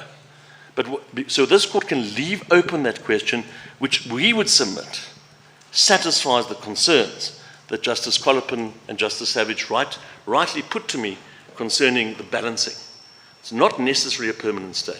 And it's a difficult question, Chief Justice and the other justices, but that we would submit would be the full answer to the difficulty of granting somebody who's committed, whether it's minor crimes, serious crimes, the most serious crimes, crimes against humanity, whatever it is. But that's where the real soul, if I can call it that, comes in to soften the distaste that people would leave with if the person is to be freed because of the government acting badly. And when my learned friend says it will be a dark day where this court it would be a dark day for this court to grant the relief. We submit it would be a dark day when the court, in the face of the evidence that is before this court, on the collusion, on the unlawfulness, we've heard the argument about Section 41, it'll be a dark day when this court reverses all the, what we would call those golden threads, that golden plait that I was talking about this morning, of Muhammad, Matsebe, of all those cases, Makwendani. That's when the darkness comes, not when the court continues that line of the golden thread. Chief Justice, thank you for allowing me the extra minute. Chief Justice, during the break I gave your clerk 2 books, and let me just tell you what they are so that you don't have to puzzle. The one book is the O'Connell book. It's an old book, not O'Connell, Goodwin Gill. It's a book that Home Affairs relied upon in their late submissions. And that's my personal copy of the book. Have it as long as you like. But what we submit is when we're donating it to the Constitutional Court Library. You are not donating it to the Constitutional I'll donate Court the second book to there's a second book, which I'll leave that to the Chief Justice. I'll be directed by you whether it's a donation or not. I've just argued a case about donation. There's a Roman Dutch principle called gross ingratitude, but we'll talk about that. Anyway, the second book, which is more important, which I do donate, I donate it immediately, is a book called Dugard's International Law, South African Perspective. Now, the book that I've given you is the 6th edition. I'm not going to refer to it or allow myself to refer to it because I'm told that's not the right thing to do, because there's a chapter on extradition. And the book says it prefers the minority decision to the majority decision in this very case. And Dugard's book says the minority is to be preferred over the majority. Now, the reason I can't refer to it is because I contributed to the chapter which said that.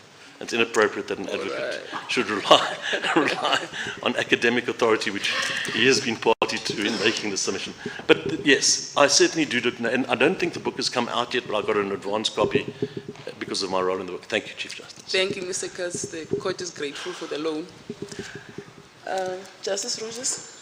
Mr. Katz, I just wanted to ask on this final aspect of remedy, and you said, well, we don't need to go as to the question whether the effect of finding in your favour is a permanent stay of jurisdiction. That strikes me, if I may say, as a weasel option. any future decision as to whether a criminal court in this country will be precluded from exercising jurisdiction in respect of the charges that you say she has been brought back to face will depend ultimately on what we decide in this case. That will form the basis of the argument. And I don't see why it would make any difference, for example, that she travelled in future to Chile and then was extradited.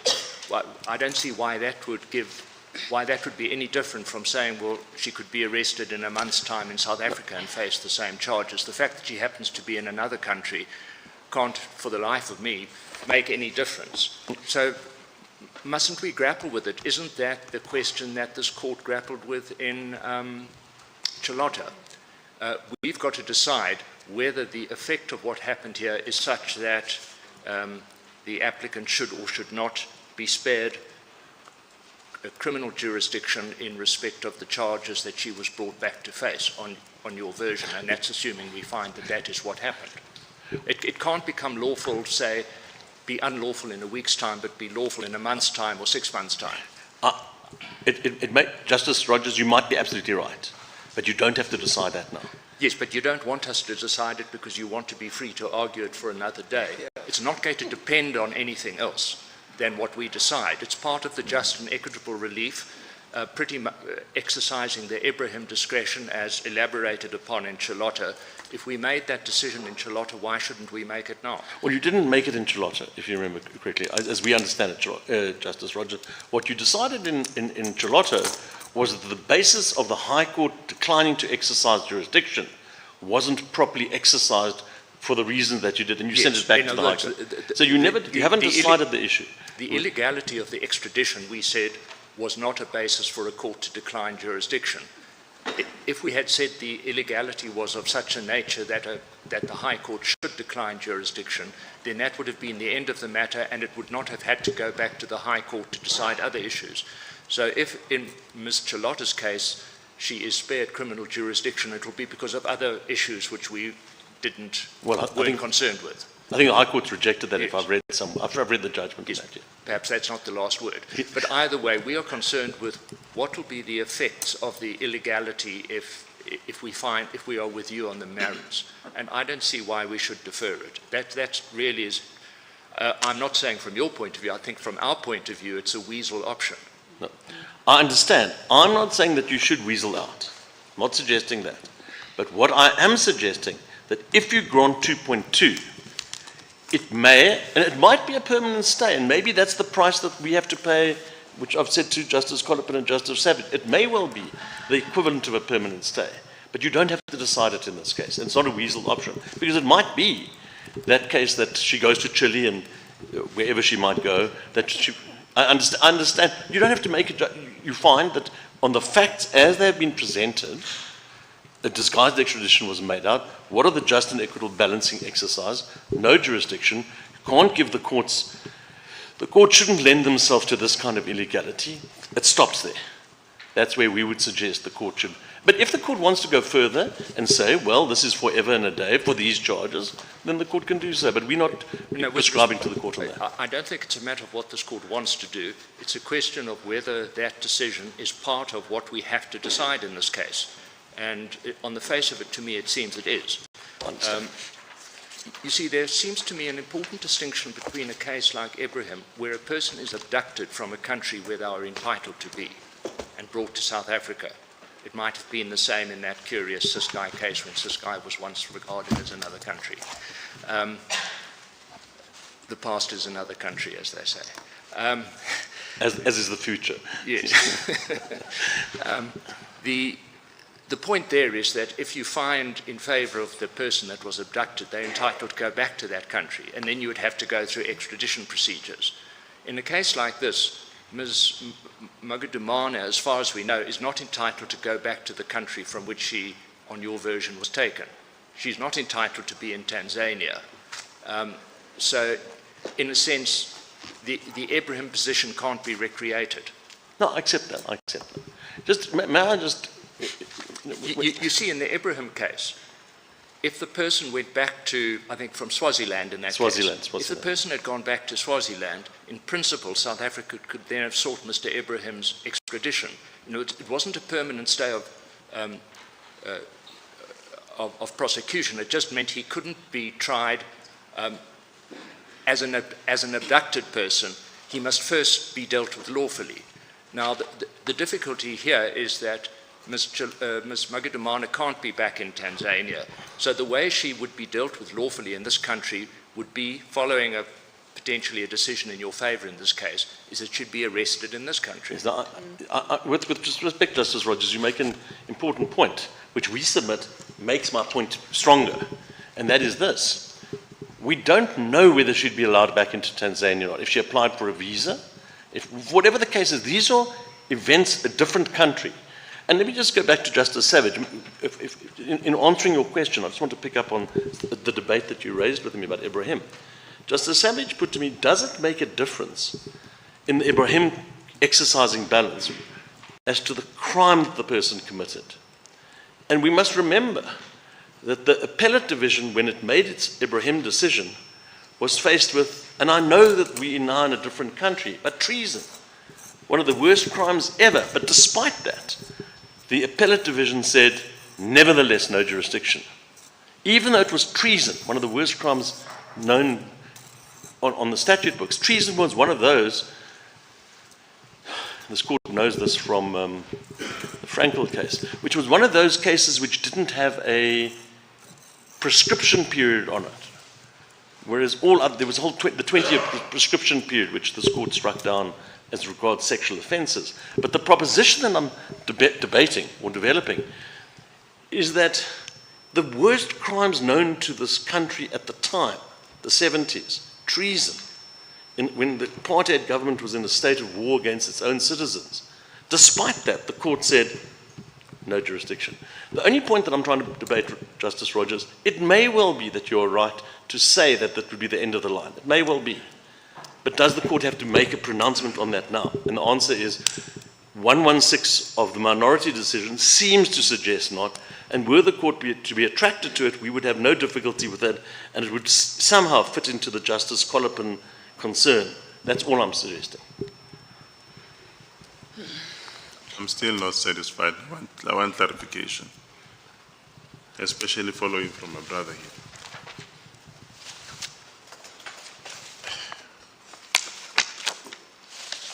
Let's go to the orders. In your heads, the order that you sought in paragraph 2.2, no, firstly, in paragraph 2.1. Of the notice of motion? No, but you've summarized your orders in your heads of argument, in your yes. heads of argument. That's where I am looking at. Is this on 0061.-2? No, I'm not looking at. I'm looking at the paper. Sorry, but I'll read it out to you. Yes, yes. You say it is declared that the applicant's handover by the Tanzanian authorities to the officials of the South African High Commission in Tanzania and or officials of the second and sixth respondent and subsequent deportation of the applicant to South Africa were unlawful. Yes.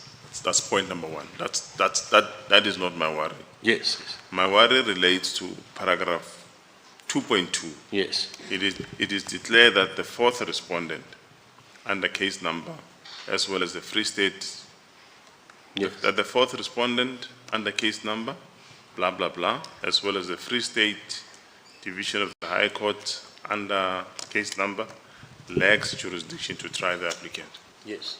Let's stop there. Yes. This is a debate that you had with my brother Rogers now. So if we are with you on prayer 1 and prayer 2,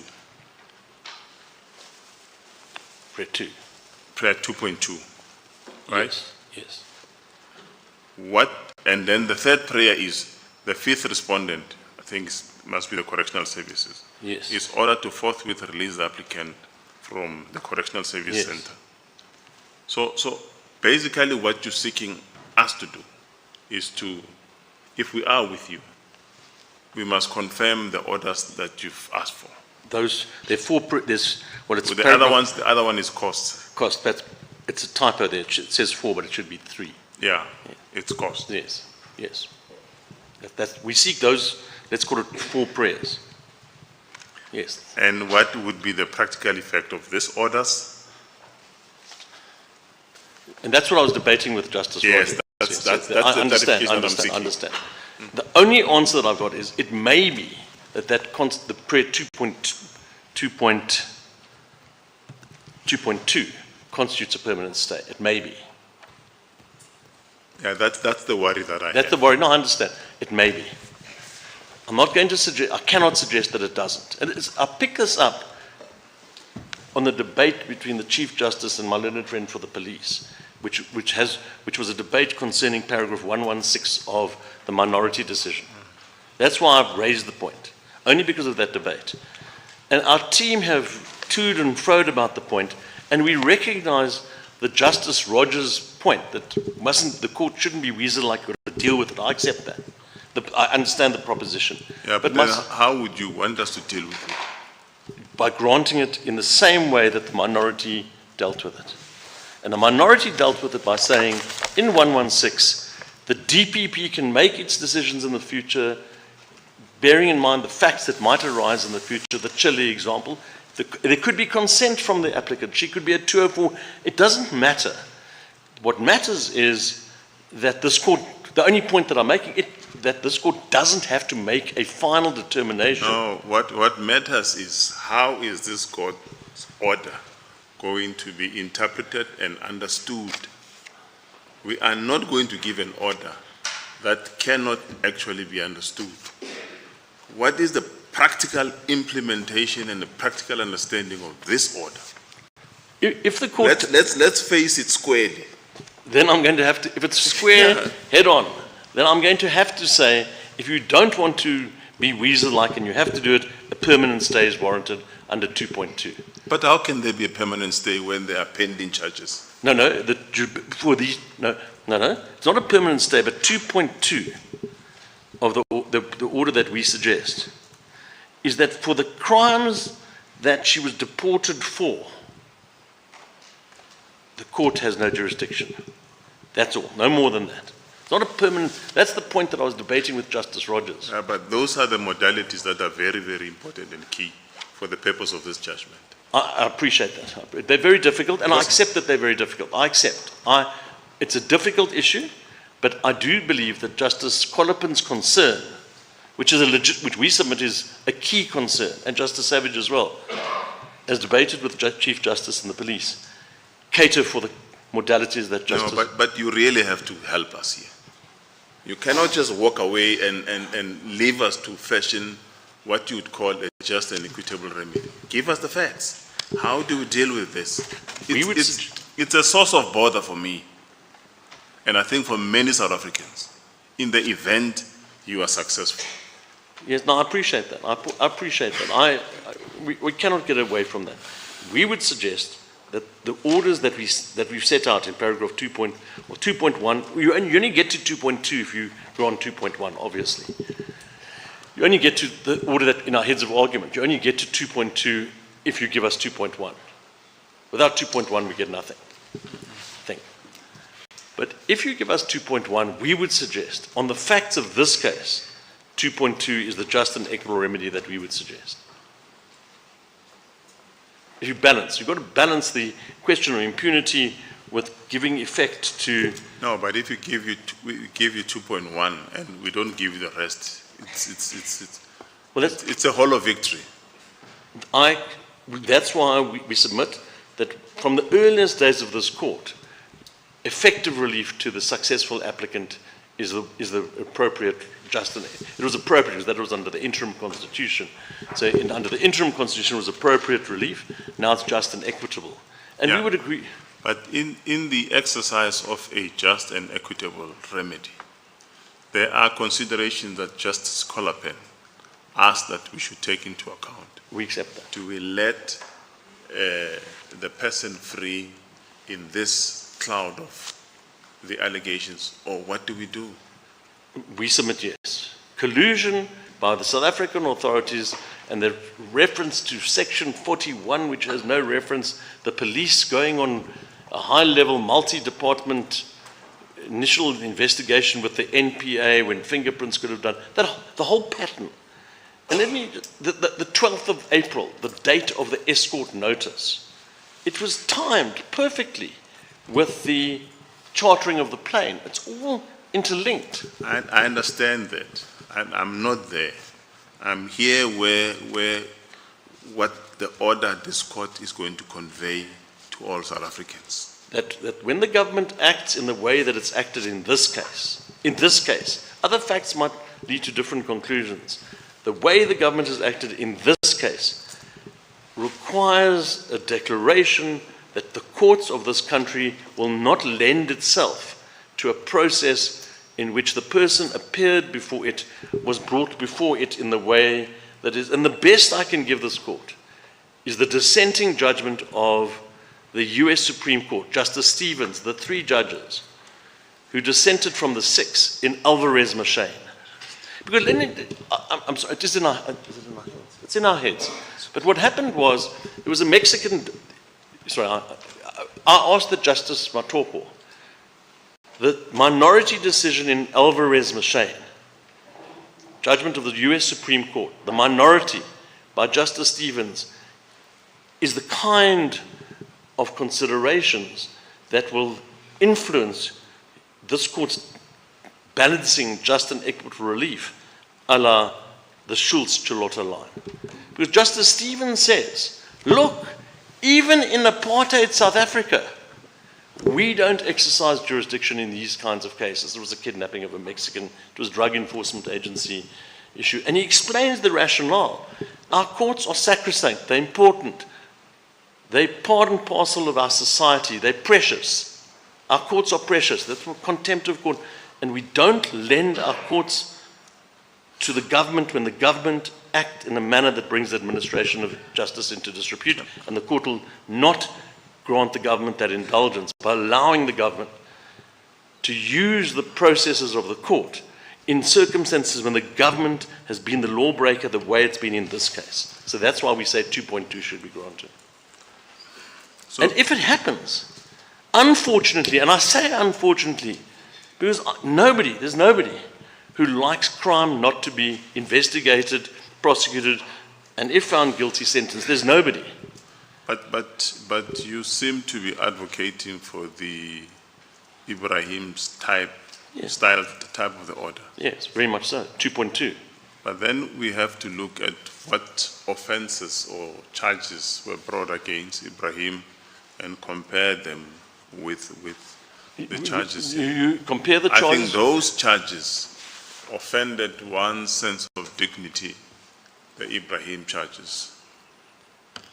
And these ones, if indeed what those charges are said to be, they have to be viewed with a different lens. As it pleases the court. As it pleases the court, yes. But when we do that distinction, we view them in a different lens. The question is, where do we arrive at? No, I understand. Let me ask you, Justice Matoba, I just want to try and understand the question. When you suggest that the Ibrahim charges bring a sense of violation of dignity. Sense of outrage. I mean, what Ibrahim was alleged to have done, the majority of the people did not actually consider his conduct to be that reprehensible. Oh, I see. They considered his conduct to be part and parcel of the struggle. I accept that. Yes. No, but the point is that the court, which was, leave aside, I don't want to criticize an apartheid court, if there is such a thing. But the courts, despite it not representing the people of the country at that time, and the courts were there, some would say, to give credence to the apartheid laws, but leave aside those types of debates. Nevertheless, in the court's eyes, treason was the worst of its kind. The court, I'm not talking about the people in South Africa at the time, the courts at the time, despite treason being such a bad crime, released the person. The future's another country. That's the point. We don't know how people in the future. At the time, the law was that Ibrahim, he went to Parliament, if I remember, in '94.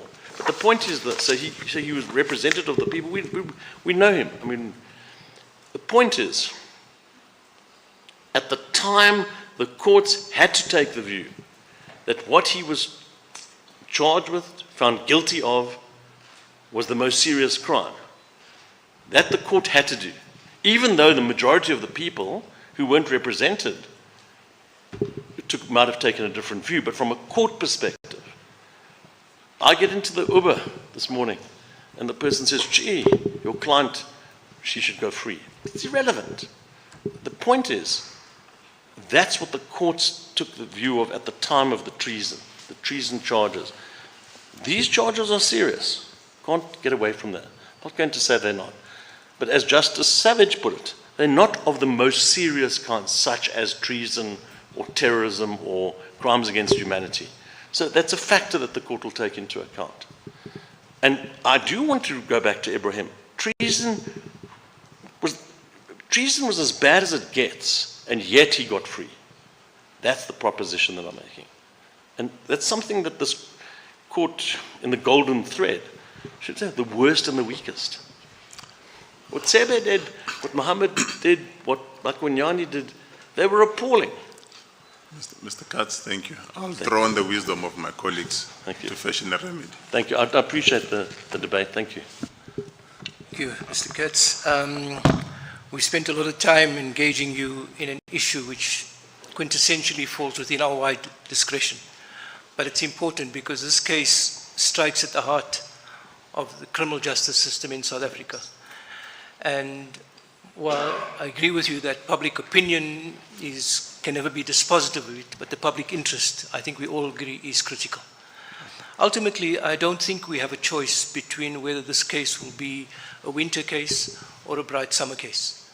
Talking about the darkness you speak of and the brightness that you seek. It might be appropriate that this case would be consistent with the season we're in now, an autumn case. It might not be dark, it might not be bright. Well, let me explain to you, Mr. Katz. So, the balance that we seek to strike could be struck in the following way, and I agree with my colleague Justice Rogers, that if we don't deal with that in this judgment and in this order, then we don't provide certainty and clarity. We have all the facts before us, nothing that a future court will not have now. And so we can't duck our responsibility. Secondly, if we don't deal with it now, knowing our appetite for litigation, this matter will be back in this court in 2 years' time, and many of us may not be here, and some may say, well, why didn't this court deal with it in 2026? And it seems to me, with respect, that the solution might be an easy one. That the court expresses itself, if we're with you on the merits, in the strongest and firmest terms about the conduct of the state authorities. However, the court recognizes that the interests of justice are equally important in this matter, and the crimes that the persons in question are accused of, alleged to have committed, require proper investigation and require proper ventilation. That the consequence of an unlawful rendition, if I could call it that, should be halted immediately, and that no proceedings arising out of that act should continue, and they should be regarded as not having occurred and void. However, given that the warrant for the arrest of the applicant still stands, there's nothing preventing the authorities from acting upon that warrant. In the future? Well, in the present and in the future. Well, if you know what I mean, it would bring those proceedings to an end. Technically, she could be then released, but there's a valid warrant for arrest. That warrant could be effected, and then new proceedings start, which are not tainted by whatever happened. And in that way, we will have vindicated the rule of law. We would have established the clear principle with regard to how state authority should act or not act. But at the same time, she will have a day in court, which I think she deserves, and I think South Africa deserves. Well, Justice Colopin, the only difficulty with these, I'm not sure whether you'd grant 2.2 or not in your scenario, because you made the point. We submit. formulate it differently in the way in which, but I mean, that's just my own view. No, We but haven't yet, if obviously. were to be the case that my client didn't obtain 2.2, in loose language, Justice Matopazu, the court would be failing in its duty to grant effective FOSI relief. And Justice Collipin, what the majority of the SCA, they make the point in paragraph 29, where it says, a court should not be overawed by practical problems. This is from FOSI. They should attempt to synchronize the real world with the ideal construct of constitutional world. And they have a duty to mold an order, and then the important words, an effective relief to those affected by a constitutional breach. And we would submit, in not granting 2.2, in whatever form, you would not be doing justice to the FOSI promise, the constitutional promise. That's our submission. Thanks, Mr. Katz. I still prefer the gloomy days. Thank you.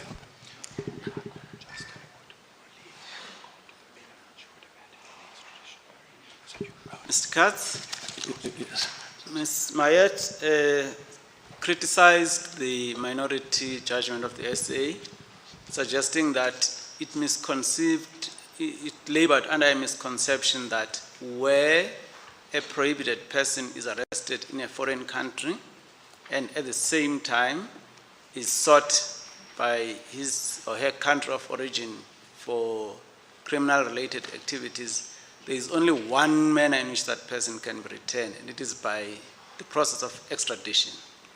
Do you have anything to say about that? She's made out a case for us.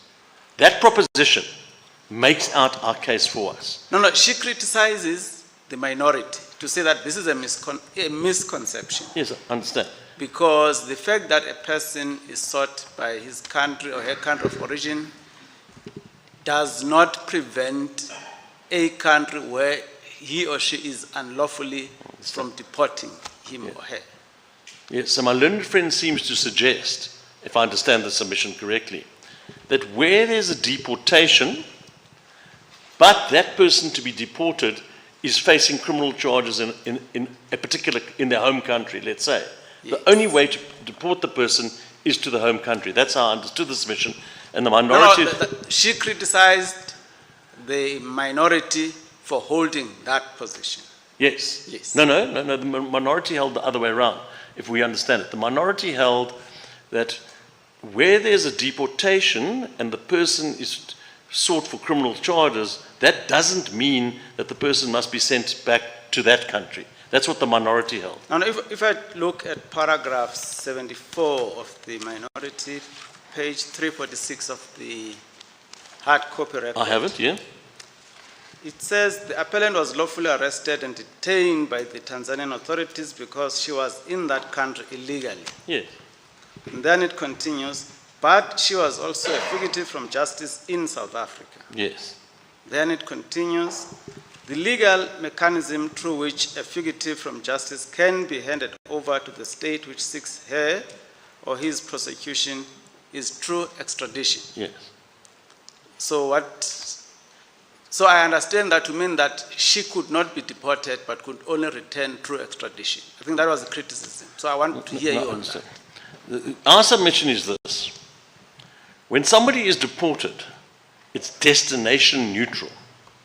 So if she had the right or Maybe before you get to that, don't you read that paragraph to say that she could only be returned by way of extradition? To South Africa to face charges, yes, but not deported. This is what the minority say. So the minority says, if she's to be handed over to the South Africans, the only way they could do it would be through extradition. That's what paragraph 74 seems to suggest. All right. Now, if you disagree with that, she has referred us to two international authorities. Is there any authority that you can refer us to say that this is not the only mechanism by which a wanted person can be returned who is in a country unlawfully? Are you able to assist us in that regard? Yes, I understand Justice Majid to have dealt with the issue. He said, well, either you have extradition or you have deportation. And he said there may be some other ways, but leave aside the other ways. Our submission is very simple. Either there's an extradition to the country to where the person's facing charges, extradition, SADC protocol in line with the Tanzanian extradition laws. If it's a deportation, the destination and the notion that the person is a fugitive is irrelevant to what happens to the person. As long as the person leaves the territory of Tanzania, that's the end of it. And to the extent that the fugitivity, if I can call it that, is to play any role in the deportation process, it makes out our case. The deportation must be fugitive neutral. The purpose of deportation is to rid the country of the foreigner, the illegal foreigner. It's not to assist the country which wants to prosecute the person. And as soon as there is that taint in the deportation process, we're in the world of disguised extradition. The Tanzanian authorities had to be blind, deaf, and dumb to the fugitivity issue in this case in its deportation process. And as soon as it wasn't deaf, dumb, and blind, and it took it into account, we've crossed over. But what of the authorities that we are referred to suggest that I'll just read from the 6th respondents' heads. From the 6 respondents' heads? Yes, it's the Helm Canada Minister of Employment and Immigration, where it says, I see nothing inherently unfair in a foreign state delaying extradition proceedings when it is known that the individual in question is likely to be deported in any event. So I think the point being made there is that there's nothing wrong with South Africa delaying making a decision to commence with extradition proceedings where this person is held in a foreign country where she may be declared a prohibited immigrant and may be liable to deportation.